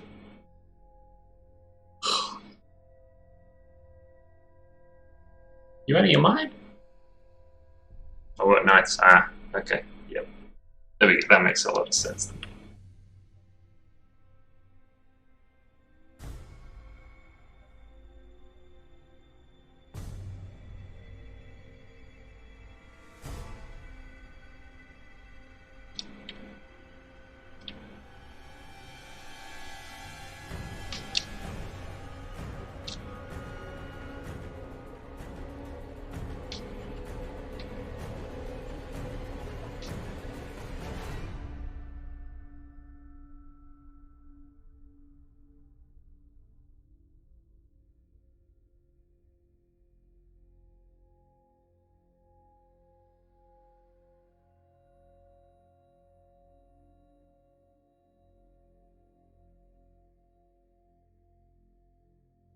Well, thanks very much for the raid, my man.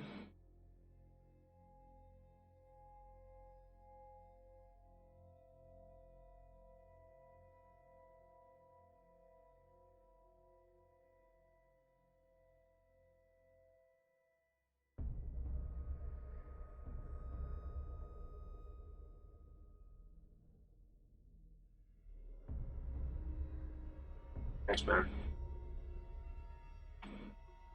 a beat bit. It's not normally this quiet in here. Normally there's a bit more talk, but today is a quiet day. Everybody wants to be quiet and lurk, so that's good. It means I can concentrate. Try and make some headway, you know.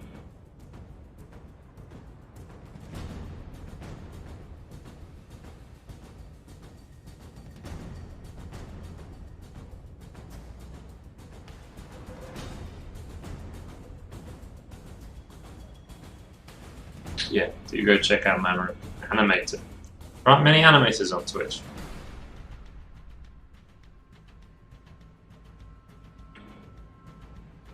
So yeah, go check out Mammoth.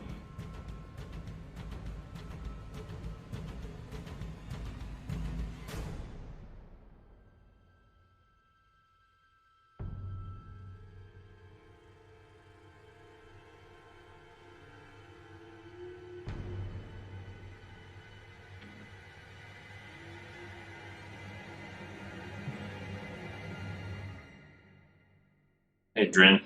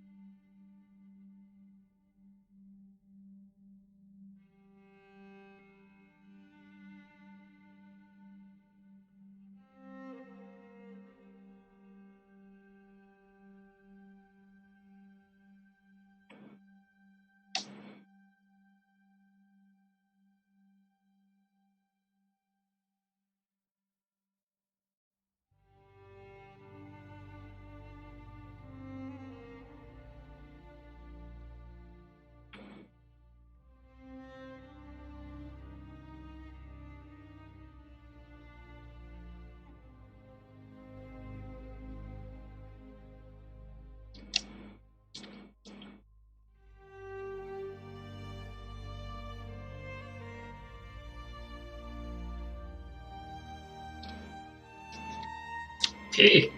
Best P. Is there a better P on Twitch? Really? Nah. Possible.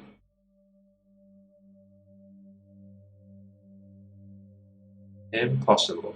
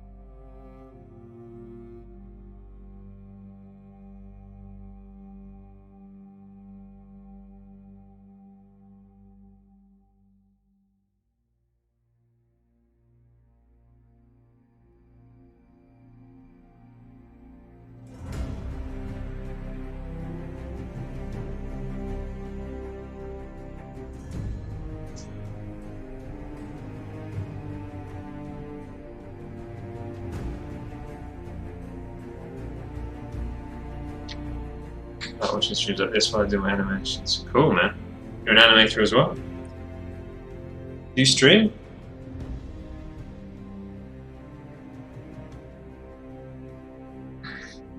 But yeah, I think a lot of people that watch me, they tend to do their work at the same time, or you know, studies or whatever it is they're doing. They're grinding on whatever it is they're focused on normally. And you're starting streaming. Nice. Nice, man. And Travis, how often does the treasure chest go off? I have to open it once a week. It's alright. Travis is a good boy. We know each other already. He's not. That's a common question, basically. Open the chest on D-Live. It's bad. But yeah, I have to open it at least once a week, but I manually open it, so.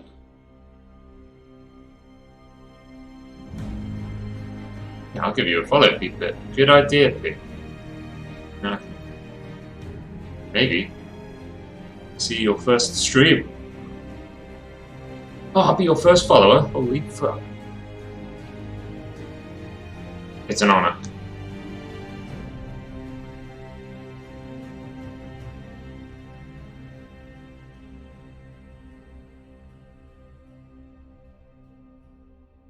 It's all lies. I'm after those lemons.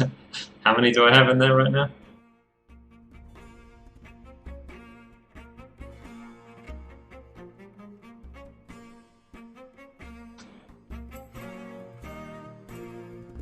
$15 lemons. Holy shit.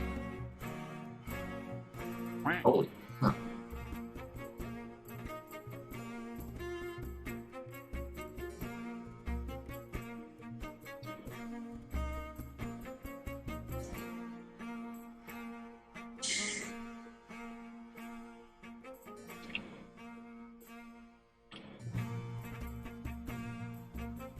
Running lyrics is stressful.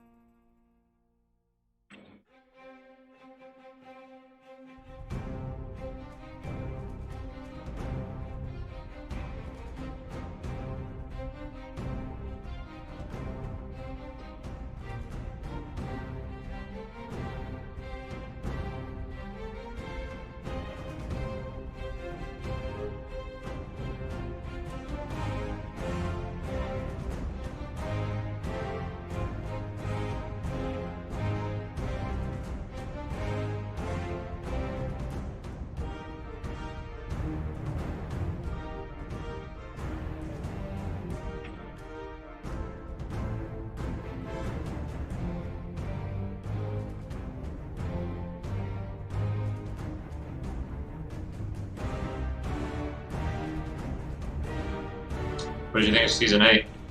You know, I was sort of like, I checked out Game of Thrones during season 5. Holy shit, Pete Bit. What the? What was this? Dude, that's the secondary explosion and then it just like collapses and, oh man. There's like a chain of explosions. That's badass, dude.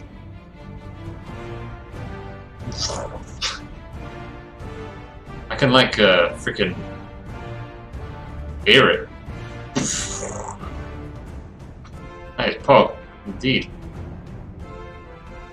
You got music you want to share? I was like listening to new stuff. Let me find some music I really like. Ruinoi by Zivia is my favorite new thing. It's not that new, but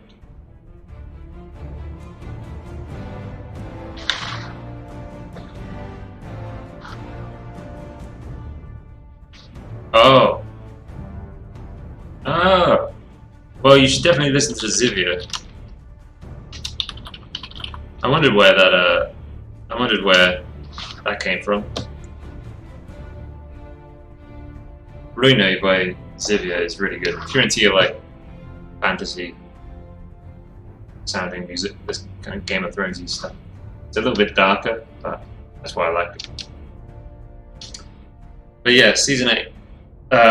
Yeah, season 5 made me check out. I was really enjoying it all the way up to season 4. Season 5 was just a train wreck, and after that, I just kind of, my brain was just not really that invested anymore.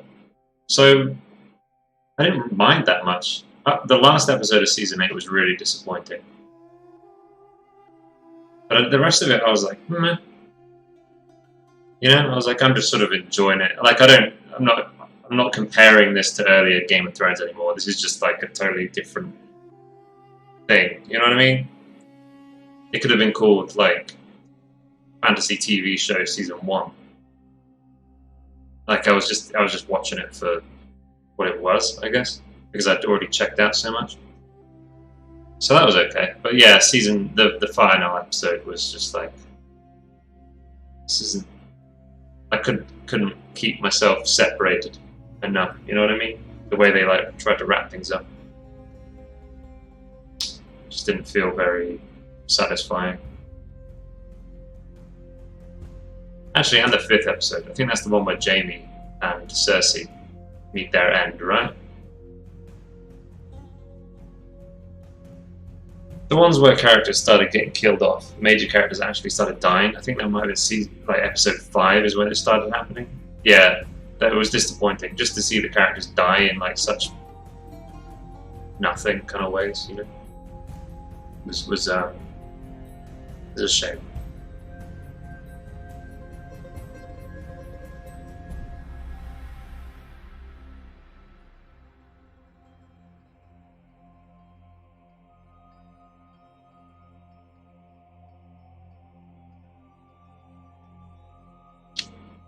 But it was okay because it meant I could enjoy most of season 8.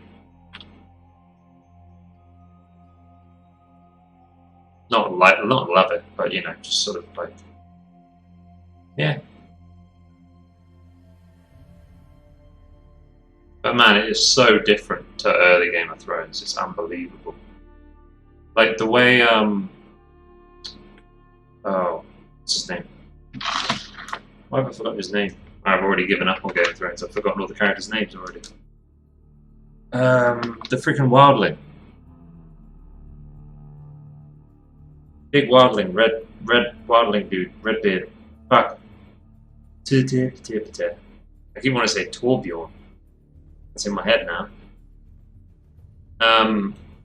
His character is completely different. It like shifts completely from when he's introduced to like how he is in season 8. It's like such a huge Tormund. Yeah. Giant's Bane. Yeah. Like when he's introduced the first season, is it season 3 maybe, where you first meet Tormund? And then how he is in season 8, it's like completely different characters. Things like that. It's a shame.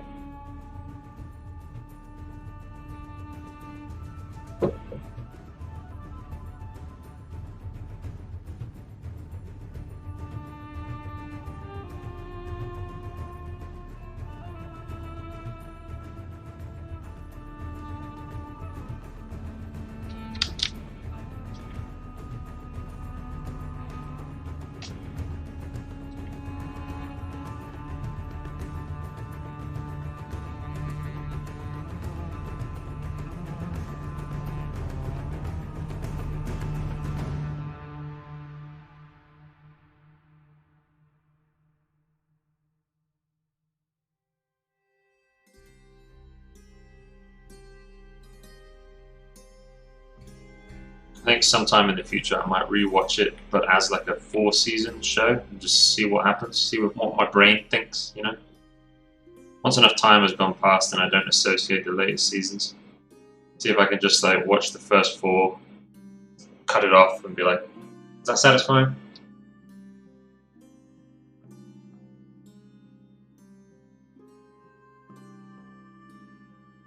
I'm going to send them another message. Twitch staff. Try and get my affiliate revoked. Oh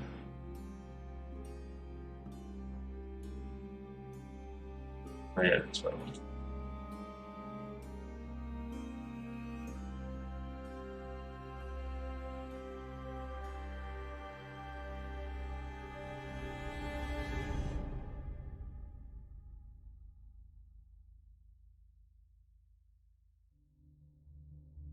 Not that far from another payout though. Just funny.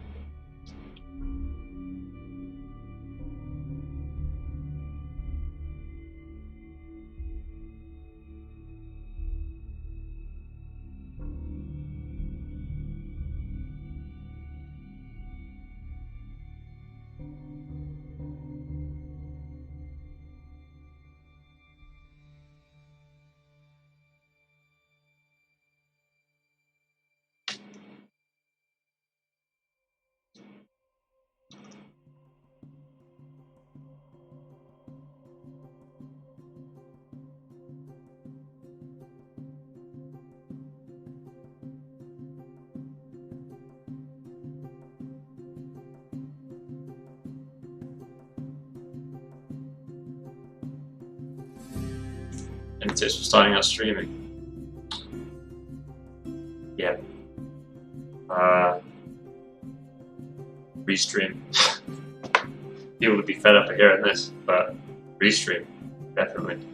I would check out Restream.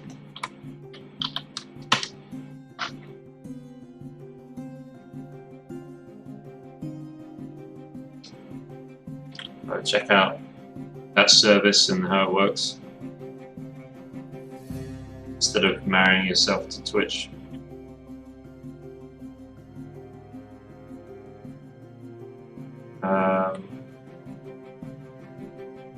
Yeah, it's good. You can be live on multiple platforms without anything extra. You know, they take care of everything. You just stream to their platform, and then they reroute it to all the other places where you made accounts, basically. Everywhere else that you've got a profile. So it'll just stream to your Twitch, it'll stream to your YouTube, it'll stream to your Twitter. Yeah. And then if you decide you want to go all in on one of them, you can you can try lots of them out and see which one's going best for you.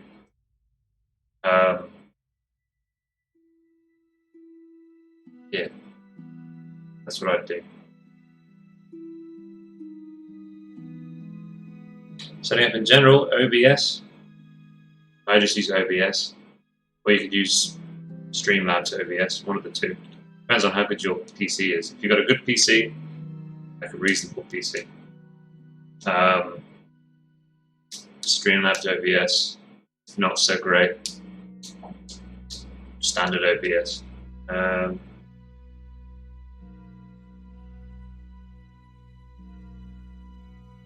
It's not too tricky. It's not too tricky. I don't know if there's a guide that I would follow.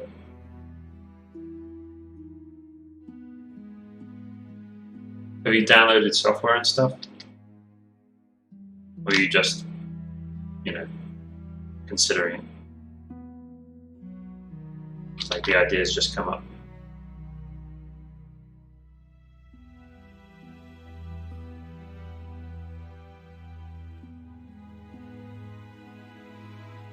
I wouldn't worry too much about how good your equipment is at the beginning as well.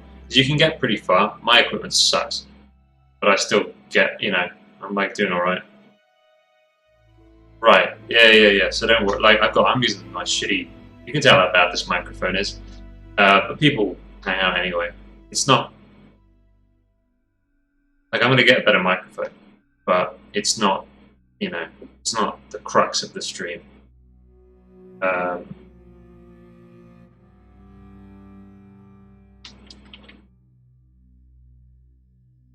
I wouldn't go buying any equipment just, you know, before you like know that your stream's doing all right and it is the kind of thing you want to invest in, and people are actually interested in watching your stream.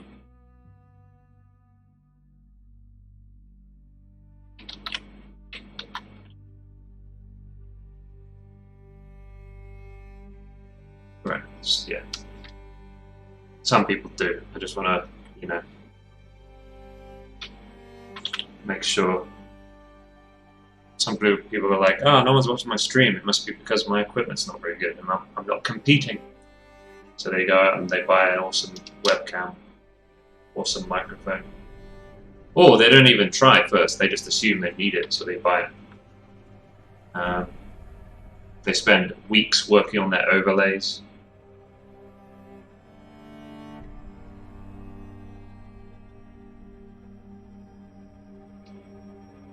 Yeah.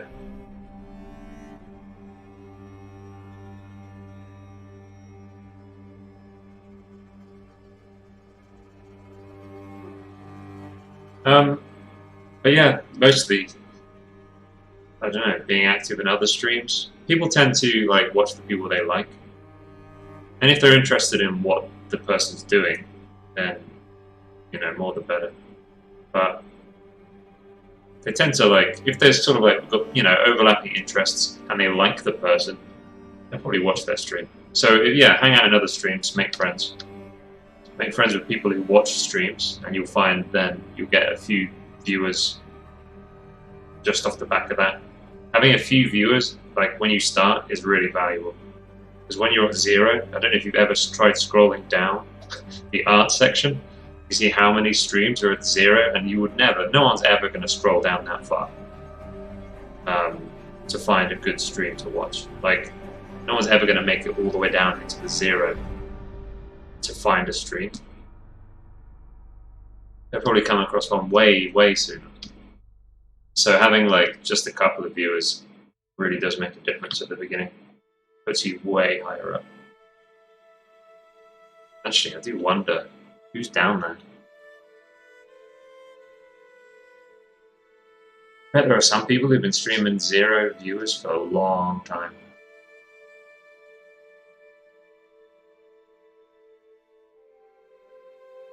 Ultra Asian, what up?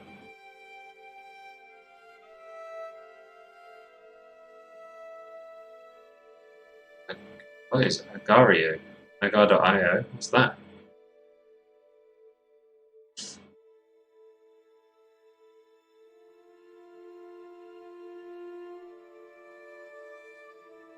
That was a game.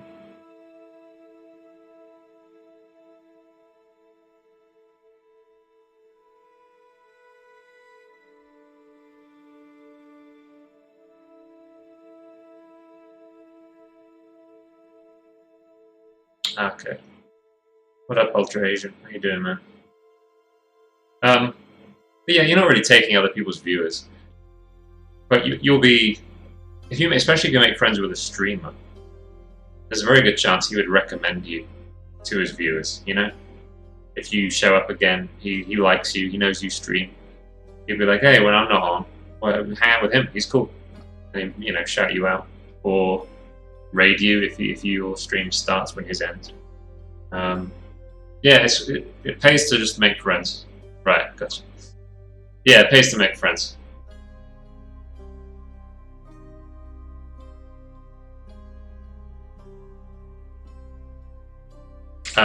Discord works as well. Becoming part of the Discord. There's quite a few people on that Discord that I linked earlier that they started off like Enzo. When Enzo started streaming, he started from, he's got no following anywhere, but he was just a really active part of that Discord, and then he started streaming, posted his links in the Discord, and he got like 10 to 15 viewers straight away, you know, just because people knew him from around the Discord. So yeah, I would say it's about community, being part of a community mostly.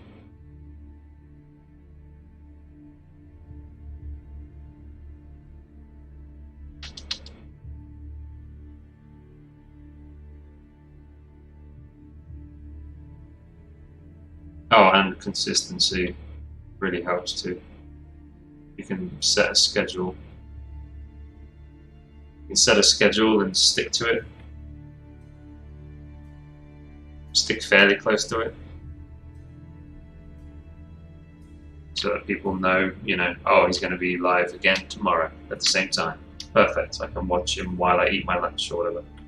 They'll just make it part of their, you know, every lunch day. They'll just tune in because it's part of their routine.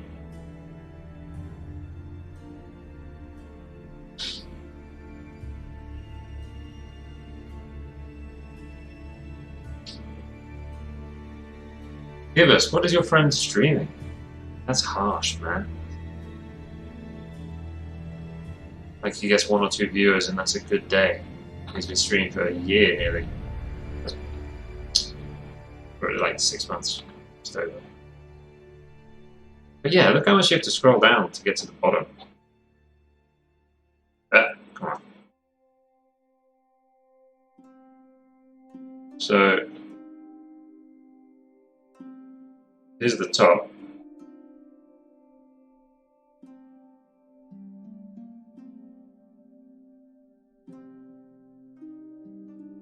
Previews.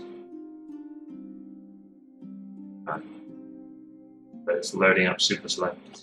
Yeah, great.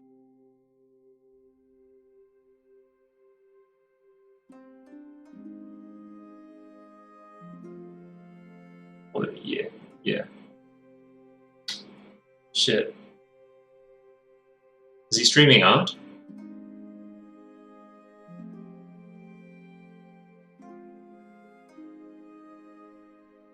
I mean, either it's you need something going for it. You got to either be like people like you, and you're part of community, and they like, ah, he's cool. He hangs out with us. I'll go hang out with him. It doesn't have to be that always, but at the beginning you need something to help you start climbing, you know. Or you need to be like, I'm a fairly good painter, and I think that's. I wasn't part of a community when I joined, but because I'm fairly good at painting, people would just come to ask me questions, and then got sort of brought into other people's communities that way. Some people are really entertaining, funny, or talkative, or whatever. Some people are hot. Streams games.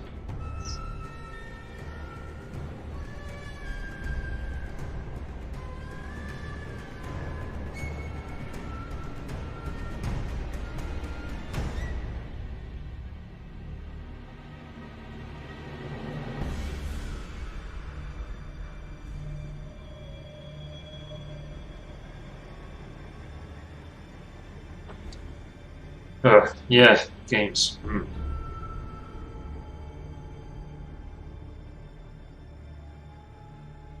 I wouldn't even know where to begin. How to grow, like... I mean, I assume it's sort of similar, but the competition's way higher.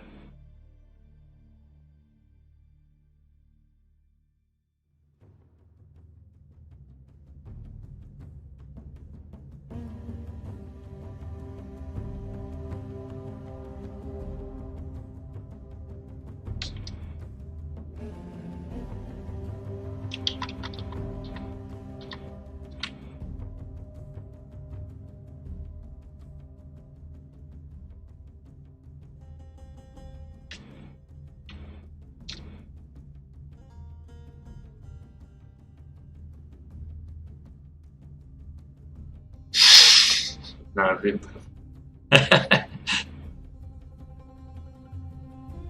yeah, I don't know. You need to be able to offer something.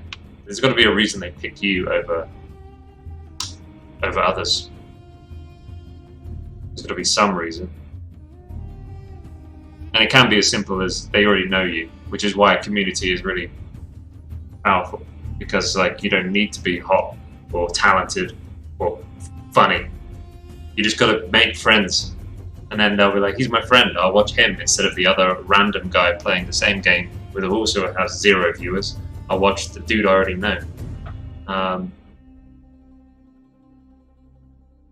Right. Oh yeah, you offer a certain kind of game that no one else is offering. That can work. Sucking at PUBG. Right. There's tons of people that suck at PUBG. Why would I watch him? Unless he's like really handsome.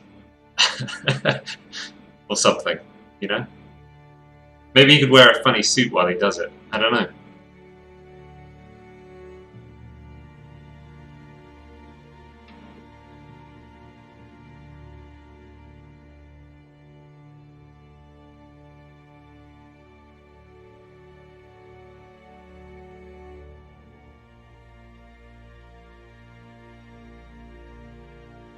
Good on him for keeping it up, though. He's got... His, sounds persistent.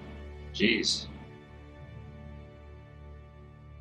Hey, Jeep Boy. Talking about someone who's entertaining and really good at the game. It's Jeep Boy. Rocket League extraordinaire. Yeah, you got to be entertaining or really good at the game. Or a hottie. That can work. I really think that can work. I think being very attractive is a plausible way of getting viewers.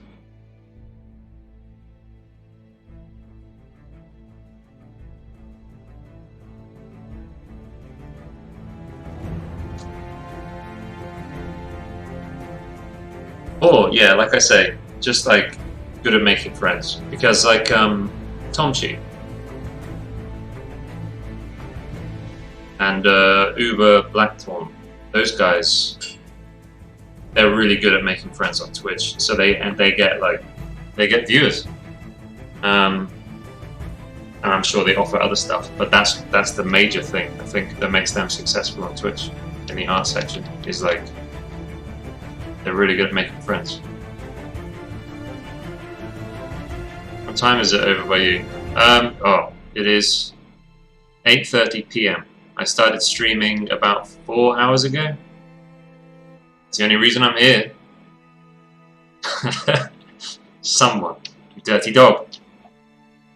Dirty little thing. Do you own any digital painting books? Nope. I don't think no. I'm not sure I've ever read a digital painting book.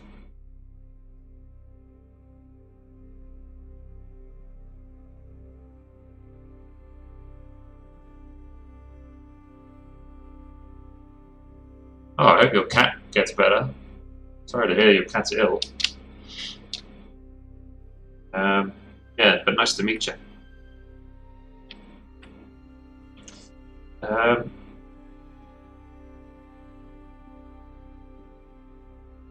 Yep, stream again tomorrow. So 24 hours minus 4.5 hours. So in 19.5 hours, roughly, I'll be streaming. There should be a thing below the stream. If you're on PC, there should be a little widget below that will say your local time that I'll be streaming tomorrow. Do I own any digital painting books? No, I've never read a digital painting book. Have I watched any digital painting courses? I guess Craig Mullins. I've watched some digital painting, like literally how Craig Mullins paints videos. They're not about anything like, you know, they're not about values, they're not about composition, they're about how I paint digitally.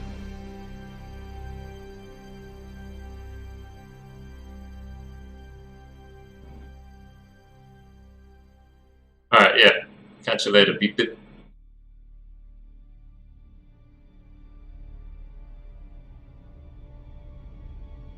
Yeah, it's useful, huh? It's pretty useful. So it should say it in about 19 and a half hours tomorrow is when I do it.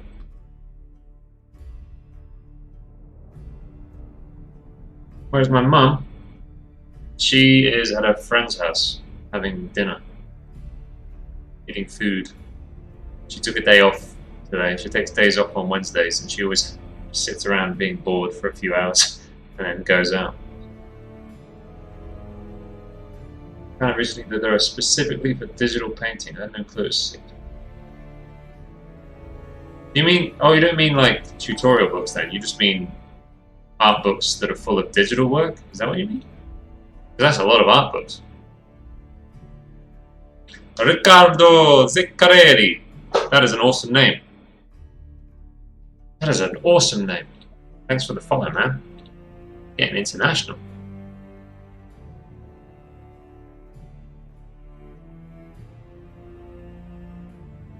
They have tutorials in there. Huh. Huh. Well. Isn't that a thing? Yeah, I've never looked at any. I should do one. Cheers, Ricardo. Thank you, my man.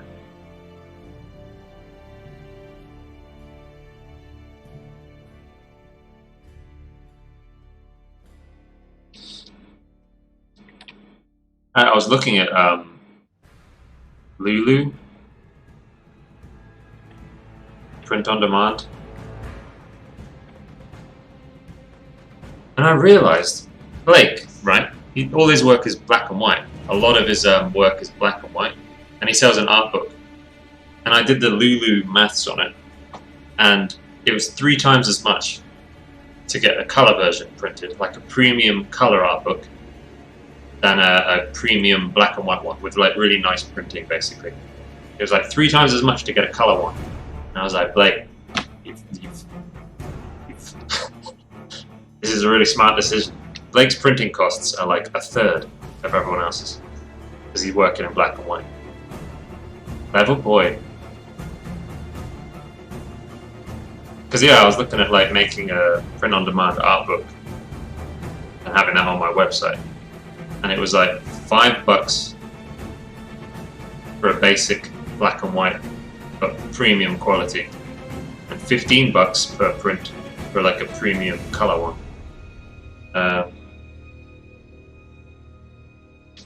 Yeah, quite a big difference.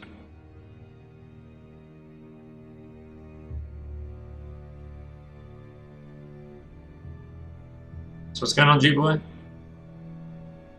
Guess what I did the other day? I'm a dummy. Like a really big dummy. Did you say the wrong...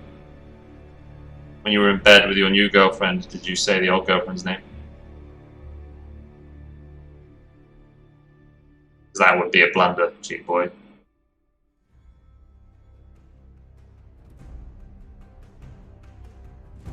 Man, how shocked would you be?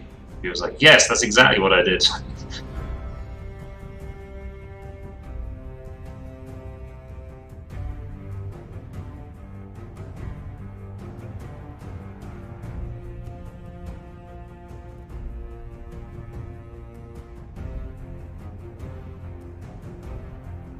That's why I'd be shocked, G-Boy, and appalled. Much too young.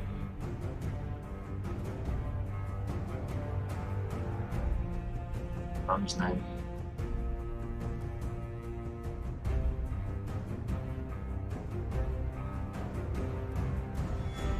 I can't believe you're still here, Pyro.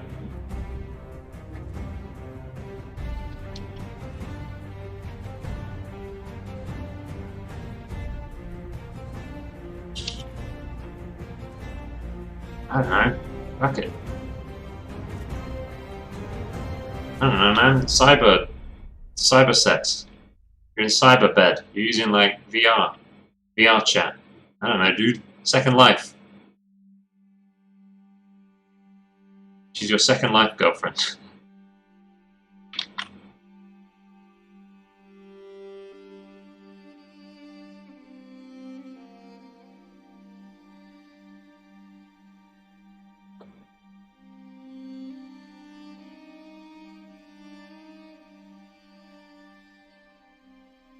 Hey, tech.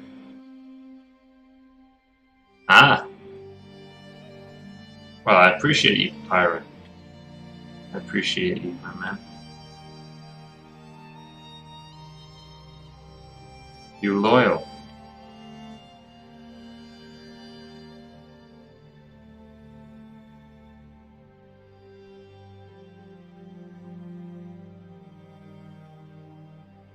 Pirate, have you been seeing what the other students have been doing?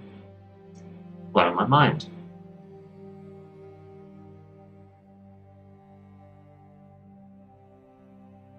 We read some good fantasy novels nowadays.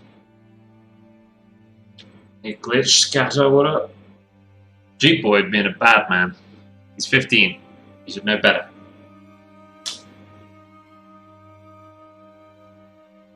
Kachuga.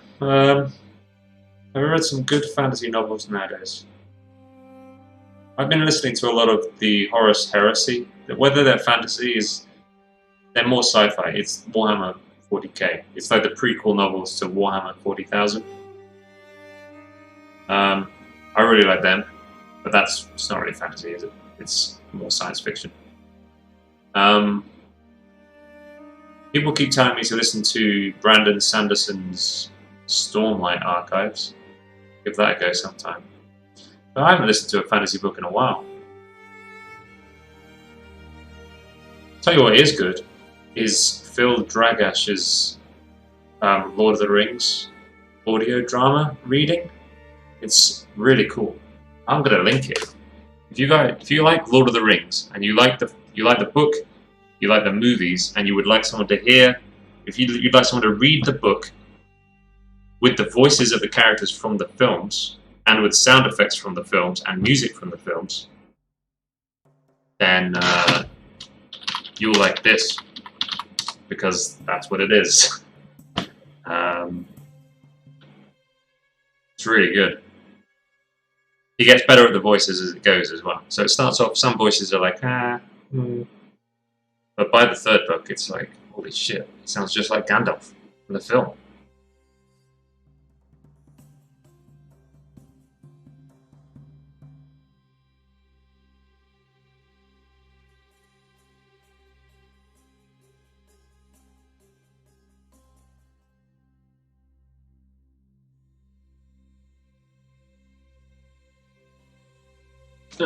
Hey, yo. So good. So yeah, if you like Lord of the Rings, that is such a... Oh, it's not posted the link yet. Come on. Post the link. There you go. If you like Lord of the Rings, it's great. Wait, where's the third book?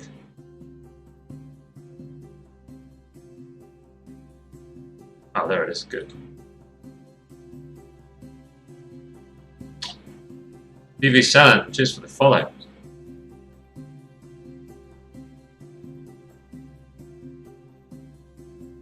What I did is, and I know it was really hard to tell her this, but I sent her a gift saying I love you to her, and she sent one back surprisingly saying the same thing. Gee boy. Yeah, you are 15, by the way. Like you say, you're only 15. That's very nice for you both.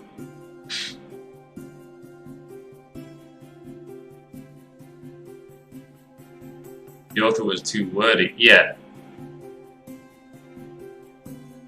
Yeah. So this is like the files in there. It's like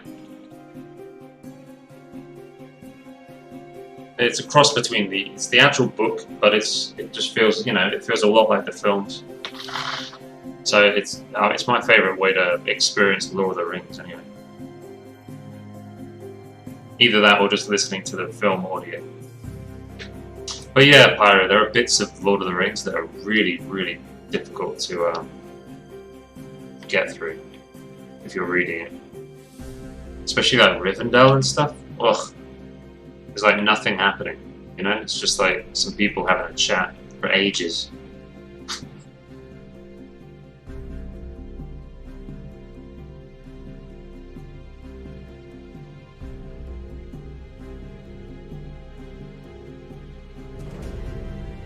On a daily basis. Hello.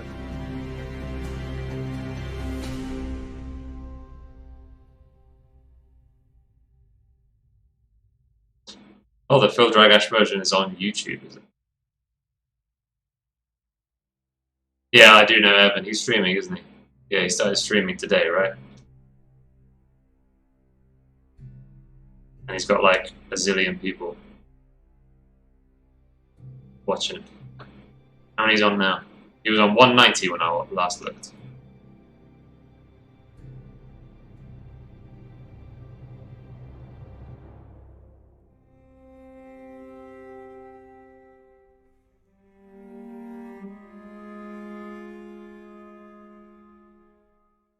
Did he stop? Did he stop streaming? Is that why you guys are talkative? Around 300, nice. Cheers for the follow, dude. You missed it. Oh. I think it was a lot, from what I understand. I didn't catch any of it, but I think it was a lot of him answering questions while drawing. Someone was like reading questions out to him, and he was answering them while he was working on stuff.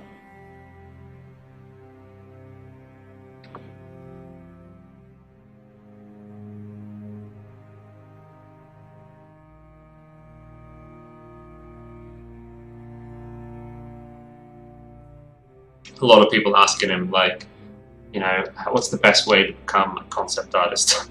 Those sorts of questions. The kinds of, like, I get it, I know why you're asking him. But he's not going to say anything new. It's going to be the same shit that they say on YouTube. You've seen the videos on YouTube already, you've already looked for them, you've watched them, they've said things. And I know, he's right here in front of you, you want to ask him. But he's just going to say the same thing. He's just going to say, like, oh, draw a lot. Put your portfolio out there. It's like, it's not... Yeah. But I get it. I get it. Talk to people. Be a nice guy. Make friends. Don't give up.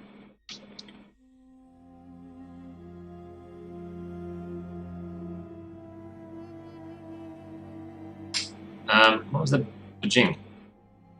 Equator. Just for the fly.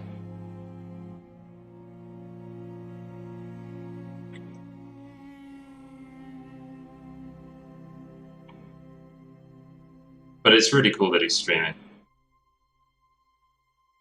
I hope it brings more people over to Twitch.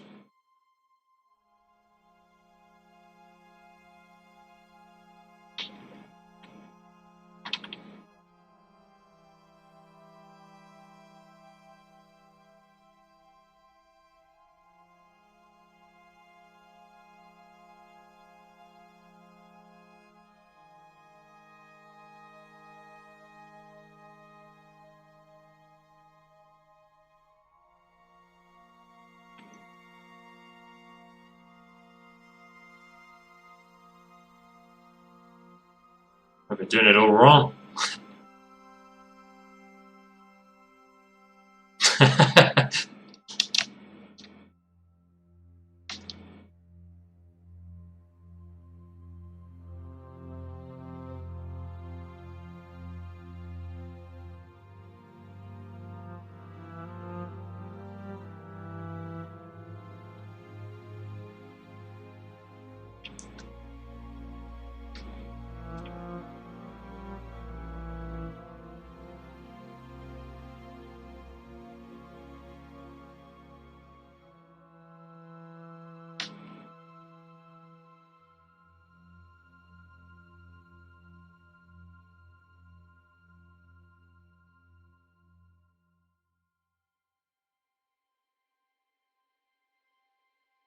People do that for shortcuts. I mean, you don't need to... You have to really want it. But what it is, I think, changes from person to person.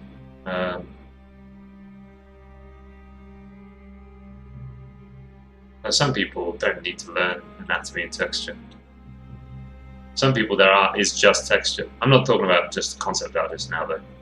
I just mean the greater art industry.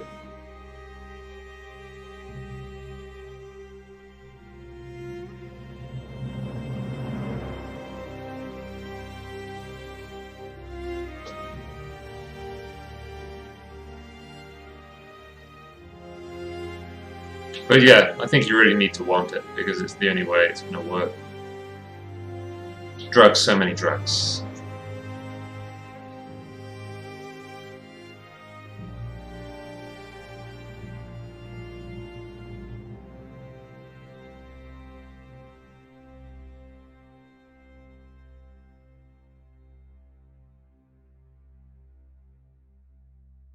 But yeah, people do watch. Yeah, you look at the shortcuts. That's why you watch a lot of YouTube videos looking for shortcuts. Why you like ask those questions because you're hoping there'll be some nugget of information that he tells you that suddenly, you know, oh man, everything's easy now because Evan Amundsen told me this one thing.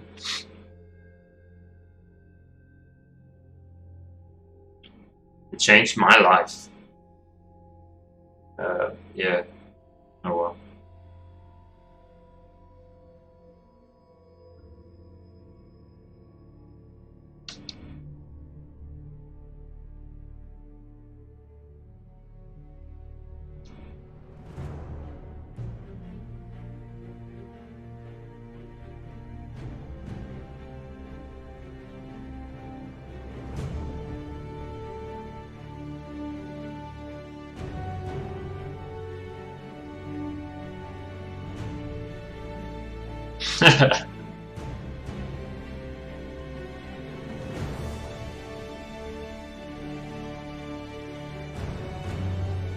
Sure, yeah, post away.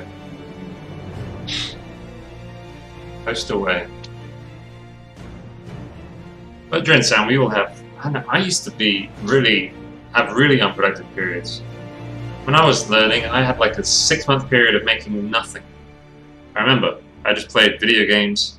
I was just not happy. So I was just like I was unemployed and on unemployment, really unhappy. So I just like what was the name of that company that would in the UK that would mail you films like DVDs, Blu-rays, and they also did games.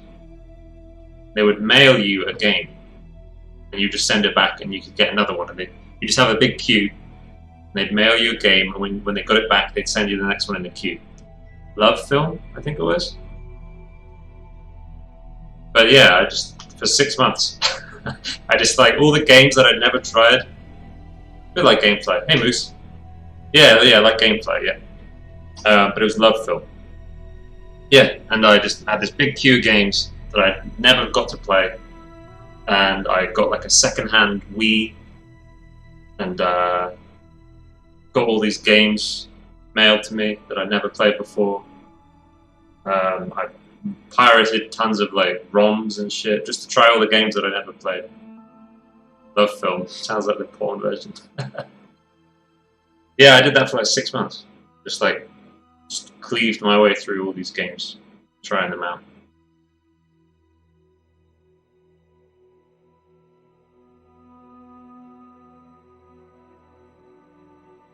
It happens. It's not the end of the world. I'm doing okay. I'm not dead. Yeah.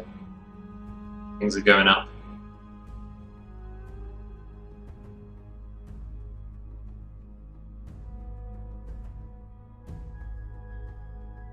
This is just a hobby for me, so it's extra weird. Ah.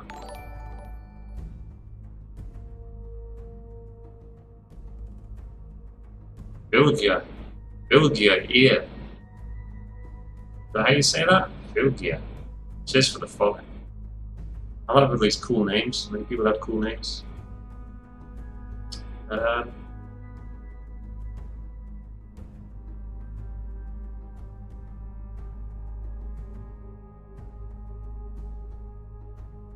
Nice.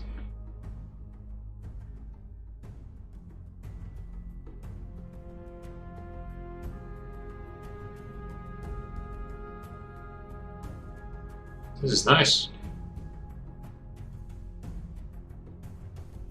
This is referenced, or this is from imagination? Could be either.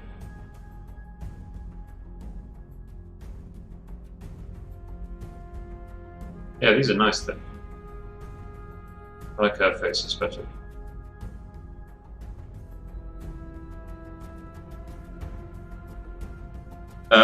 this is just Game of Thrones Season 1 soundtrack.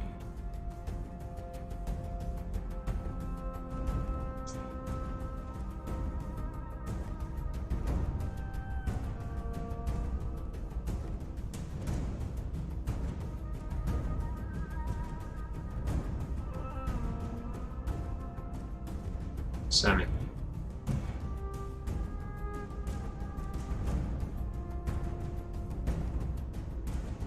But thank you, Ilgia. Thank you very much.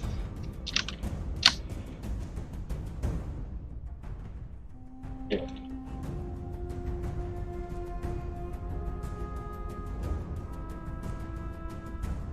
It's okay. I feel like this area is a bit dull. It's a bit here.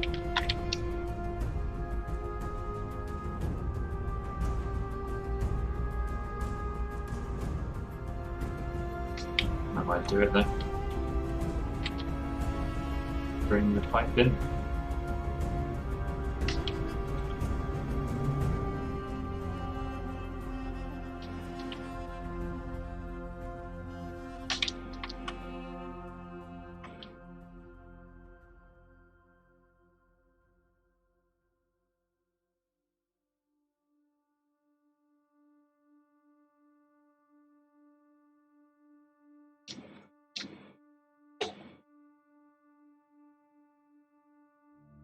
No problem.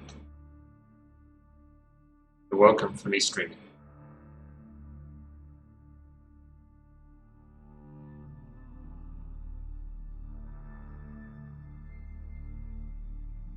Yeah.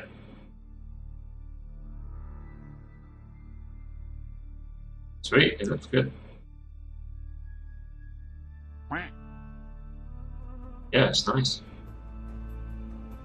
I like to pull shapes out of mess. I really like working like that. There's a quack. W20. Thank you for the fire.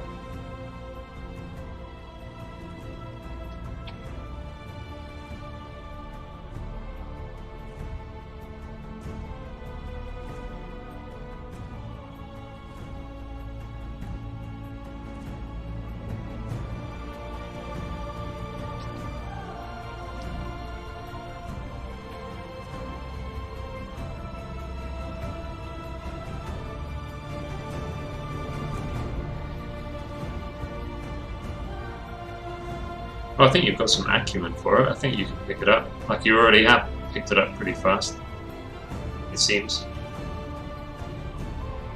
Yeah, I think you would...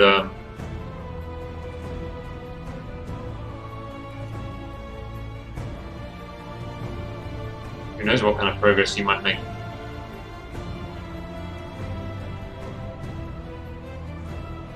It's not bad, is it, Bashuga? The first one is also the worst one. Like, each book gets better. By the third book, he's like, way better. At the voices and stuff, and like, putting the music in the best places and sound effects and things. I'm 32 as well.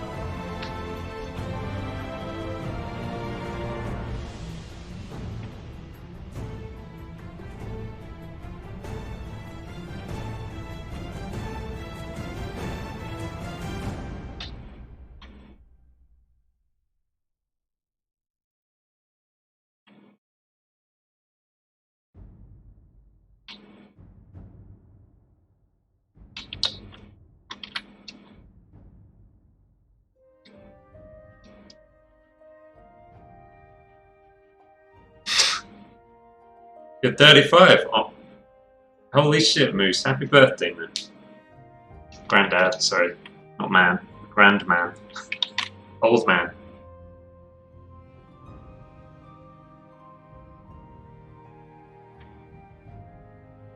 Love the dark armor. Yeah, cheers. It's fun.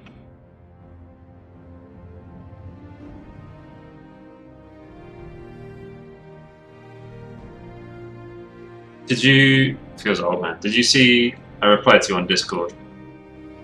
It seemed to post okay. The only thing is the first frame was black, but that seems pretty normal. I'm not sure what's causing that, but Whoops.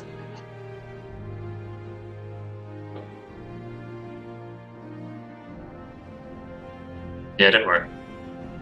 Is that big creature based on Divinity 2? No. Is there a Divinity 2 big creature? It looks like that. Is there like... I want to see. It's actually me. It's Warhammer again. I took the Lizard Men. I really like the Lizard Men and the Dragon Ogres. And the Dragon Ogres of Warhammer are just like this. They never did anything cool with them. They're such a cool idea that went nowhere. So I just sort of married them together and tried to make cool Dragon Ogres and actually do something with the things. Divinity 2, big.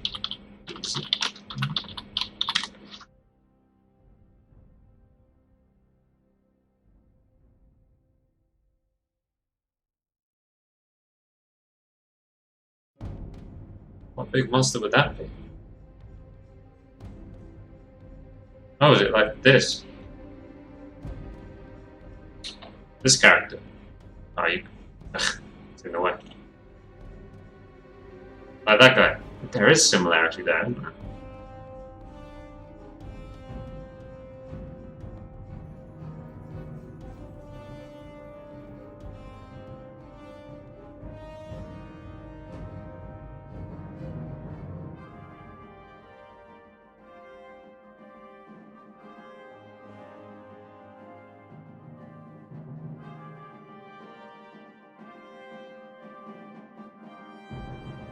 Holy shit.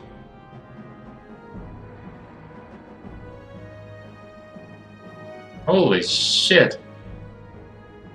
Is that explore? No.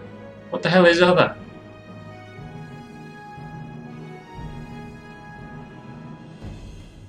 I have no idea. Holy crap. 200,000 impressions from other.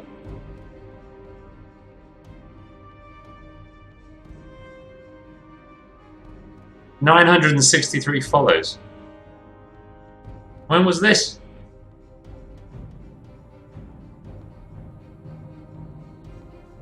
That's insane. 1,000 follows from one post. Holy fucking crapperonis.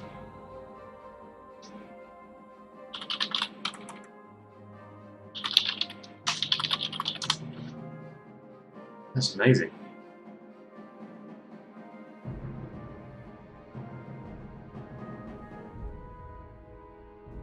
That's like Justin Donaldson style numbers, isn't it?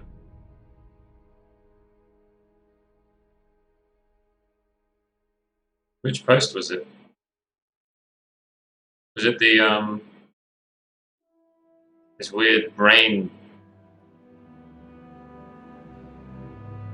thing? Brain monsters.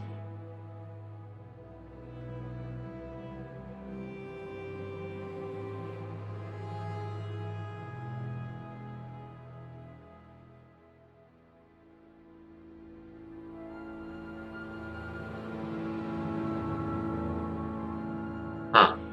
Right, yeah, they both look pretty solid. Damn, congratulations. Close-up stuff.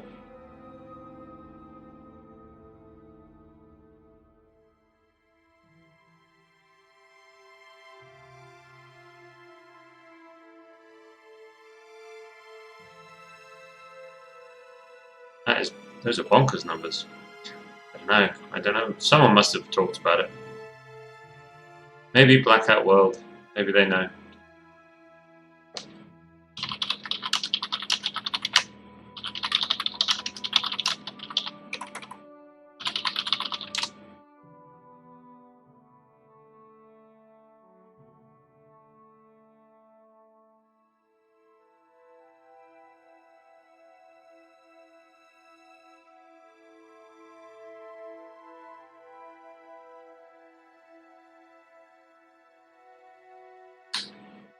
Be unhelpful.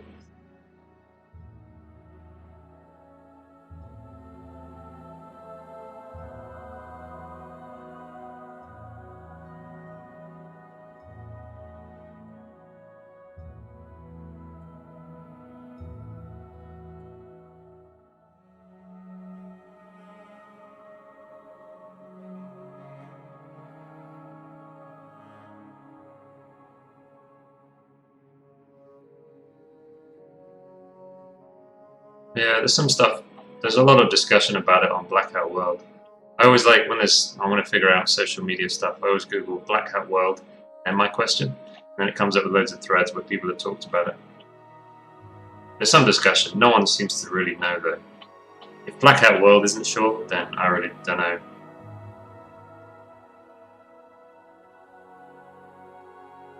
But a lot of people seem to say that it's from traffic that originates, like you're saying, traffic that originates outside of the platform when people share the post via a link from, like they link to it from externally, from outside of Instagram. That's what a lot of people seem to be saying as a suggestion. So it could be that somebody put a link up somewhere and was like, look at this thing on their very popular blog, or I don't know.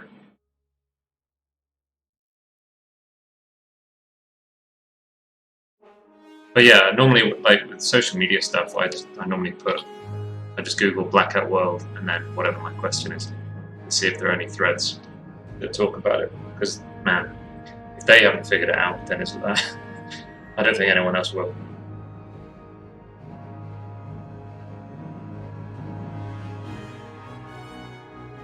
Ah, that is a badass post. Holy shit.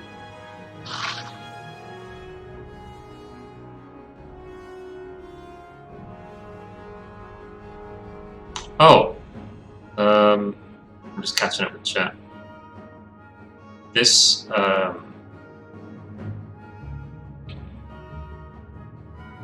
I know. Yeah, this piece of art was cool. I think it was because of, it wasn't because of that piece that I gave this guy black armor. I think it was because of another piece of art that I saw pinned recently.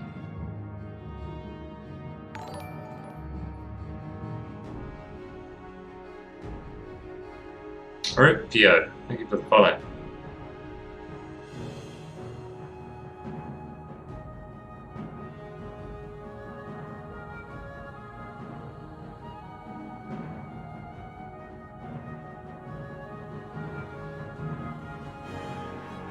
Damn.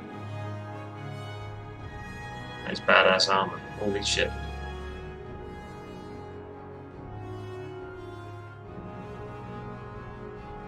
It's a cardinal. He's got like the red. It's a painting of a cardinal, and he's got black armor under like red robes. His robes have come up. It's during like a storm or something. I don't remember where I put it.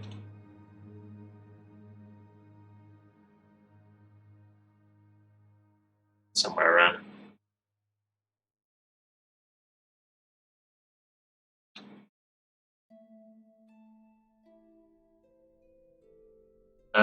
Andre. Yeah, yeah, of course, man. Yeah, just yes, definitely, Andre. Yeah, yeah, whatever you need to do, man. It's all fine.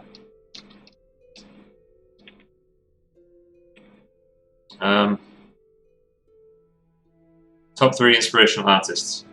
Paul Dainton is number 1. A lot of people won't know who he is. Rosetta, Frank Rosetta, and John Singer Sargent.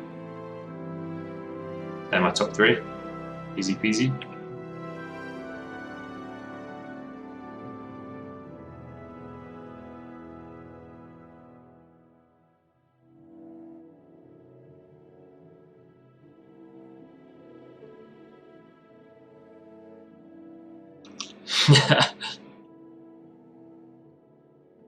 People that have been following for a while will know who Paul Dainton is.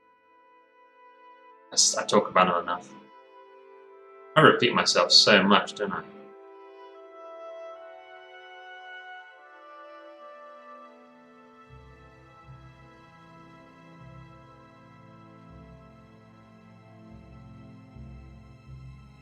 Here you go.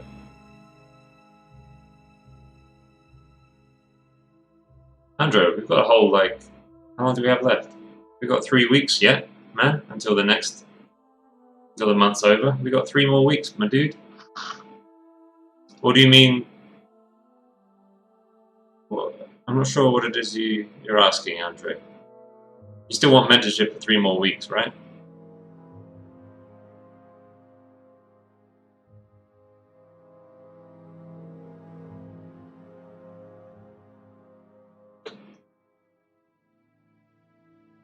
I go find my Paul Dainton board if anyone wants to see who he is.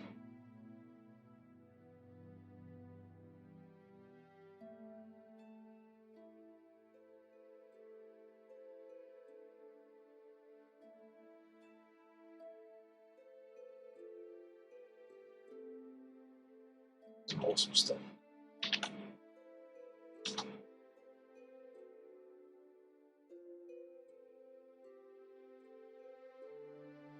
Good news.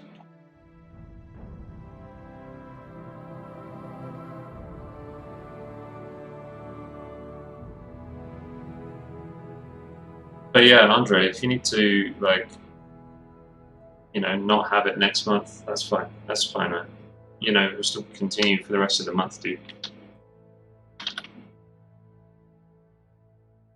You're not getting away from me that easy.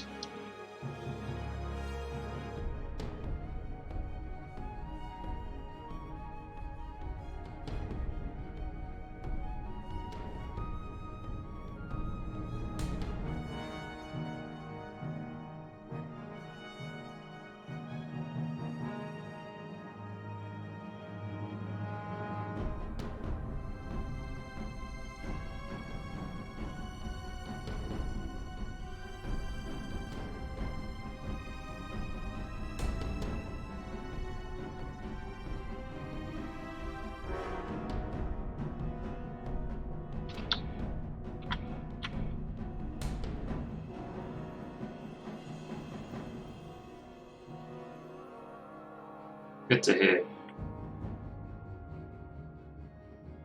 I think it's a crime. How obscure he is.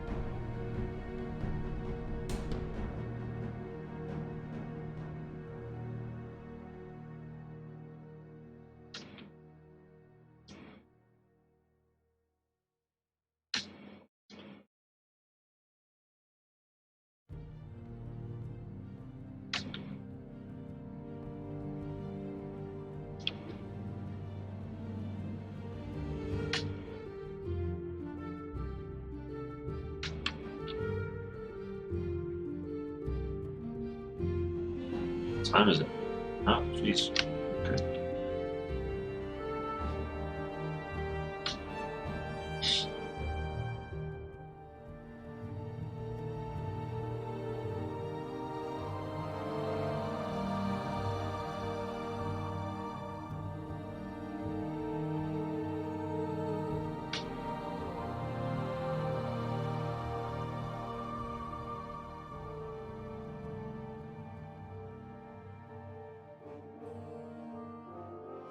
No.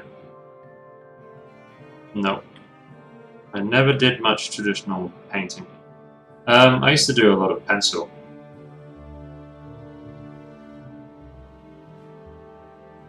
But a couple of years ago, I went really all in on digital.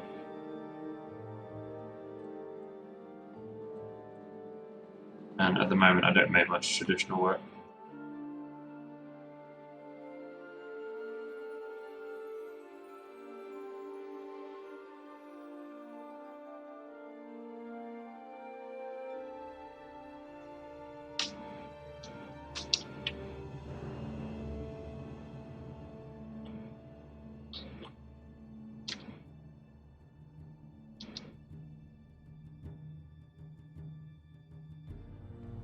Spear.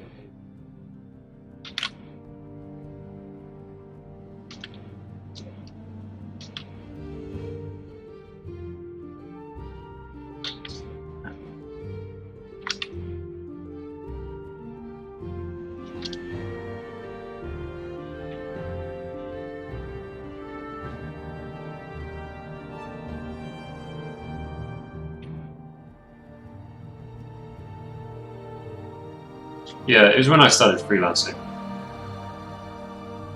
I was doing a lot more pencil stuff, and then I started freelancing, and suddenly art was my living, you know?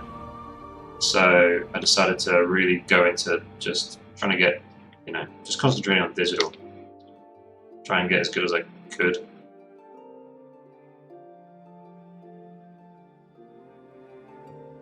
And it's still, my, you know, my primary way of making a living, so digital art, that is.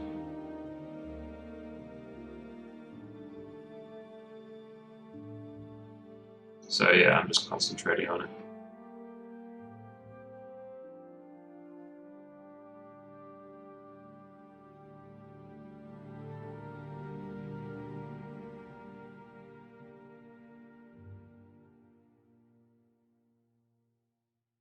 Liberating, yeah.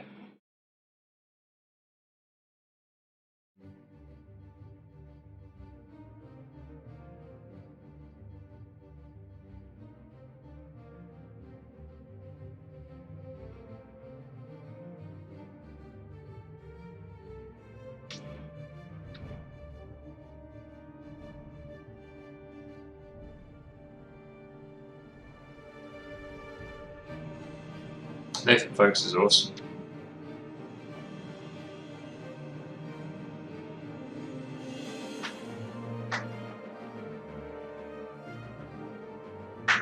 Yeah, I was concentrating on pencil. That's how I like at first I was like 95% pencil, and digital was just I was just doing like photo studies, master studies, digital to try and get used to just painting and using the tools and stuff. And then slowly things just shifted around. Alex, what up? Thank you very much. 5 lemons. Thank you, dude. Very nice of you.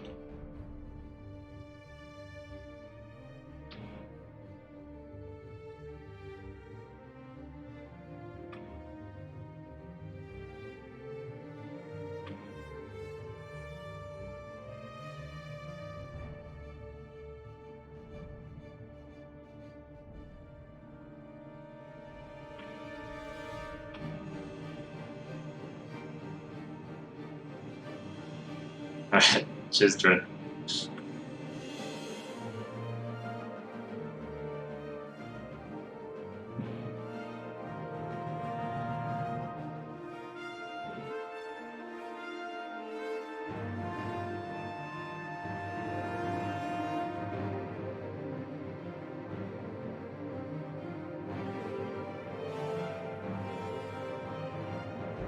Oh! You're Alex. Hey, Alex. Yeah, we're good. Right. Hey.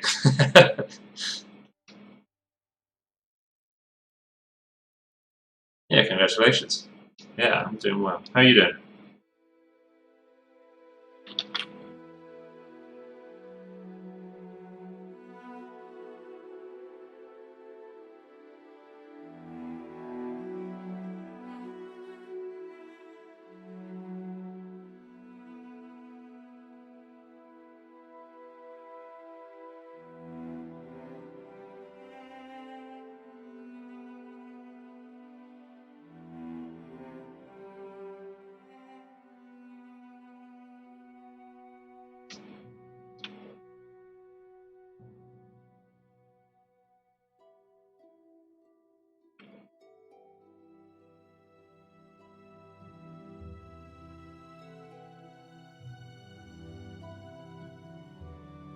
New job?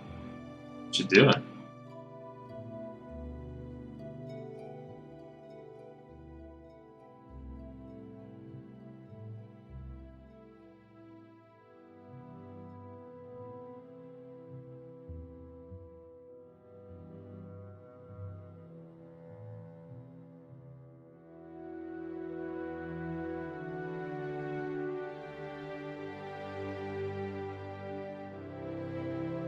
I like what I see. Wink. Thank you, Gozdansky. Very much. Well, I'll be streaming again tomorrow, and I've been about 5 hours earlier than now, is when I started. It'll be the same tomorrow, so maybe you can, maybe you better catch me tomorrow.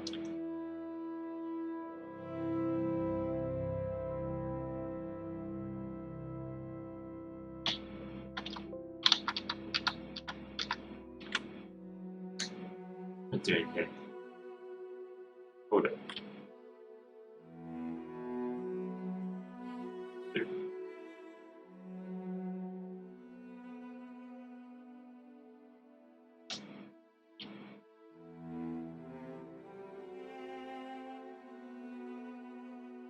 Making pizza.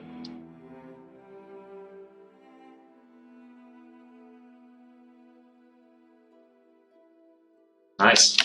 Do you get pizza? Is that part of the deal?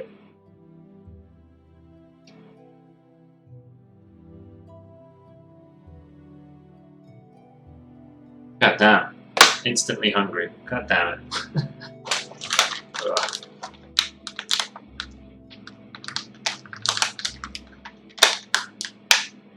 Ugh. Open. Okay.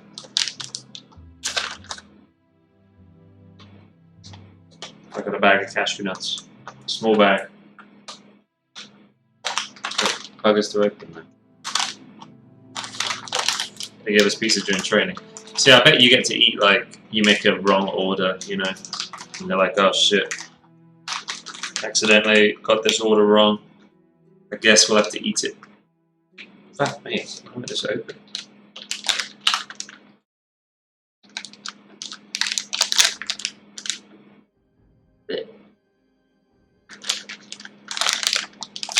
There we go.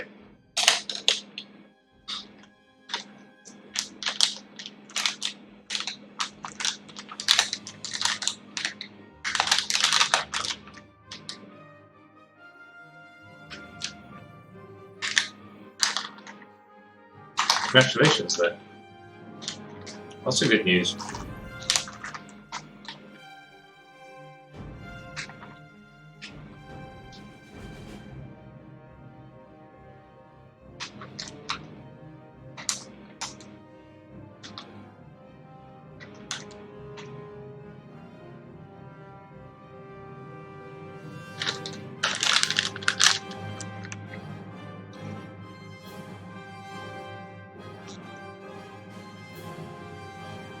Cashew nuts. What does that say? Is it backwards? Cashew nuts. Backwards. And in Thai. That's a long ass word, isn't it? Damn. They must say like salted and roasted cashew nuts. In Thai.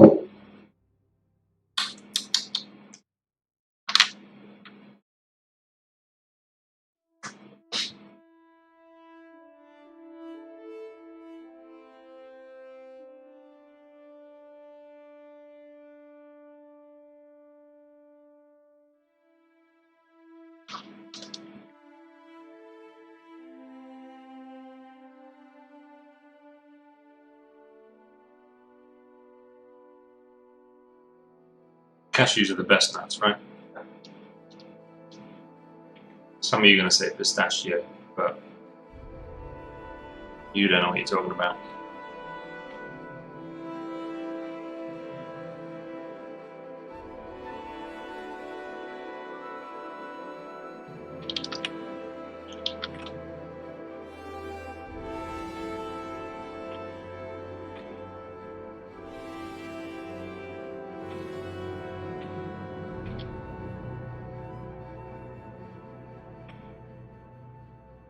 I was really into macadamias for a little bit.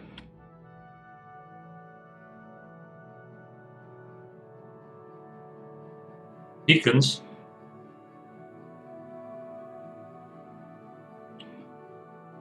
Almonds. What the hell? Almonds. That's a weird one. Never thought anyone would pick that as their favourite. Hey Enzo, what are you doing? Did you finish? Well, you shouldn't. You didn't finish the whole book yet, right?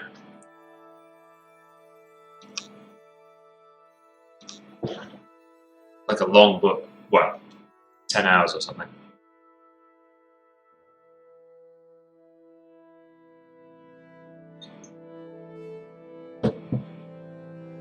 Gotcha. We listened to a short story on stream. It was cool. I liked it. By Jonathan Keeble, who's an amazing narrator. So good. Yeah, Toby's really good. He's my second favourite. Jonathan Keeble was my favourite. You're enjoying it, then? Sweet.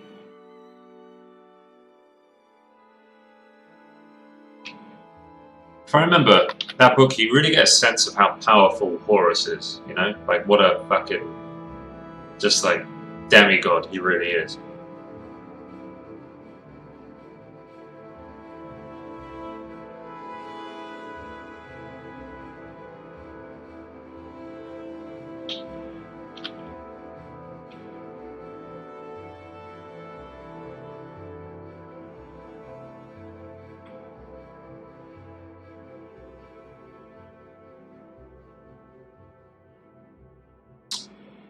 Oh, nice.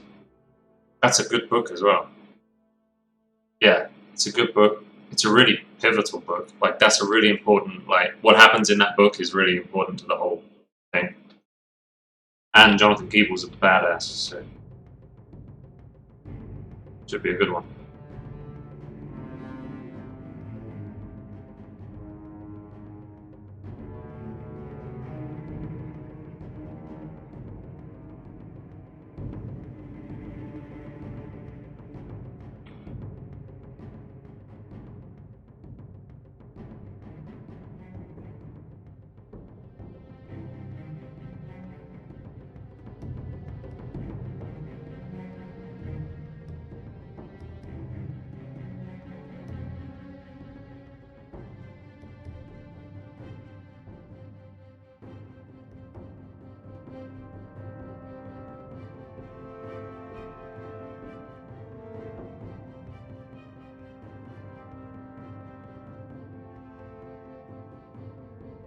Oh, I don't know if they don't show up in. You want the Beast Arises books, I think. They're not in the Horus Heresy. Horus Heresy is very much good Space Marines versus bad Space Marines. But the Beast Arises, I think, is about orcs.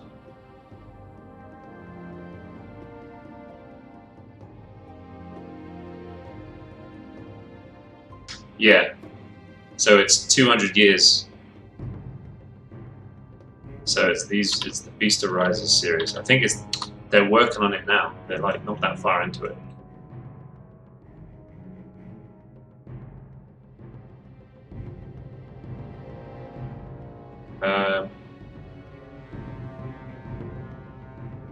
Although there are 15 books or something already.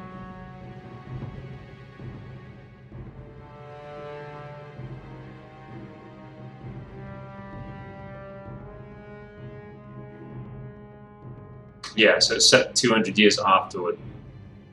200 years after the Horus Heresy is the Beast Arises, which is when the orcs start to become a big threat.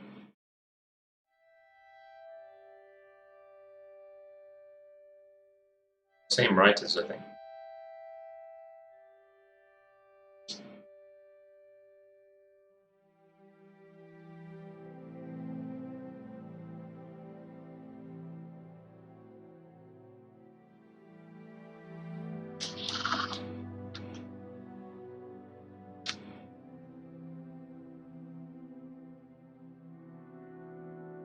They are in some of the books, though. They are in some of the Horus Heresy ones as well.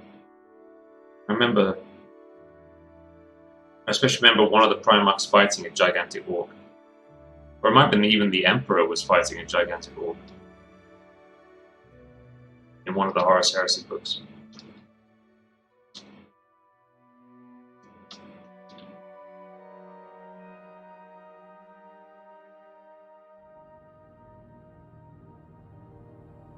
I couldn't tell you which.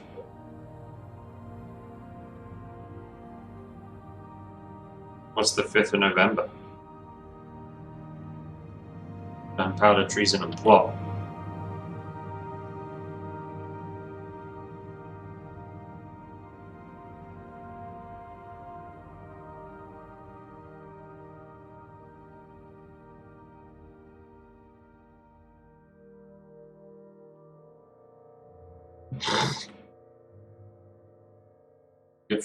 Good fucking luck, Enzo.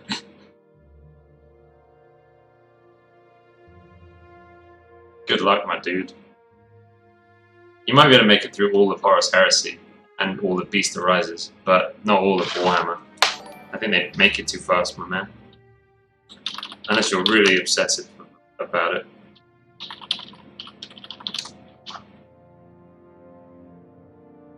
Carl GM Barrack. Thanks for the follow. Problem is that they've got too many freaking lines. They've got like the Horus Heresy. So you see, they got this, right? All this. The Horus Heresy, Warhammer 40k, Age of Sigmar. What's Chronicles? Oh, that's the old Warhammer books before Age of Sigmar. I don't know what Warhammer horror is. No idea. Never even seen this. They make too much of it. And then they got Beast Arises. And the 40k books, there must be hundreds and hundreds of them.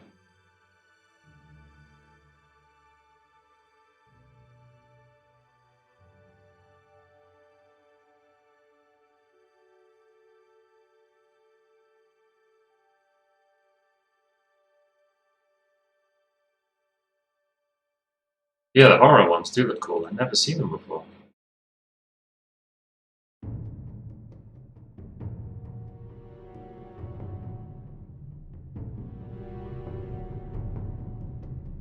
Oh, whoa.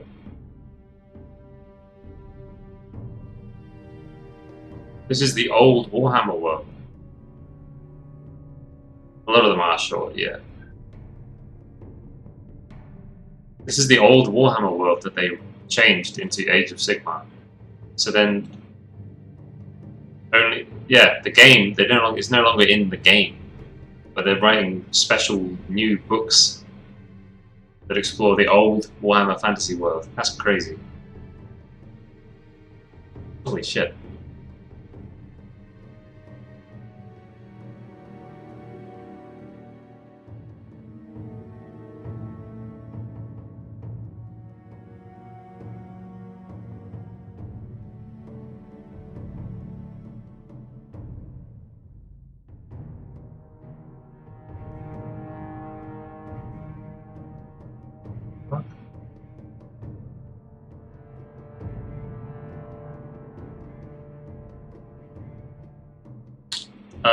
Black Library. That's the name of the guys who...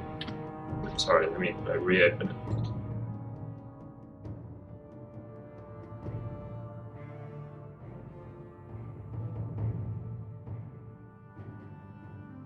That's like Games Workshop's publishing company.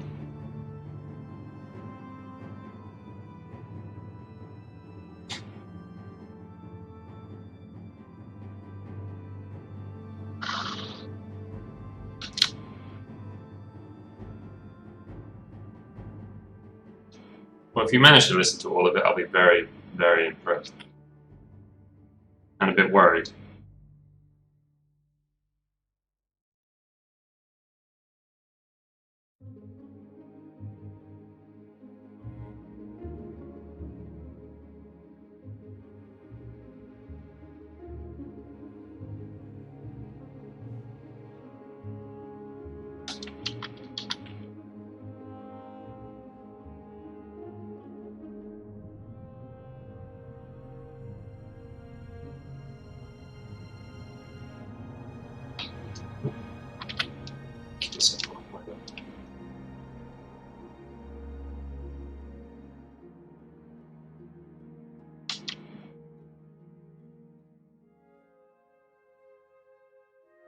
If I go through all of it, I might do my own Nidean Legacy. Oh, yeah. Yeah, it was those books that inspired me to make the Nidean Legacy. So, no? Maybe. Whatever.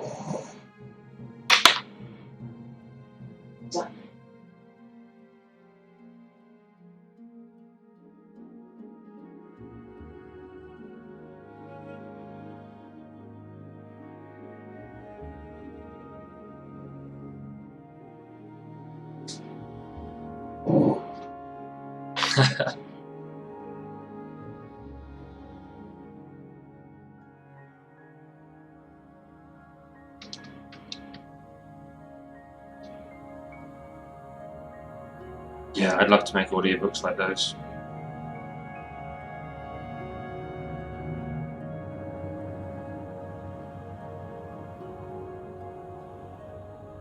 If I could hire fucking Jonathan Cooper to read it and Paul Dainton to do the cover.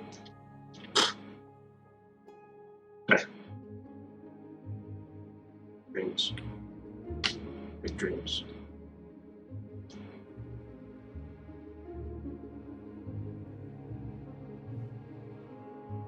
An RPG system and a lore.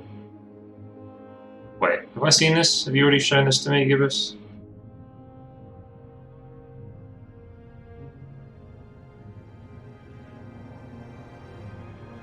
Have you shown me the RPG system already?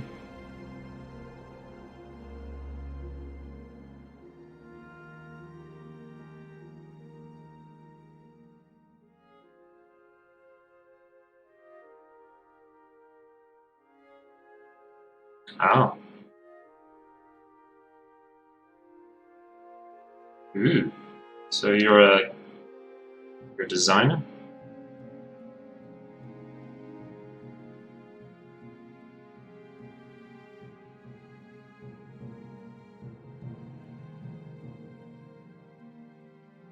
Okay, smart.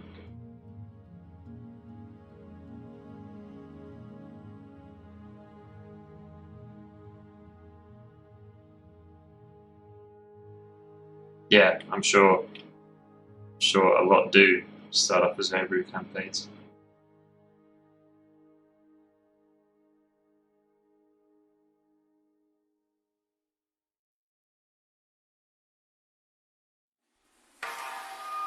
Oh.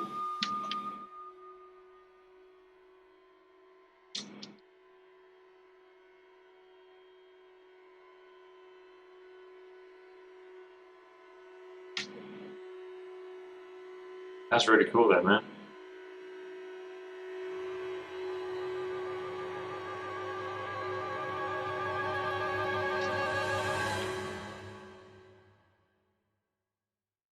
Do you have plans to... It's a bit loud. Do you have plans to develop it into like a commercial project? Commercial product?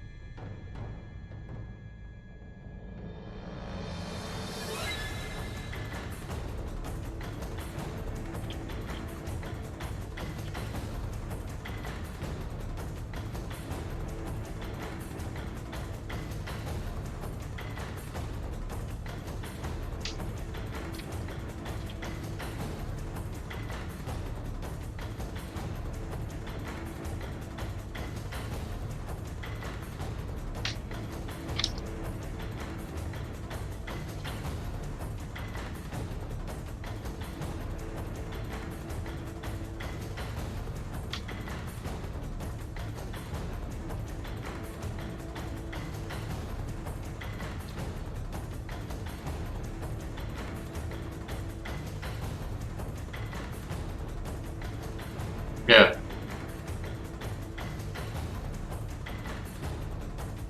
Sweet, man.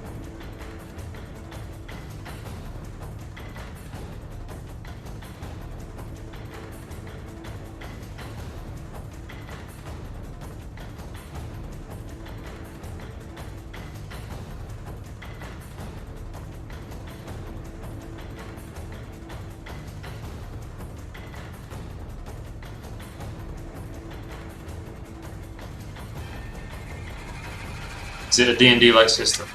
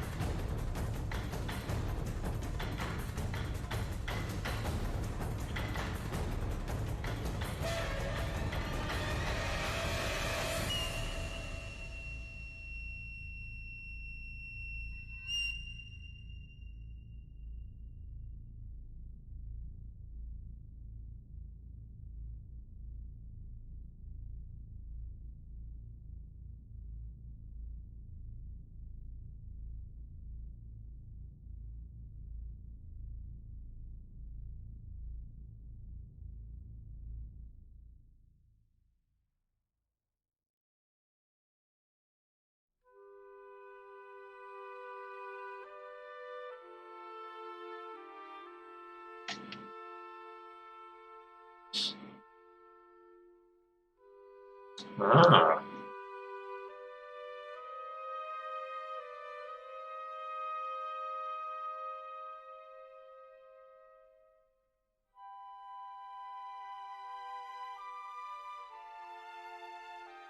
So you were sort of like playing D&D and you were realizing like you weren't able to quite play the game you wanted to be playing. Is that how it went? You're like, well, I'll just tweak it here and there, and then it grows into something new.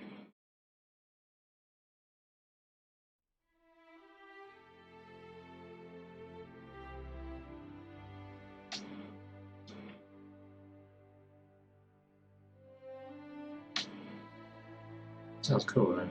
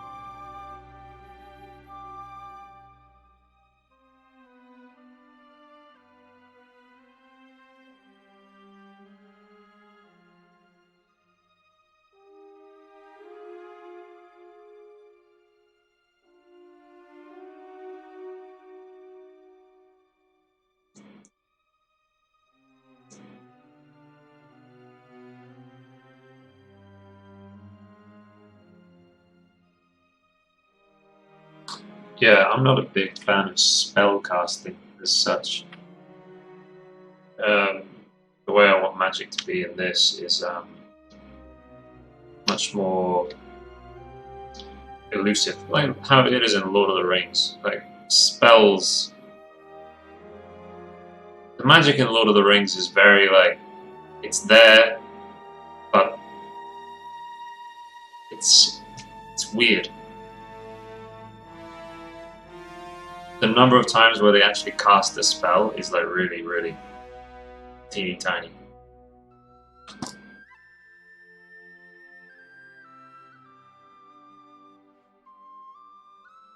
Wow, that is very strange. That's interesting. Holy crap. Huh. Yeah.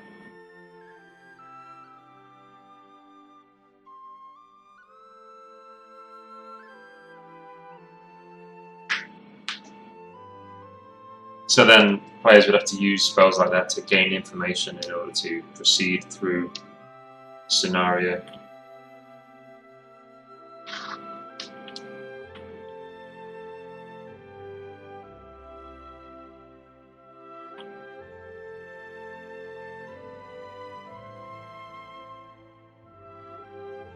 I actually can't wait to end the stream so I can get back to messing around with the website and the store and stuff.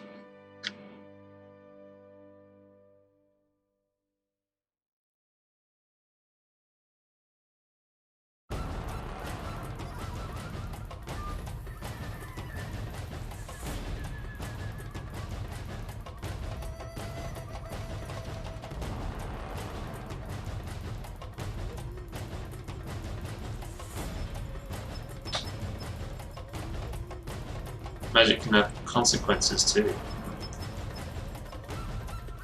I said the work was good. Nice, man. Correct.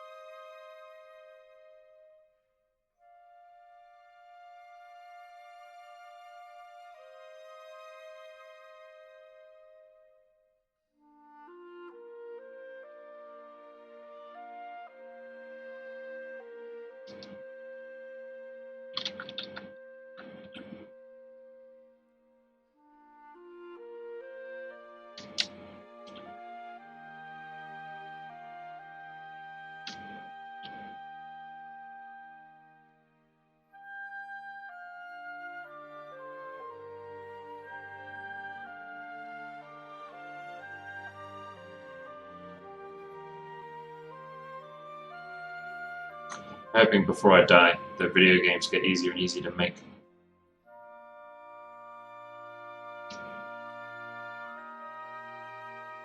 Nidean Legacy video games would be more plausible, you know?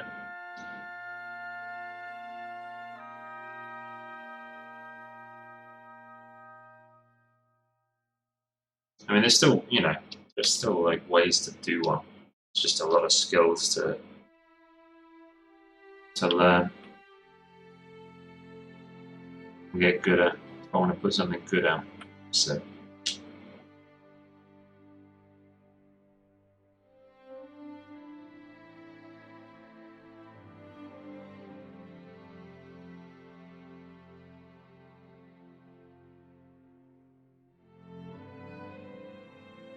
Either that or I end up with loads of money. Yeah. Yeah, I think quite a few things will get a bit easier, digitally at least. So hopefully that opens up doors.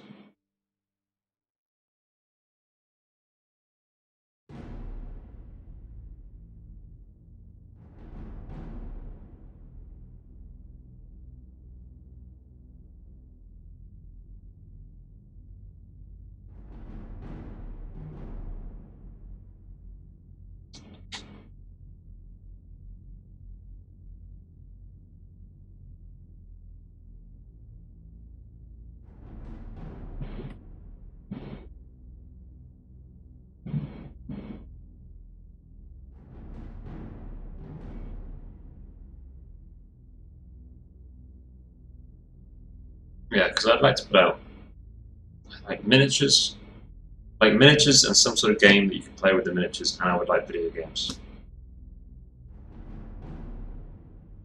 That's what I'd like. Before I die, please.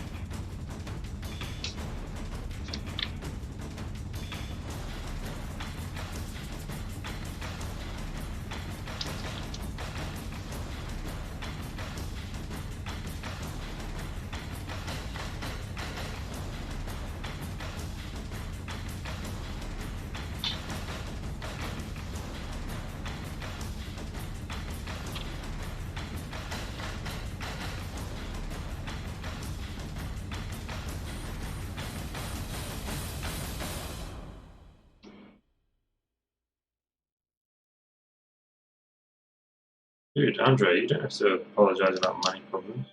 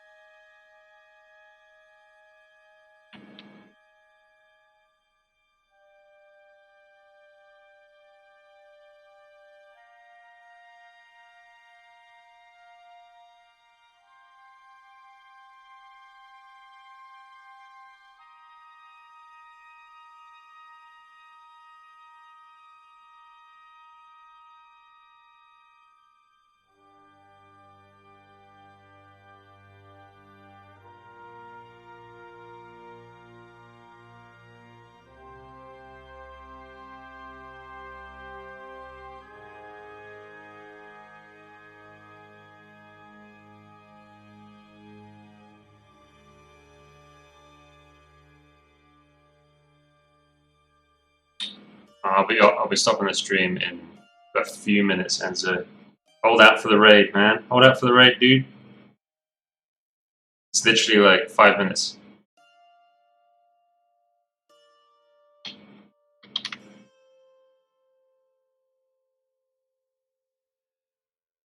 Nice. But yeah, 5 minutes time, man.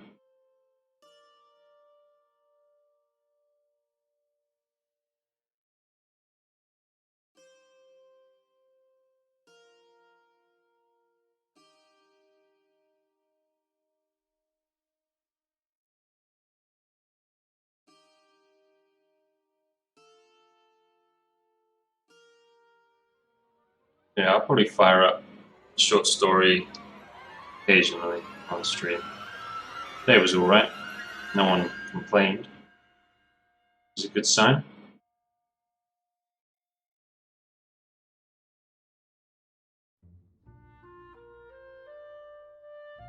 Many people complimented the voice acting, so that's good.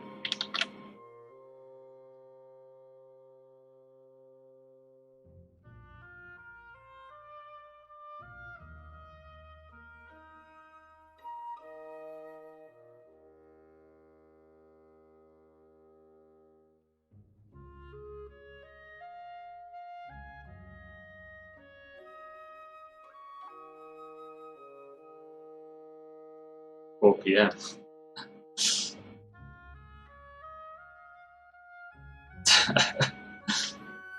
Hey man, enjoy it while you can.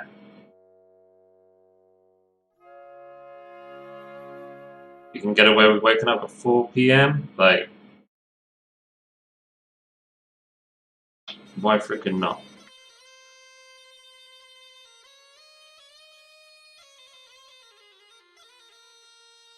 Because that opportunity is going to disappear.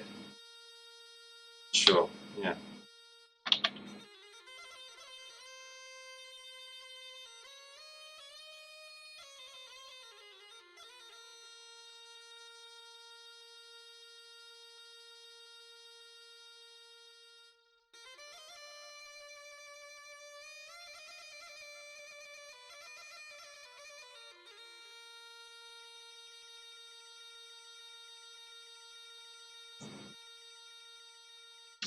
Oh, what does she do?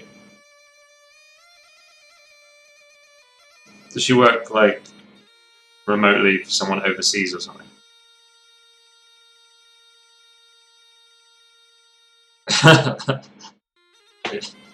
Maybe I'll get it changed, Leatrice. Maybe I'll get it changed one day. Maybe on my deathbed, that'll be the last thing that I do. As I'm there, the doctor is like, "You have 48 hours left, my friend." I'll be like, "My last request is to change my name to Christopher Did." And it'll be beautiful. And he'll start crying, and I'll start crying. And my wife, my old wife, will start crying. And all my children, grandchildren, will start crying. And they'll clap.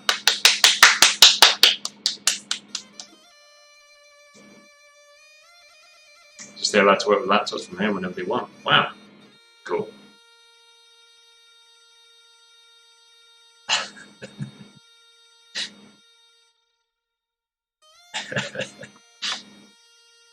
It'd be quite fun, actually. Can you change your surname just like that? Can you do that? You just ask a doctor and he'll sort it out for you. Don't know. I'll look into it. But yeah, it's time to end the stream.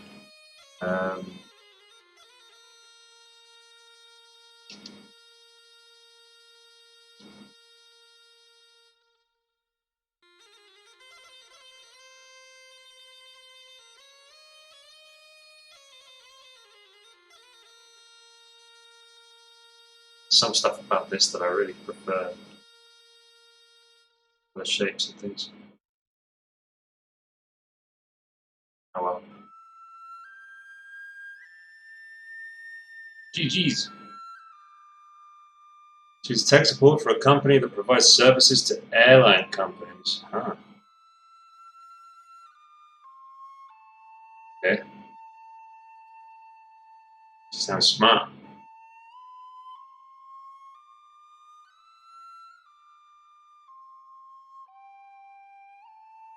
Alright, let me find a D-Live channel first to plonk in the D-Live chat.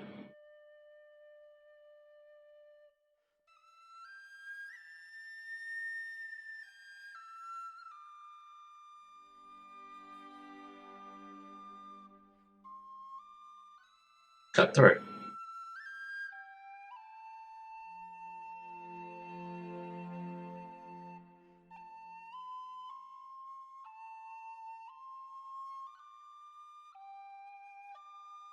Make game? This guy's making a game. This guy's doing an art station challenge. It's too much cool. Art station guy. Art station guy. Go, go, go.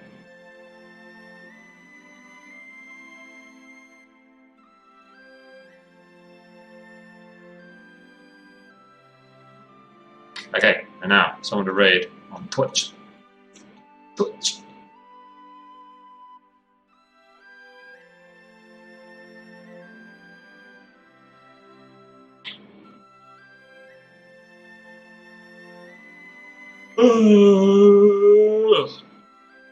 Let's see who's around.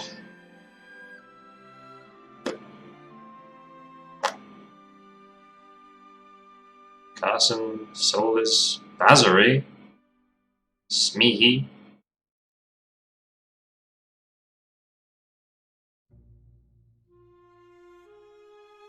Lecco.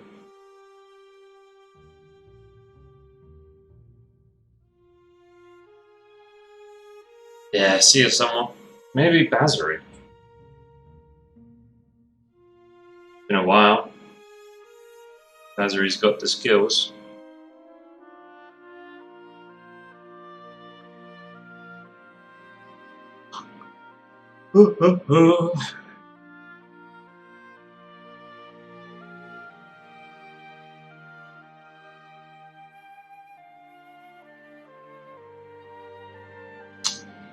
Just looking through the art section. Anime. Oh, Shaman didn't show up. Shaman Namadamaru. Sorry. That was hilarious. Let's get Bazary. Yeah, I think so. Wait, what's this? Hold on. That's freaking hilarious. In Kai's channel with her little freaking robot. Thanks for the follow, Shamanamaru.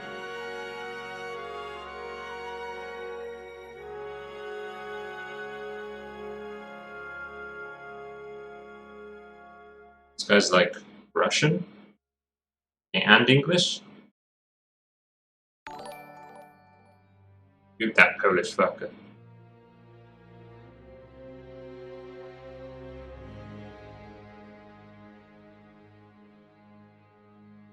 Beatrice, thanks for the follow. I don't know what he's doing in here.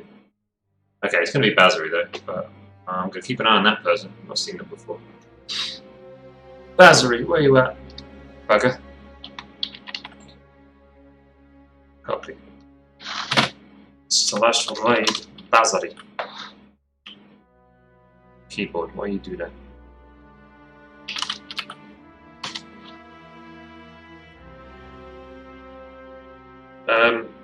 See you later, Alex, and someone, and Enzo, and Mindwaker.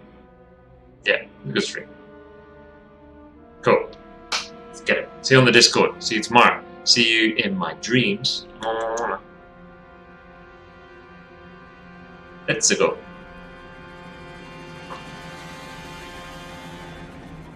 Later, D-Livers. Bye-bye.